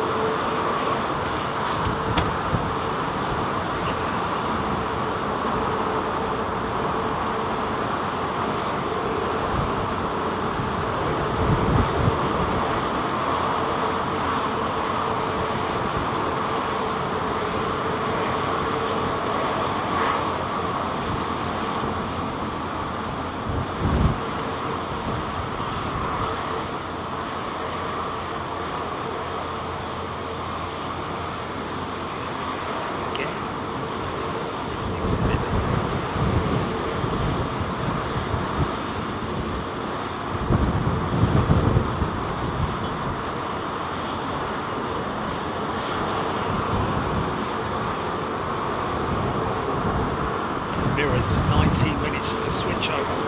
Holding his position, this 350. Doesn't want to get too close to this Dreamliner. Any closer than that, you're going to be getting a bit of a blast into your pitos, and that's the last thing you want. Wow, look at that intersect down there, man. Flipping heck. It's an LCY departure, isn't it?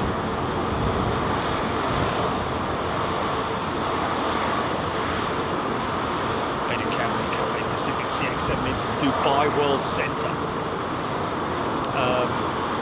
This is Dubai World Centre. They're planning on expanding that, aren't they? As a bolt-on sort of like satellite field for.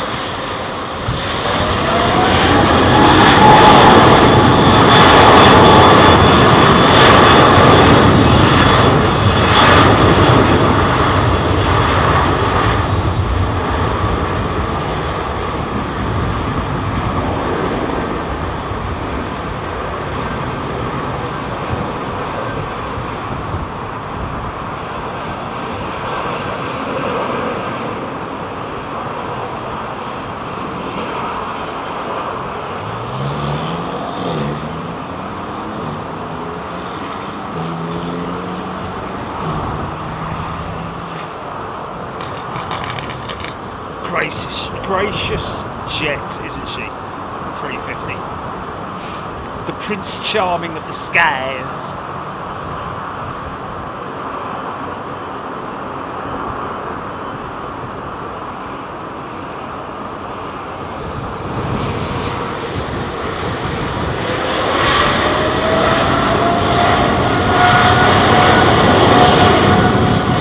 Whereas this is the big bully boy, isn't it?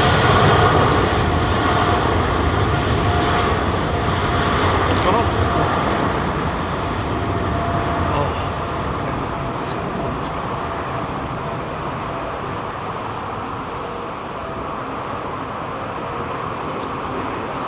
It's got to be something temporary things. Really? Oh, it's full of charge though.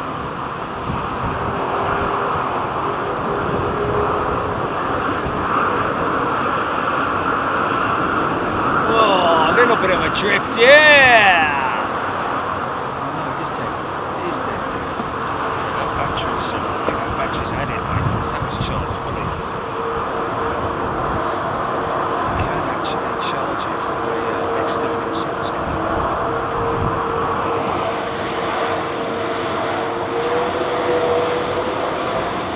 Delta's 339.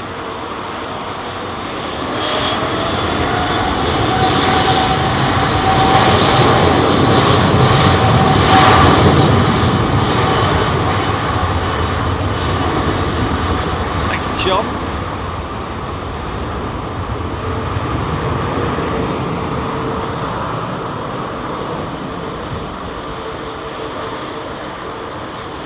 John Boeing 707, thank you very much indeed. Nice engine racket, Ian Morrison, CGP. I know.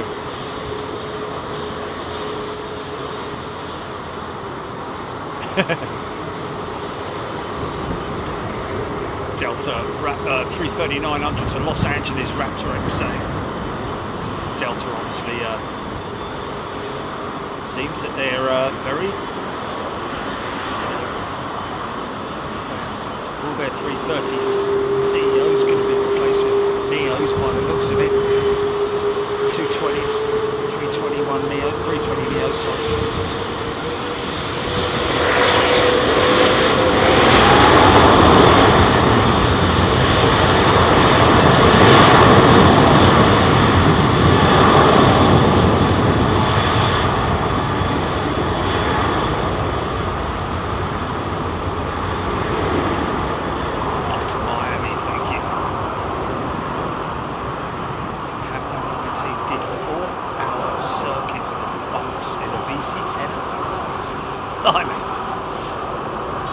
Sounds like fun.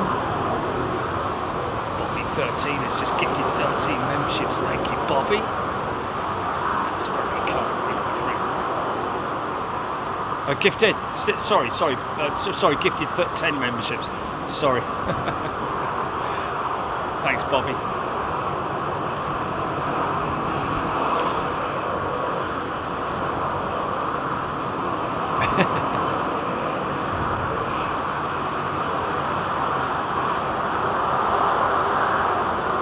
SSC, it's great to be an oldie. I kind of agree with you there because you get to remember the old days of aviation, don't you?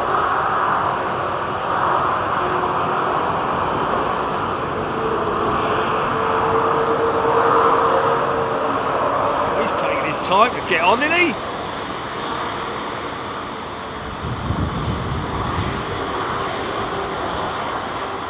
And I was backed up yesterday by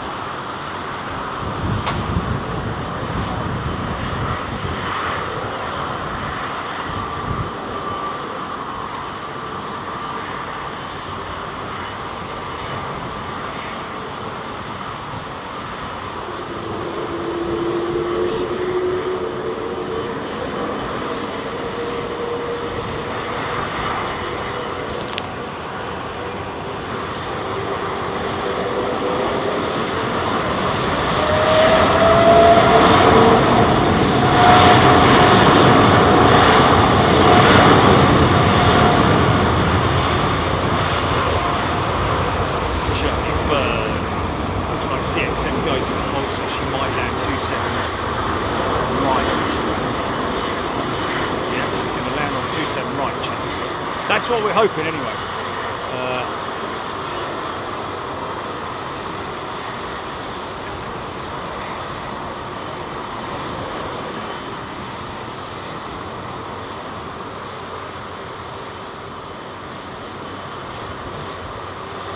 Ada Campbell, CXM GPS altitude 2880, tracking 128 degrees. She can just stay there for the time. Oh, go on, son. Light those Trents up.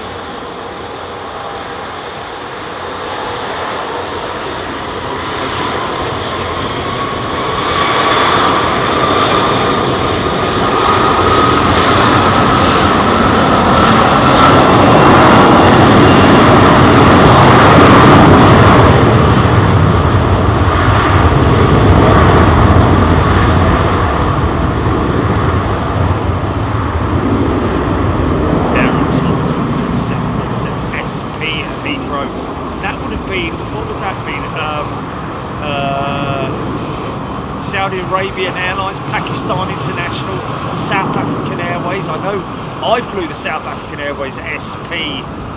No, it was the Combi jet, sorry. Wow, listen to that thing rumble, man. Society Red Singapore Airlines 380 landing. 20 minutes. I'll stick around for that. This is the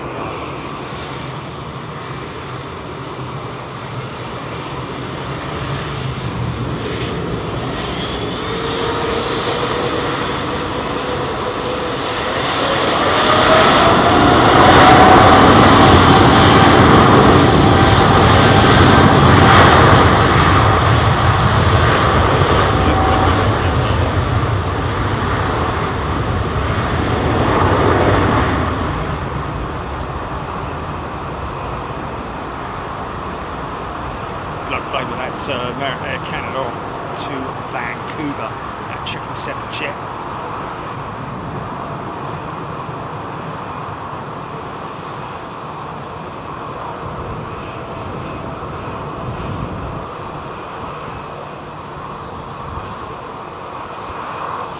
Yeah, I only learned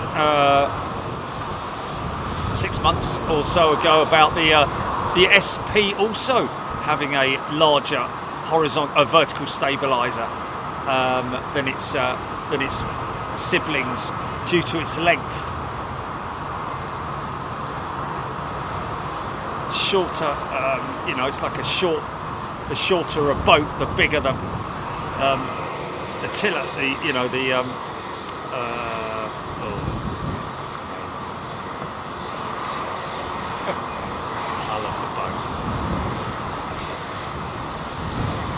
Jez White, 4 more departures before a switch.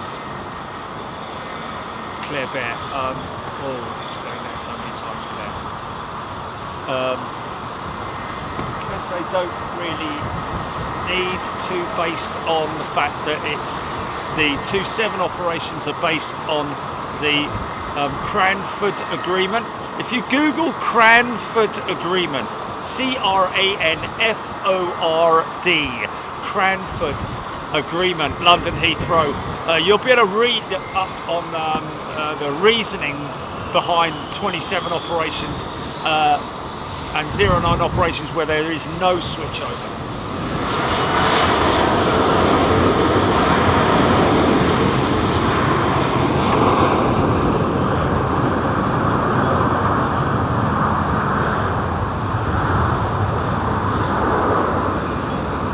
Big Red, newbie question maybe, but do 350s all have Rolls-Royce engines, or can each airline choose? Big Red, no. The A3, well, you are right. The 350 does have exclusive engine supplier, which is the Rolls-Royce Trent XWB engine. So yes, it is one engine supplier for the A350, one engine supplier for the A339 as well, the Neo jet.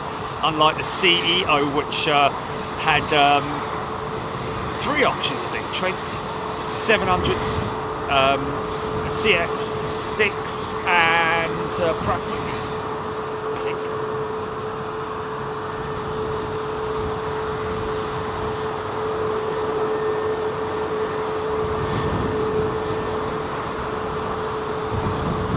Raptrix loving the Eurowings livery. Claire Bear, Rob LHR, Brams, Rock Copper. We flew to New York on a Virgin plane with Richard Branson on board. That was cool, never felt so safe. He came and said hello. You've got to, haven't you? He's a good ambassador, isn't he?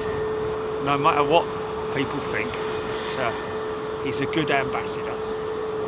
He keeps an eye on everything that's happening as well. He doesn't like to see, bad press or he tries to put things right if he can. Rab HCX7 ETA now 1502. Well, they're going to do a quick inspection. So can we get the time?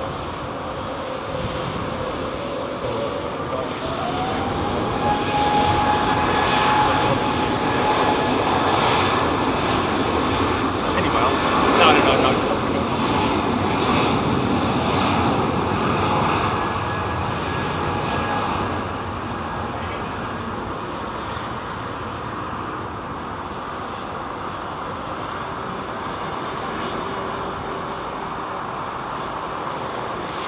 Is that TRT?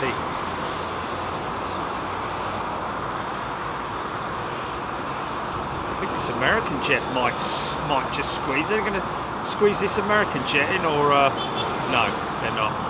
They're not. I thought he might try and. But no, these guys are literally waiting to do their thing. Because they're very specific, folks. Like I said earlier, you can time your watch, or not time your watch, set your watch. Like the folks here at Heathrow. Camo 19, the DC-10 at Brooklands is absolutely worth a visit. In fact, Brooklands as a museum is worth a visit. It's a fantastic place to visit. If you're at all into engineering, you'll love it there. And into your classic jets as well. They got some quality old school stuff there parked up, as well as Concorde, of course. They're doing a special show this coming Tuesday, folks. If anybody's around and able to get down there, they're doing they're going to be operating the nose at Brooklands on Tuesday. I'm surprised they don't do that every day at 3 o'clock or something like that, you know. But I guess that would just create a bit of wear and tear on the mechanisms, wouldn't it? Or maybe once every Saturday or something like that. I don't know. Anyway, amazing people.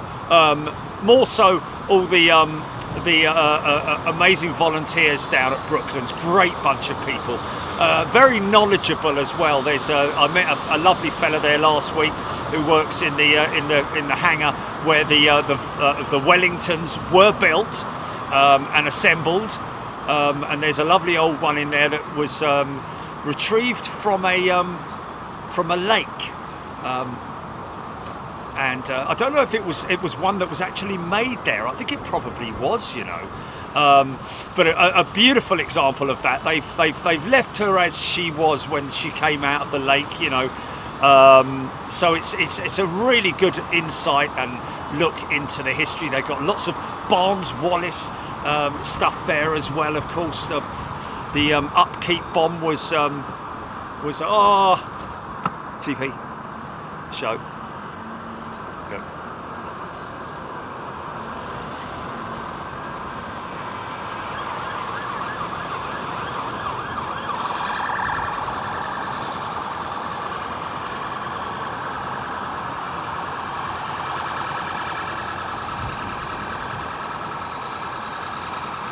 Nice.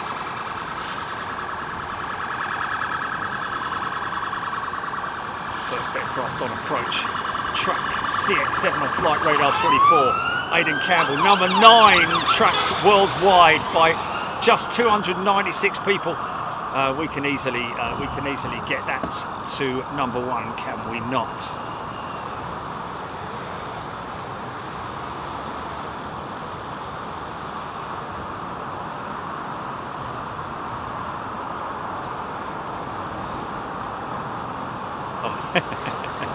That'll be interesting to watch.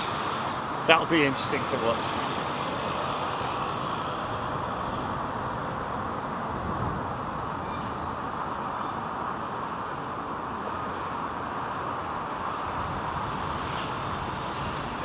Camo 19, if you go to Brooklands, check out the Napier Railton racing car with a Napier Lion aeroplane engine. It's awesome. Yeah, it's some great. Of course, Brooklands was a racetrack. I think the first.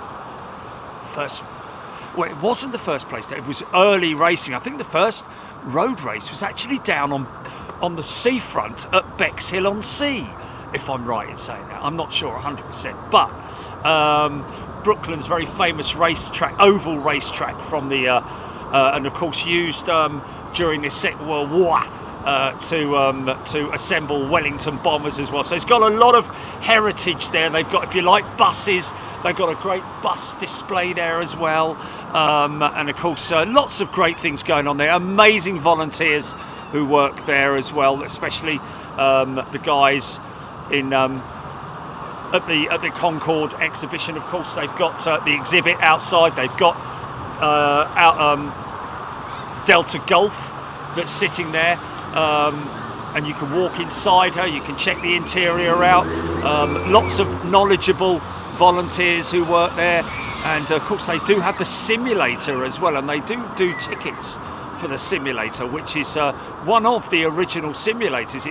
It's a static simulator. It's not a motion simulator, but even so, I've flown on it and it is amazing.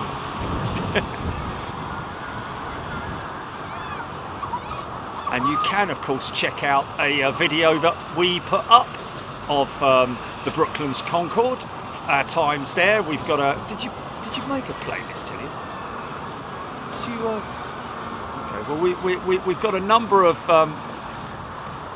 we've got a number of different visits that we did. We did 2 visits to Brooklands. In fact, we did 3 because I went back there for the simulator, didn't I? Zombie Tog has gifted a membership. Thank you, Zombie Tog.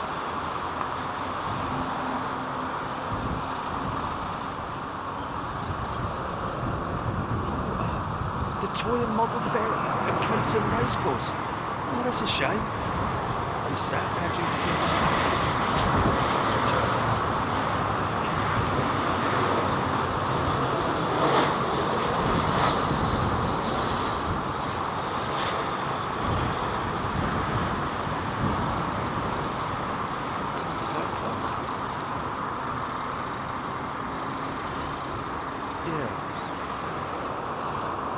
See that lot 737 on a remote stand. I don't remember whether I've seen that there before. They just have are they having a long switchover or a long is it long before they long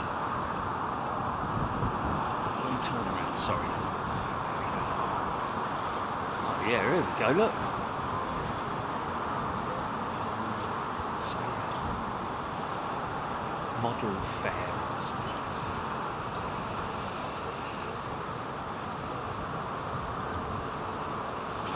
Mirrors CX7 on 27 right. 3 out Lady Holt saying. Yeah, that's it.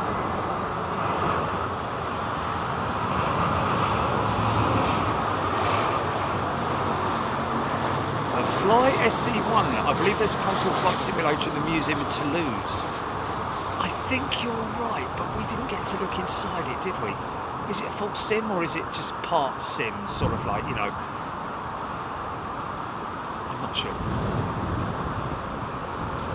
Giannis, 747, number 2 to land. Got it, Giannis. Here she comes now.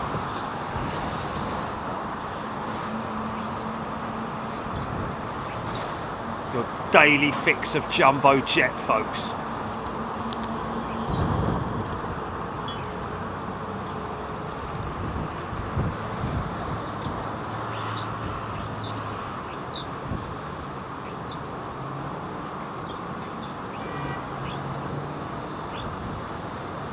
Of course, this is the 747-8 with the GENX engines, super stretched with the cargo front end on her.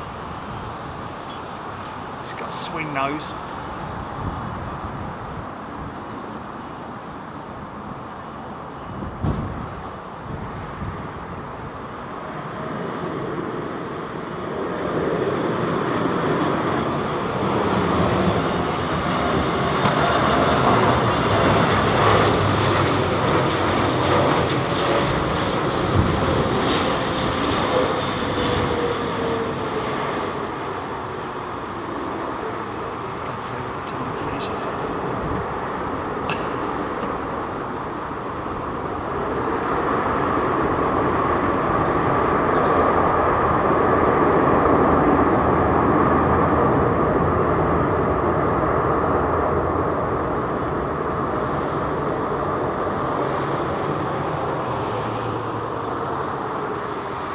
Mark Sullivan, just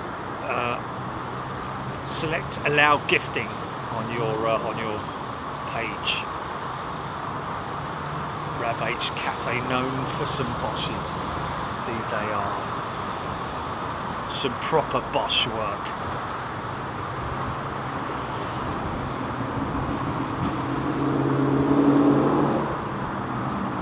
DW looked like she was cramming a little bit on the way down. Huh?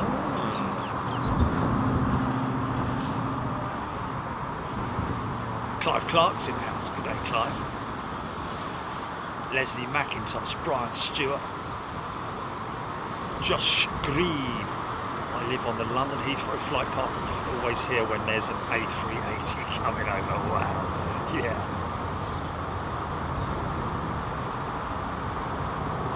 Benchworth waiting for Slinger 380 on its second spin round the Lamborn. Oh, still in the Lamborn walk. Hey! Nigel Gale, thank you for that. Well, Blood Flamer, it's always a pleasure to do it for you. But trust me, it's tiring work. It's you know, it's not a cakewalk. Let's put it that way.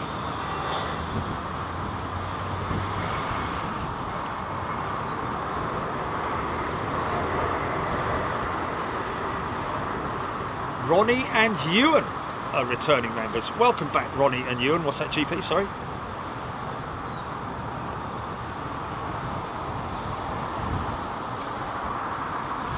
Okay, we've got a BA 380, then the Slinger, and then I'm going to sling me hook.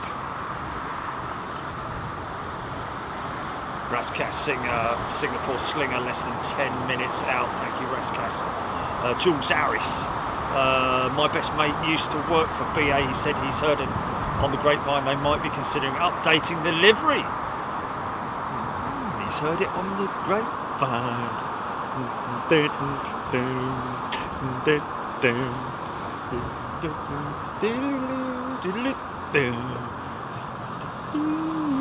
I bet you're wondering how I ride.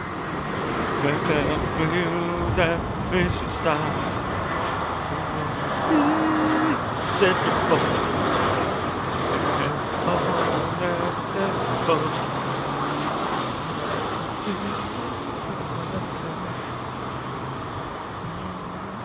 Someone else, don't you know I heard it in the grapevine. Jules Alice. He said he's heard it through the grapevine. Okay, so hearing it through the grapevine, surely that would be common knowledge by now, wouldn't it? Well, BA are planning on spending, how much is it? £10 million?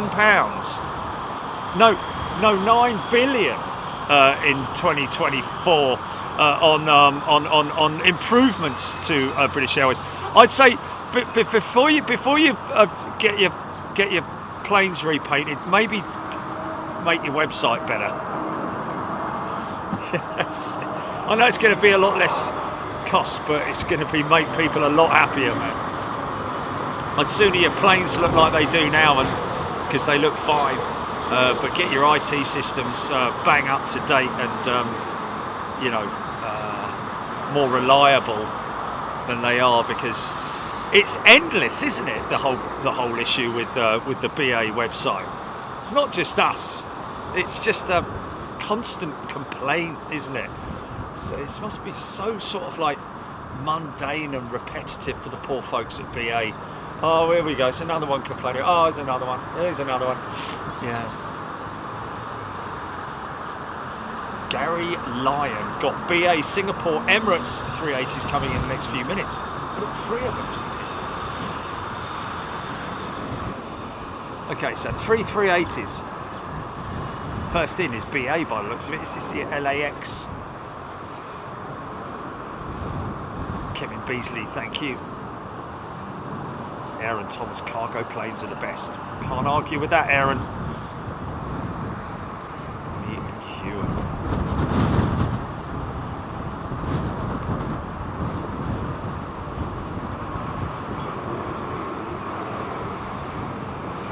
Singapore 747 cruiser. Where? Right over the top of me right now, but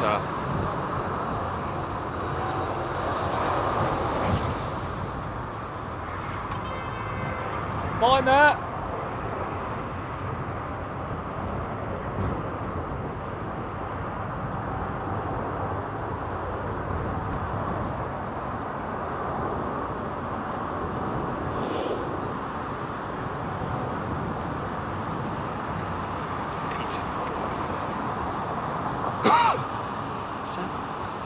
Nigel Gale, BA's oldest 772s, at 27 years old, in from Abuja in 5 minutes.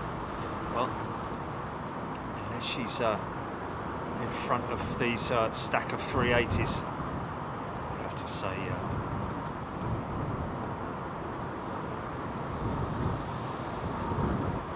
Peter Gourlay, rumour that Cathay is going to sell off their 747-8s to Atlas Air and replace them with new 350 freighters.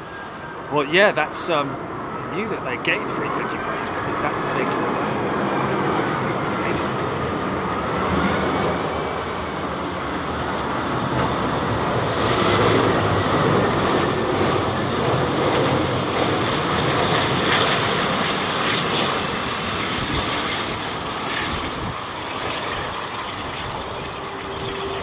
Nice.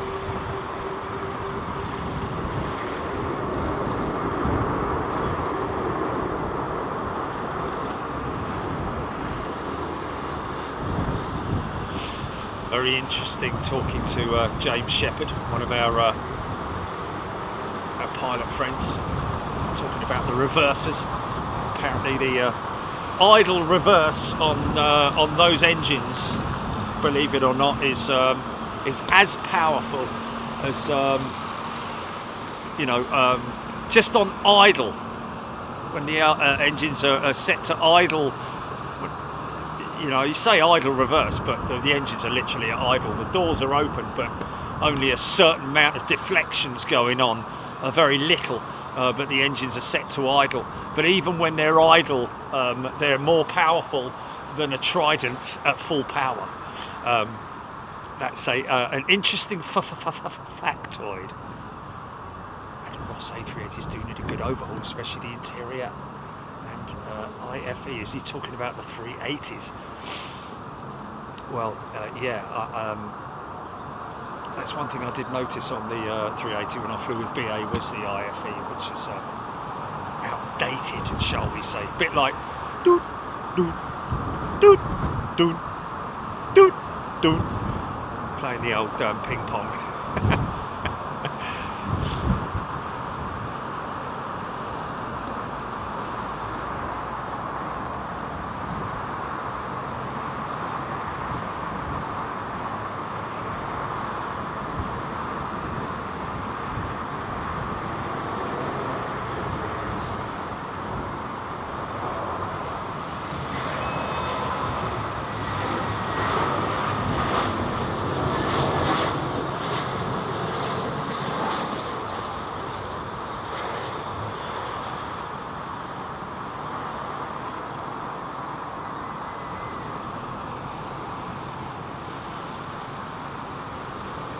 Ethiopian getting another 350, haven't they signed for another 350?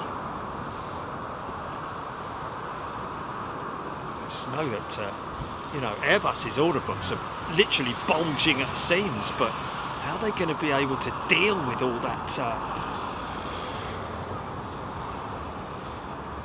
demand? Have to,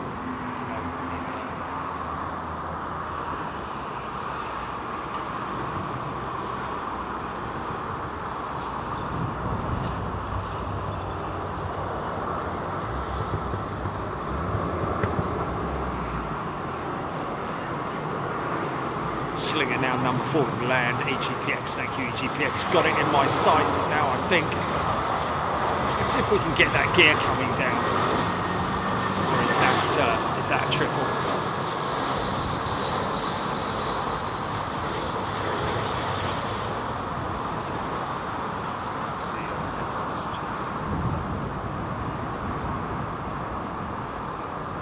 Oh no, that is a triple. There's the Emirates. That's the Slinger, isn't it? Gears already extended.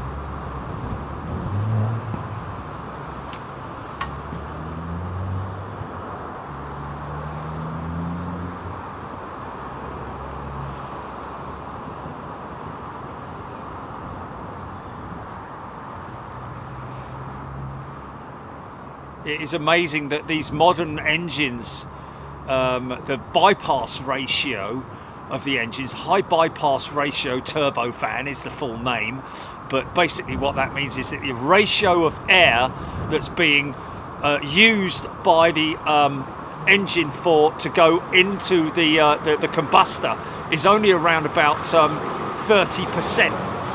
Mark Sullivan's a new member. Welcome, Mark.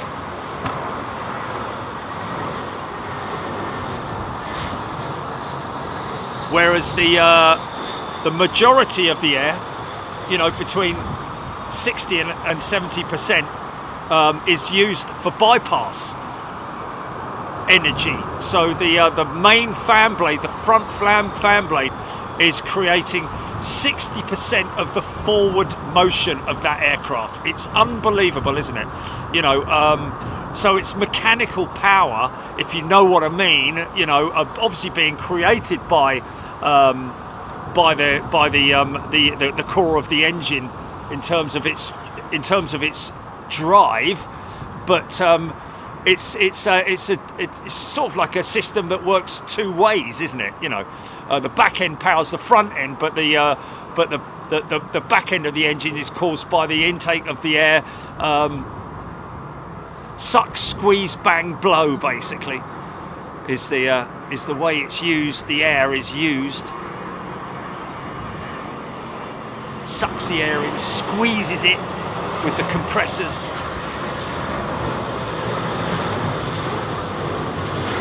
Then the turbine at the back of the engine is used to turn the front blades, and that is powered by way of the energy from the combustor. So the whole thing works in unison. Everything has to work together, literally, for the whole sequence to work. Amazing how efficient these new big engines are. Here's the Singapore Slinger, folks.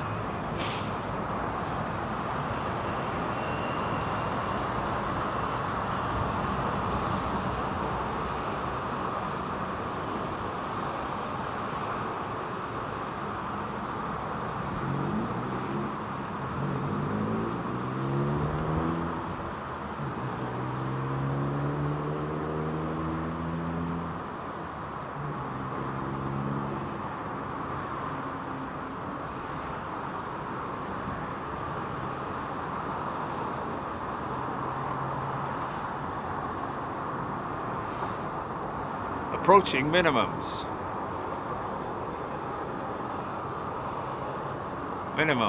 Continue.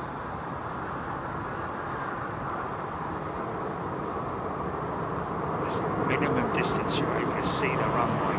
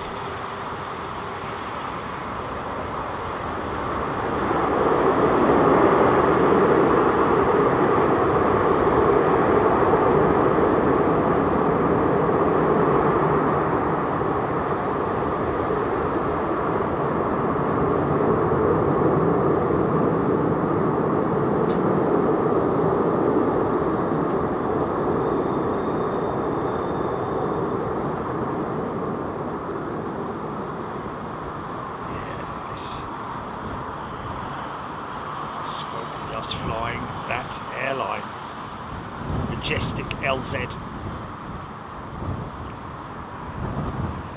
That's fascinating too. Lots of people commenting on how beautiful that aeroplane is. Of course, the first airline to operate the A380 out of into London Heathrow when it was first launched as a passenger service into London Heathrow, and also the first to return to London Heathrow after the pandemic.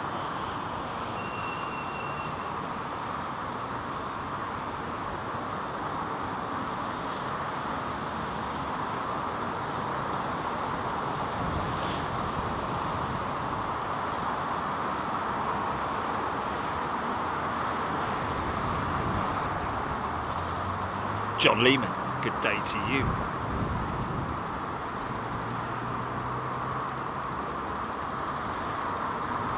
No.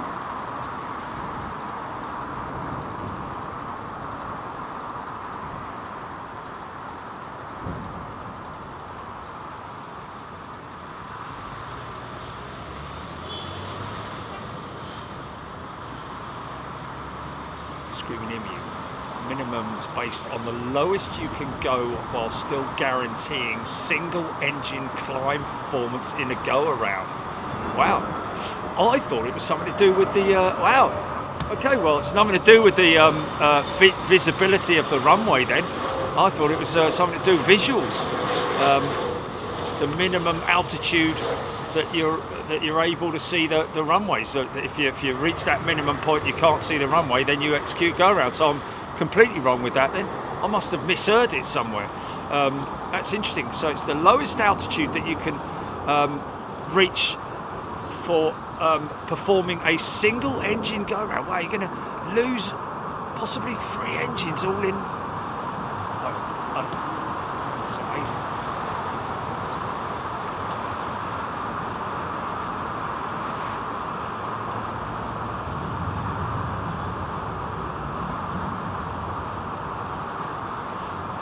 Newspaper from last month, model makers left downcast after a magazine subscription to build a Lancaster bomber cost $1,415 to complete.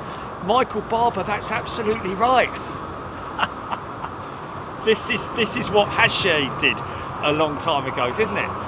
Made a right load of money out of people, like, you know, part 1 is out now, issue 1 out now, you get a free wheel or something like that, you know, and then you have to get all the issues, and it ends up costing 1,400 quid, just like he said there. It's unfortunately, as far as I'm concerned, it's a liability, if you ask me. I think it's a bit of a rip-off. Ooh. I can just see something big turning in. Ah! Oh.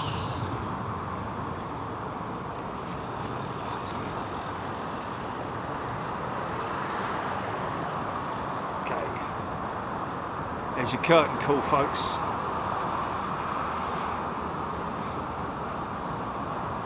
So there she is. With what?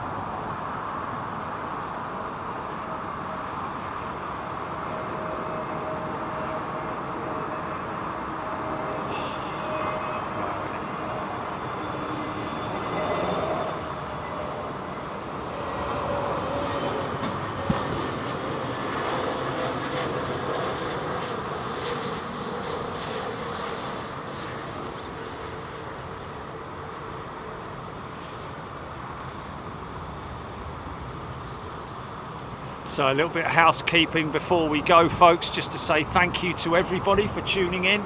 It's been another great day on a Sunday. Hope you've enjoyed it. I've enjoyed your company. Thank you to everybody who's gifted memberships. Welcome to all our amazing organic members, new members. It's lovely to see you here. If you've got any questions you want to ask, get ready for the next show. We'll be live on Wednesday. And we'll obviously keep you up to date on that one by way of a show update or a show alert on Tuesday afternoon/evening. We do that via Twitter. We're on Twitter or X, and we're also on. We have the app as well that you can download for free. It doesn't cost you anything. All in. Just in a way of informing you about what's happening.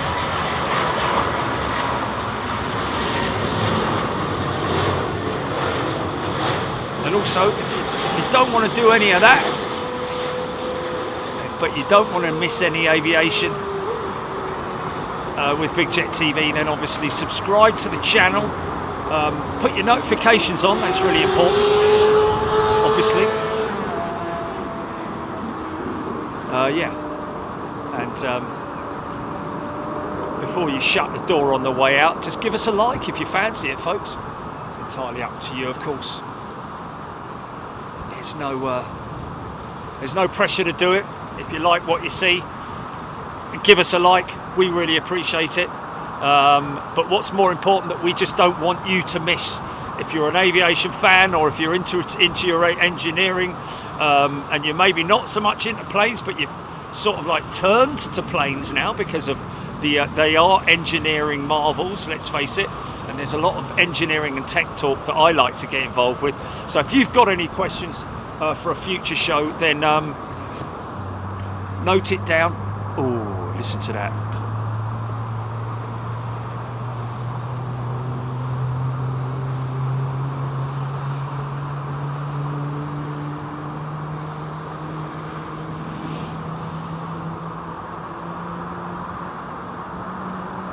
Yeah, we're live Wednesdays and Sundays, folks. We don't have a schedule. We don't have a timetable. We just know that we're going to be live Wednesdays and Sundays, and that's based on and start times are all decided on the night before. Literally, it's all very sort of like last minute because of obviously weather and conditions, runway operations, all that kind of stuff. And also, if we're overseas, we'll obviously keep you folk informed on that one as well.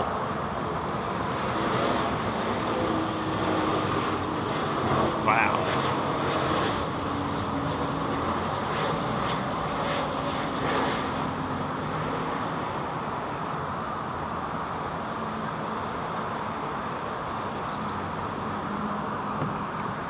And here she comes, the closeout.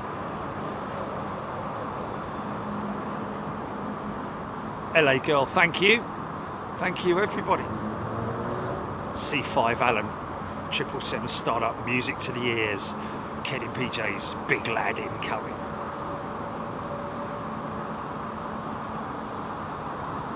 Thank you, Mark Kerry. Thank you to you, James McKelney, Skilling, Beverly George, Rich, Ned, Screaming Emu, Ian Hanna, Miles High. We had Captain Manny in the house earlier as well. Kujro, Trev, Richard, Valerie, Avro, Dan the man.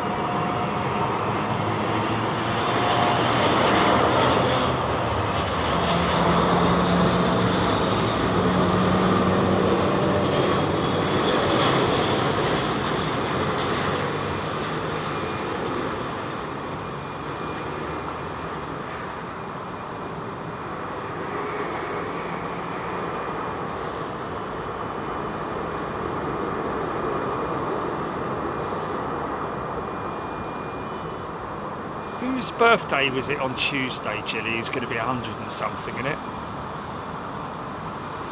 We've got somebody who's linked to the channel. I think it's our oldest member. He's 101, is he, or something? 101, blimey. Fair play. APM Cornwall, thank you. Lady Hull, Hobby Time, Jules. David Smith, thank you. Far too many people to mention. Brams Rockhopper. Ted Swift, happy birthday, Ted, for Tuesday. Ted is going to be 101 years old, ladies and gentlemen. Congratulations to you. And thank you, everybody, for once again joining me this Sunday. And we will see you this coming Wednesday. Look out for your updates. Follow us on Twitter and subscribe to the channel to get all your updates. We're not desperate for subscribers, folks. We just want to make sure you don't miss out on anything. It's as simple as that. So thank you very much. Look after yourselves, and we will see you next week. All the best. Stay well. Stay happy. Stay safe. Stand by. Yeah, stand by.